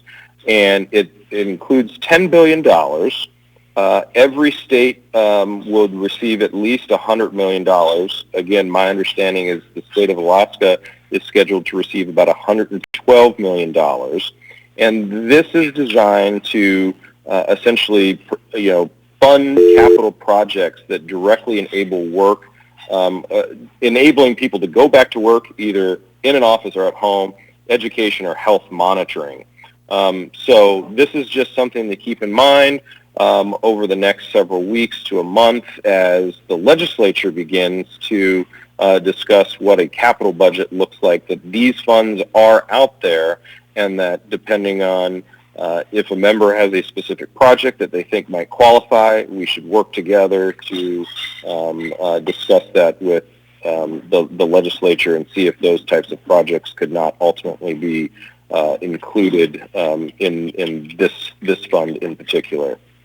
And then the final thing that I will say, I don't have a slide on this, but again, as I mentioned, the state or the municipality is scheduled to receive just north of $100 million. The state is scheduled to receive $1 billion. And I still don't have great clarity yet on how they are planning on rolling that out. My guess is because the legislature is actually in session now versus last year when they were not, they will take a much more active role in appropriating those dollars to various programs. So I think, as we have discussed a couple of times in a couple of different areas, we're working very hard with our folks in Juneau to say, hey, funds that you guys are receiving, the $1 billion, let's talk about making sure that maybe 100% of the school bond debt reimbursement is included. Let's make sure that community assistance is funded at the level that we were all expecting prior to this. So again, a lot of work is still going to happen at the state level, but I would anticipate that even some of those dollars will trickle into Anchorage in some form or fashion over the next several months as well. So, but again, I'll pause, see if there's any questions on that, see if Senator Begich maybe wants to comment on any of that. I know he's been engaged in some of those conversations as well. Yeah, let me also say, if I can, this bill continues to, unfold. And what I mean by that is a lot of information. Just again, because I thought it was interesting, your question on mental health, and I know I keep going back to it, but it's a big deal. 70% of the people, based on polling data, are more stressed than ever before, kids especially. But there are some other resources that the city will be able to tap into. As an example, I'll use just one example. $80 million is going to be available for folks to receive grants for underserved communities that are in need of mental health services, which includes local governments applying for those. On the state end, just to go whip back to the state, Jason, I think now the number, and I say this conservatively, might be closer to 1.2, maybe 1.3 billion now. And there is some conversation. Actually, I think I'm scheduled this afternoon or later this evening to talk with the governor. This morning we talked briefly. But there is other, I don't know what their process is going to be, but it's going to be a significant amount in multiple facets that the state will have. The question will be, the state will also have the ability to do what they did last time without the directive of the federal government, but they can actually allocate to local governments instead of them administering some of those programs and dollars that they receive. So that's something that I know Jason and his team are keeping an eye out, because there may be some advantages to doing it on the local end and put the money out on the street much quicker than the state has been known to do. But the legislature, I got a call last night. I have not gotten back to them yet. We've been missing each other, because I think they're asking the question of what their role has to be, but there's an appropriation component they're going to have. Great, thank you. All right, so I'm going to go ahead and go to questions before we move on to the next discussion around the initial allocation. So starting with Mr. Weddleton. Well, thanks. I have two, and one I think Mark already answered. So is there a formula for allocating the state's funds so that we're assured of getting some? I'm just worried since we're getting... Not from a local... I'll give you my bid, and then, Jason may have some more additional, obviously. But there's city, which then there's local and state. This was the great debate. Honestly, it was the deal maker at the end of the day. How do they deal with this money? And the state gets an allocation. The local governments get an allocation. Local government split between city and county, and some, obviously, like the municipality, it's a double dip. So they end up with two tranches of it. The state gets their money. There's not a directive that their allocation, like last time, if you recall, there was a directive. They had to give a portion to local governments. That is not the case here, because the local governments got their share in the split. If that makes sense. It makes sense, but I don't like it. Well, I'll tell you why that was done. We work with, also from Brownstein team, we work with the National League of Cities. The National League of Cities did not trust the states to allocate the money, and they took too long last time, and they were worried that they're at, the way they look at it, a lot of local communities, and I'm sure you see the same thing, we hear it, and that is, you're at crunch time, and waiting for the state, when they have different legislative sessions and appropriation process, local governments didn't want to wait for that. That's why they decided, let's make the split at the federal end, and then, try to go after the state and get even more if possible. Okay, thanks. So one other, we got some $11 million for transportation funds, and I don't think it's this program. I think it was one from earlier. Is that correct? And is that a separate amount of money? You, through the chair, Assemblymember Weddleton, you are correct. That was funds that were included in the CARES Act and an expansion of the 5307 kind of transportation funds that we, on a yearly basis, split with the railroad. I do not believe that there was any expansion or extra funds in this package for that program. All right, thank you. Thank you. Mr. Constant? Yeah, thanks. I heard from 3 different legislators. The message in Juneau is their planning day is 1:20 to 1:30 of their session to address appropriations from the state bill. And now's a good time to be applying pressure. Thank you. All right, I don't see any other questions. So I'm going to go ahead and shift us now to our next discussion around the initial allocation. And I'll go ahead. Yeah, and I'm going to go ahead and actually turn it back to you, Mr. Bockenstead, to get us started with that. Sure. If I could, I just had 2 other things that I wanted to mention about this that we are very much monitoring and trying to figure out how we can be most useful, and that is as it relates to many of the tax credits that are included in this bill. The biggest one probably being the child tax credit. The American Rescue Plan increases the child tax credit from $2,000 to $3,600 for children under the age of 6, and $3,000 for other children under the age of 18. And why we are so closely monitoring this is that this credit is now fully refundable, and we are not expecting to have to wait until the 2022 tax filing season for families to receive this credit. The IRS is planning on being able to make periodic payments between July 1st and December 31st of this year for those families that are eligible for this. So this is something that we're monitoring very closely, and as we get into kind of our discussion on administration potential proposals on where to use some of these funds, we're going to talk about this a little bit more.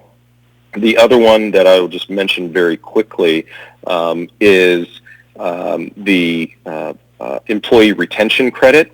In this one, in the American Rescue Plan, the employee retention credit allows businesses to offset their current payroll tax liabilities by up to $7,000 per employee per quarter. So the credit is up to $28,000 per employee for 2021 and is available to small businesses who have seen their revenues decline or even been temporarily closed due to COVID. So 2 very important tax credits that are in here, and something that we're going to be paying a lot of attention to and trying to really work on over the next several months. Great, thank you. All right, so I'll go ahead and turn it back to you, Mr. Bockenstead. Do you have slides for this next, or is it just going to be a verbal report?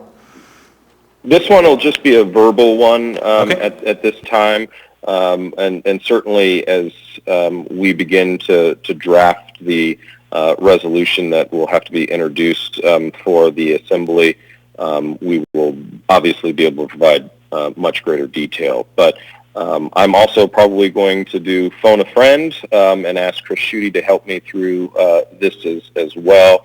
But I'll kick it off on a couple of the items that we are discussing or interested in having included in the initial allocation.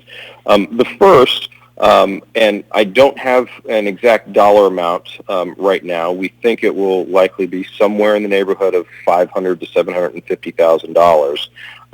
But we are in conversations with a number of organizations, as well as our I-team as it relates to some of the tax stuff, to potentially try to bring on or hire somebody on the technical assistance side. So their only job, for instance, would be to work on making sure that our local businesses or our local families are, one, applying for grants that they're eligible for, making sure that all of the information in the grant is what it needs to be, and ultimately, at the end of the day, making sure that that Anchorage families and businesses are getting as much money as we possibly can into our community in each and every one of these grant programs or tax credits that we've discussed throughout the day. So I don't have an exact dollar amount. We're estimating somewhere in that neighborhood of $500,000 and $750,000, but we do believe that'll be an amazing return on our investment when it comes to bringing additional federal funds into Anchorage. The second one that we are interested in as well is funds for intensive case management to be able to really begin the process of moving people from our shelter, either at the Sullivan or non-congregate, into something that is more permanent and long-lasting.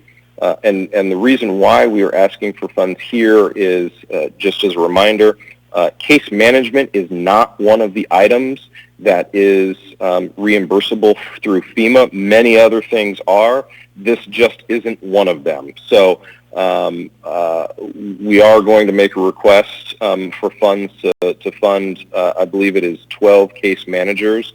We have an RFP that is being readied, but we will have that. And in addition to that, there will be a request attached to that that allows us to potentially have some rental assistance for those individuals that might fall through the cracks or don't qualify for the emergency rental assistance program that we have. So with that, those are the two big ones that I have. And I'll ask Mr. Schutte if he has any, and I think the one that he might talk about is we are in conversations about what does some sort of employee or individual kind of education or new development program look like. But Mr. Schutte, can you... before we go to Mr. Schutte, Mr. Bockenstead, did you have a dollar amount for that second request? Oh, the dollar amount for the second request is, I believe, $3 million. And that would last us for an entire year. Okay, thank you. Okay, all right, go ahead, Mr. Schutte. Apologies, I just joined and I'm flying a little bit blind here. Mr. Bockenstead, can you give me the cue of where you'd like me to pick up?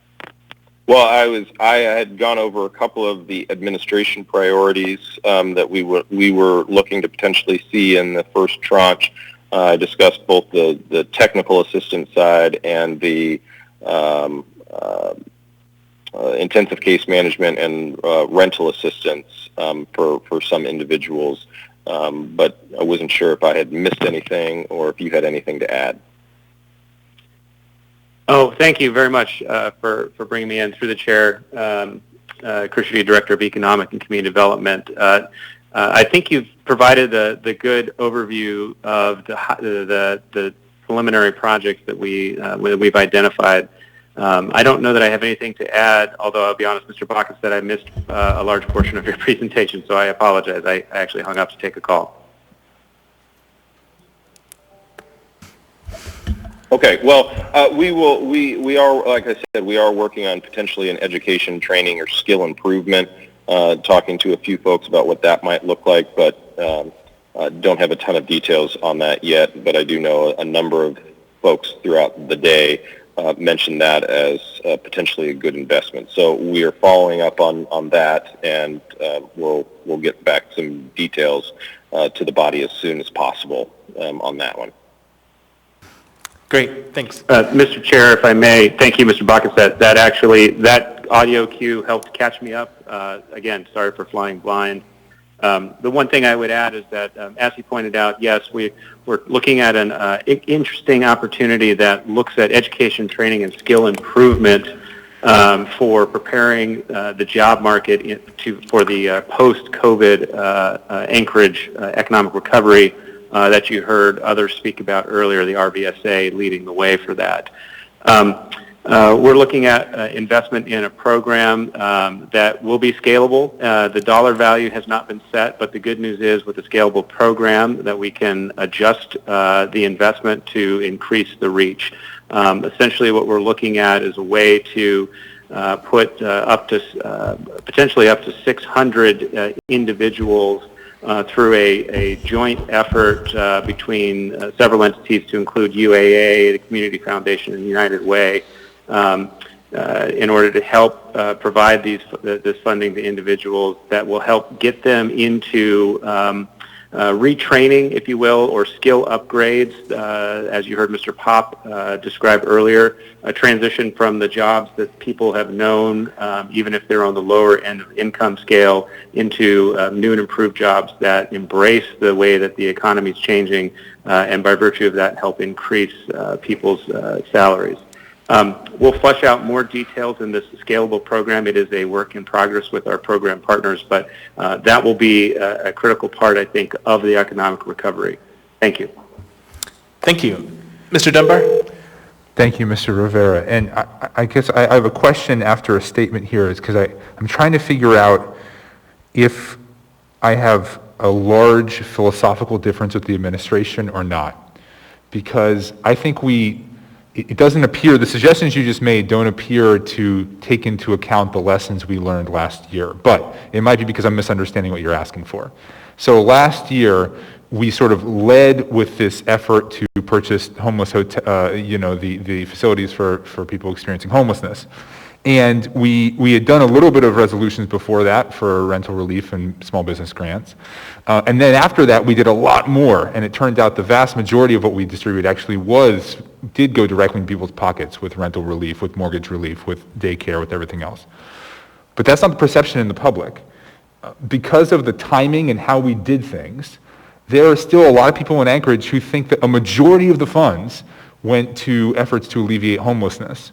And what you've proposed here is I think worthy, technical assistance and then case management for people experiencing homelessness. But we've just heard today a variety of programs that are oversubscribed that could quickly get money into people's pockets. And to me, those seem like what we should lead with, or at the very least, they should be combined with these things. And so I'm trying to figure out, are you suggesting that you want to bring a resolution for these two things before we fund those other things? Or are these just your additions to the things that we heard today? Through the chair, I'll go first if you don't mind, JB. Through the chair, Assemblymember Dunbar, I think what you're hearing from us is, given the Assembly's timeline on continuing the community dialogue about what the needs are in the community, we're not presupposing any particular outcome. What we have brought to you today as some of these initial suggestions that you heard from Mr. Bockenstadt and I are programs that we think supplement or would complement any other large programs that maybe the Assembly is considering, given your reference to the Small Business Relief Program. So we're not trying to replace the potential for direct relief to businesses, but we are talking about programs that do a couple of things. One, set up our population, particularly those who are unemployed or underemployed, to get the job skills they need to get new jobs or to get better jobs. And then secondly, particularly with the technical assistance proposal, what we're talking about is tapping into the immense opportunity of federal funds that are out there in many different programs, not just in this program flowing straight to the city, but many different programs, and using leveraging that technical assistance to ensure that no Anchorage business it misses an opportunity to receive federal funds that are going to hit the street soon. For example, we have the shuttered venue relief program nationwide that will begin here in April. We've got the restaurant relief program at the federal level that will hit the street here soon as well. There's going to be a need for assisting our area businesses to apply for and receive those funds. If we can spend a little bit of money on that level of technical assistance to unleash, millions and millions of dollars in federal relief directly to those businesses, I think that will be money well spent. I'm sorry, Mr. Bacchus, that I cut you off. Go ahead. Yeah, so before we continue, I just want to realize time. I know some Assembly members are going to have to leave very soon. And then I also want to make sure that we set aside time for us to really have a roundtable discussion. So if you have a quick follow-up, go ahead, Mr. Dunbar. Yeah, quick follow-up. Two things. Again, I think both of these sound like very worthy programs to me, but I would urge the administration not to bring a resolution. I'm not saying you're planning to, but please don't bring a resolution asking to fund these things before we have everything else ready to go too. Like I want those things to go simultaneously so we don't run into the same problems we ran into last summer. And then related to that, I want to know from Mr. Backenstadt or whomever, we've talked about an initial round of funding and Mr. Rivera threw out the number 10 million. I'm wondering what is the upper limit you see of initial resolution that for an initial amount of funding. So for example, if we were to clear the backlog in small business applications, that's $10 million. We've heard, we could add this and something else. Could we get to $20 or $25 million? We could quickly get out the door. This is for Mr. Backenstadt. Through the chair, Assemblymember Dunbar, if that was a question for me, I will say that if the impression was left that the resolution that we would bring forward would only include the things that myself and Mr. Schutte described, I'm sorry, that was not the impression I meant to provide. That was only going to be some of the items in addition to all of these other things that we were talking about. And then to your second question, I think the upper limit is as high as 50. The body is comfortable doing as long as it is no higher than $50 million. Thank you, Mr. Backenstadt. And truly, I apologize if my tone came across as accusatory. I was really just trying to ask that question, and you provided a very satisfactory answer. So I apologize and thank you. Thank you. All right. So now that we have heard some... go ahead. Thank you. I was in the queue. Two things. I maybe am counter to Mr. Dunbar's perspective that we should have everything all wrapped up before we go. I believe that we should pick a good swath of important priorities and go with it as quickly as we can and then get to perfect after that. But I agree with his concern that we should be fulfilling some other commitments at the same time, not just picking one priority. Second, and this comment, of course, but what I heard from the similar path of legislators I spoke with this week is the governor's talking about his priorities are twofold for the state tranches: infrastructure and jobs. And so if we are interested in focusing on a jobs transition program, we should be working real closely with the state. Thank you. Great. Thank you. All right. So now we're going to go ahead and transition to a roundtable discussion.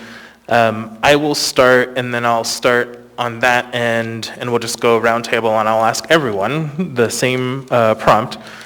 I'm going to ask that folks try to keep it short, considering our time, but thoughts on the administration's request that were just shared.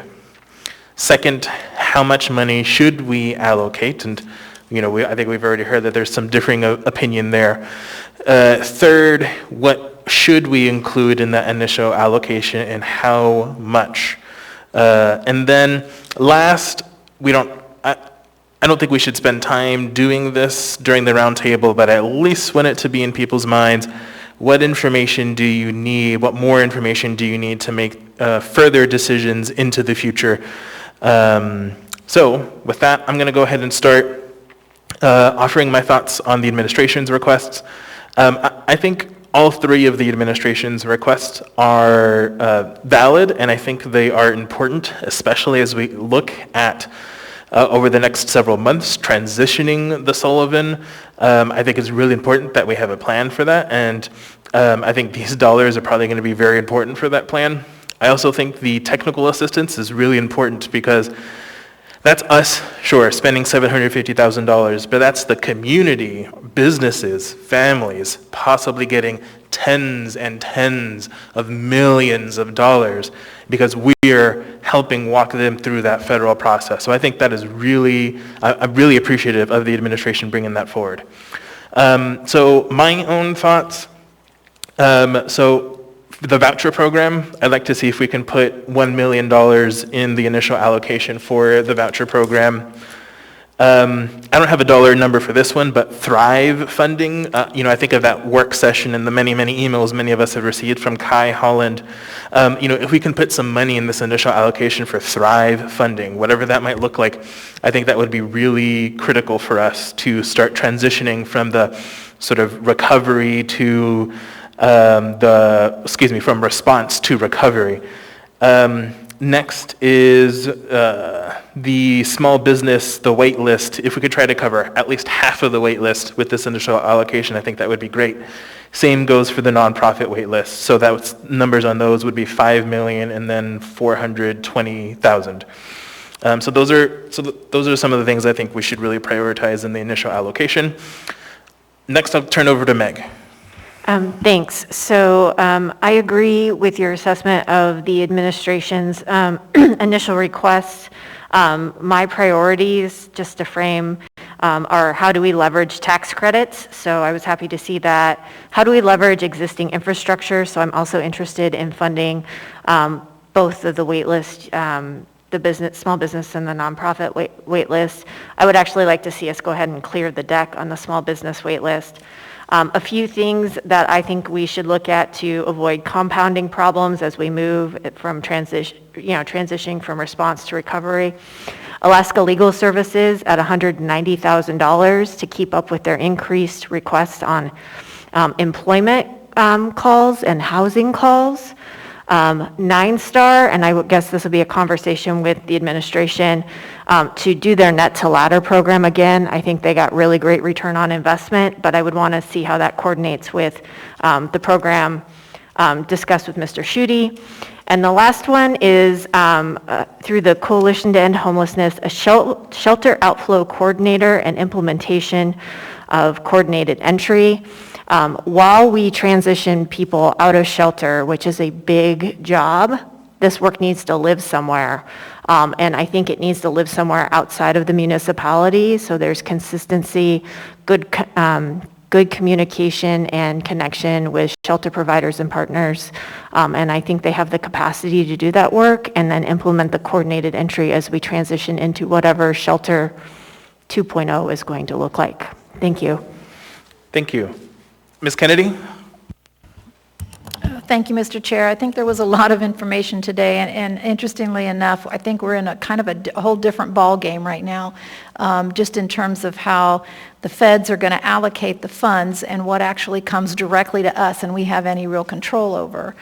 My priority is going to be the businesses, making sure that we can continue to stabilize the ones that have been hardest hit.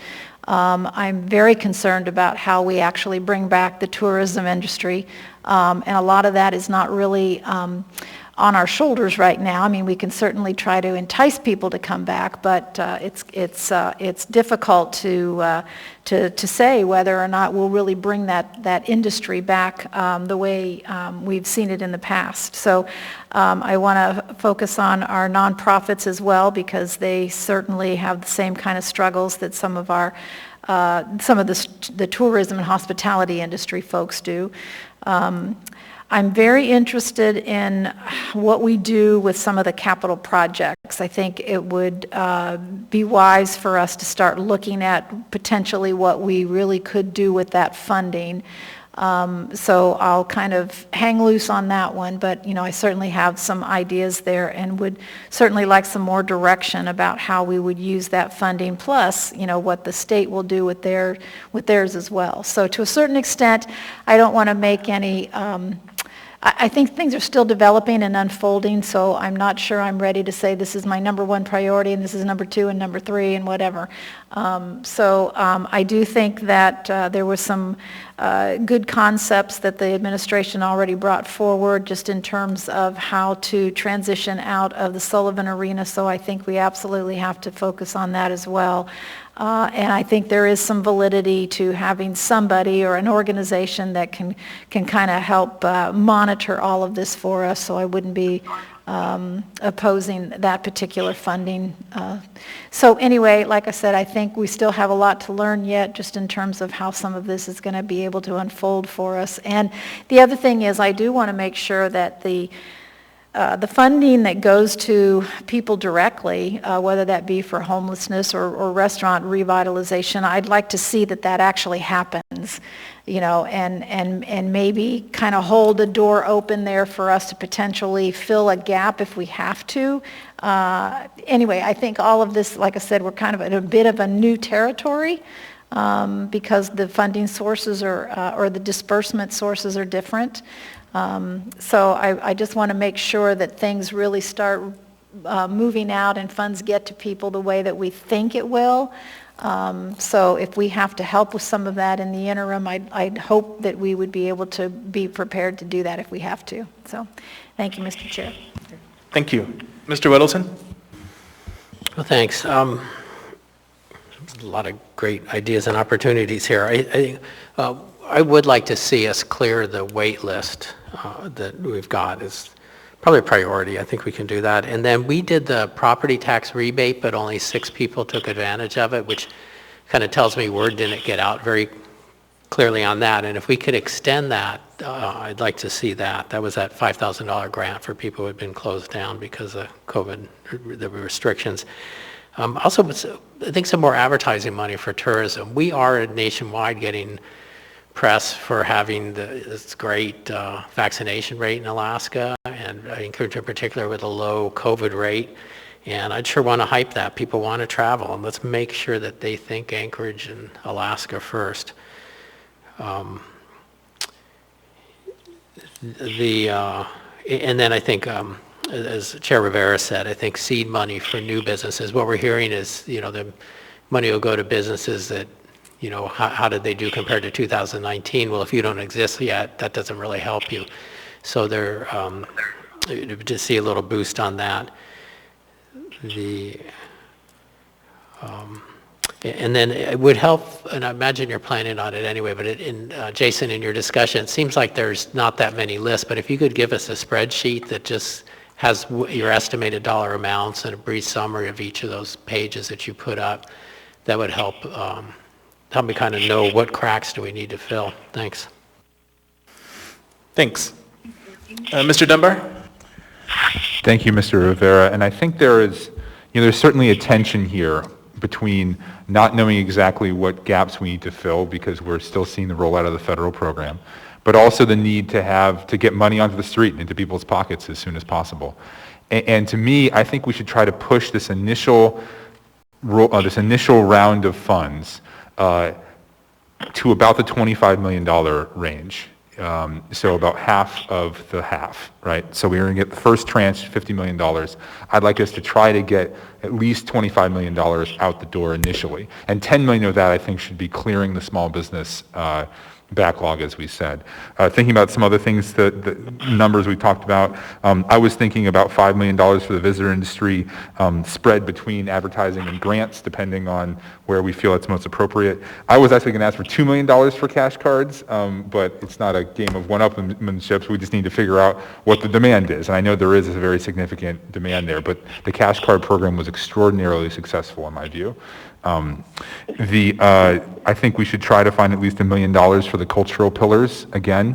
I think that they are going to have a better summer than they had last year, but I think a number of them are still really struggling.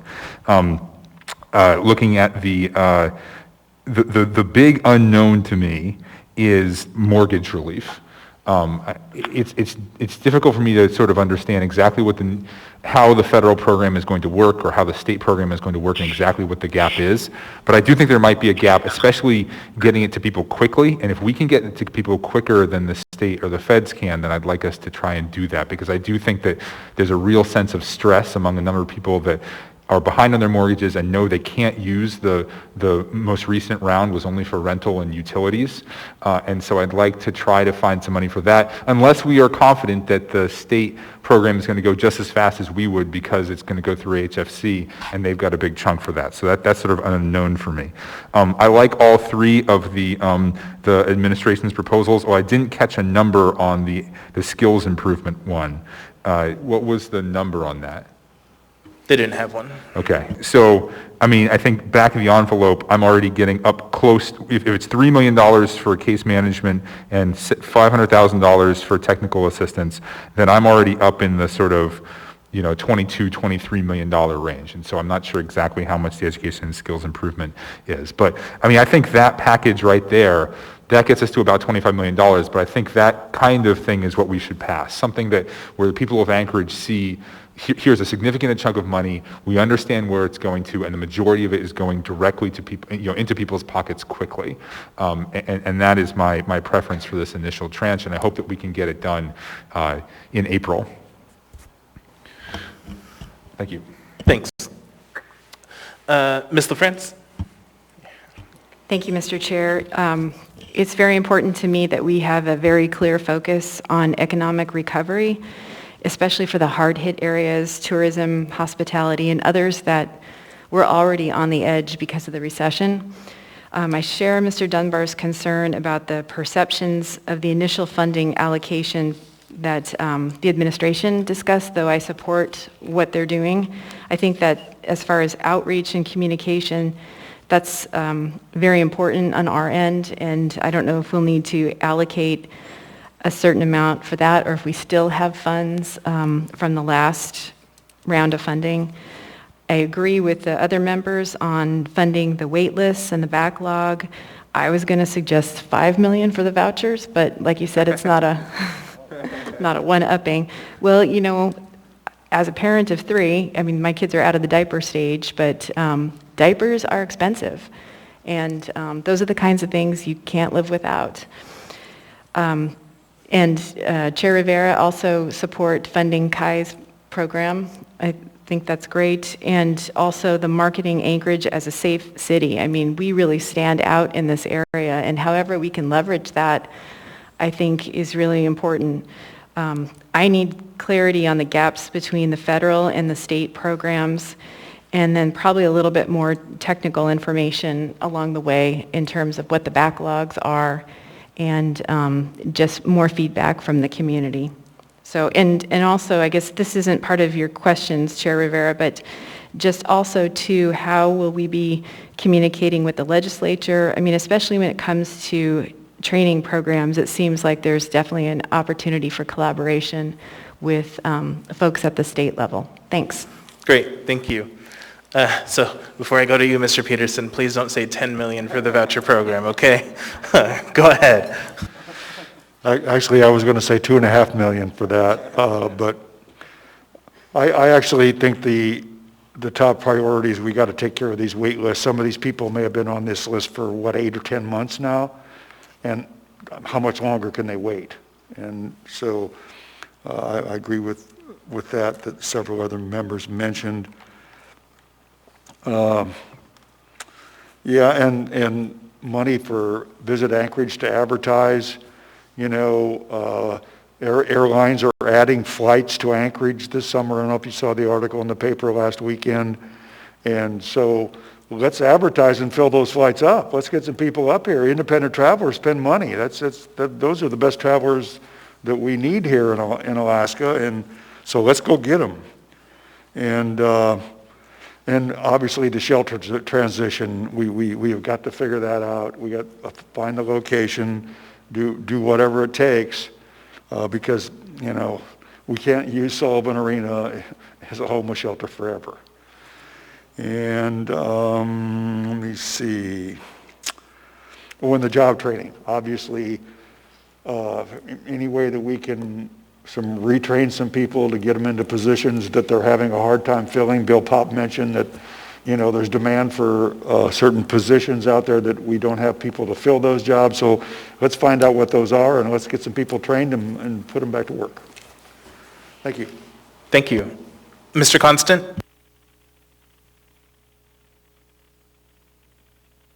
Yep, thank you. I am going to be pretty hardline that we do work to knock down not just a percentage of the wait list, but let's get to all of it. Those people have been waiting a long time, including small business nonprofits and the artists who weren't funded through the program, that they were only partially funded as well. The pillars are super important to me. I agree with the priorities the administration has laid on the table, and I think that we shouldn't set an arbitrary limit. We should look at our priorities and figure them out and then decide what the limit should be. I would like to see the Downtown Partnership funded for a Reboot the Downtown campaign. That is just a modest ask, and I also support anything related to job retraining. Thank you. Mr. Perez-Vidia? Thank you, Mr. Chair. I agree with so much of what I've heard. I really appreciate this meeting today. The few words that come to my mind are balance, making sure that we're both addressing our most vulnerable population and those that are, that safety net with our economic recovery. So I'd like to make sure, I really do want to continue to encourage us to use that framework as a way to ensure that we're balancing what we're doing. I really agree with the comments around communication.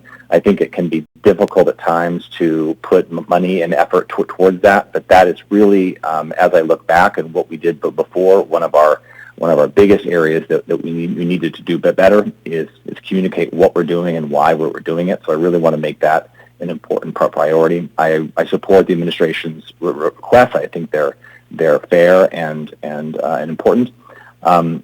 And most of all, I want to make sure that we are looking at the distribution of these funds from both making sure that we're progressing forward in our recovery and taking care of those most in need, and ensuring that we're thinking about businesses and housing and workers and jobs. Thank you, Mr. Chair. Thank you. Ms. Allard?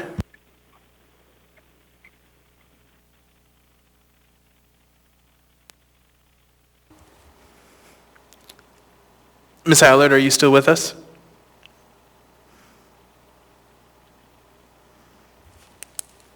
Okay, I will make sure to get Ms. Allard's thoughts.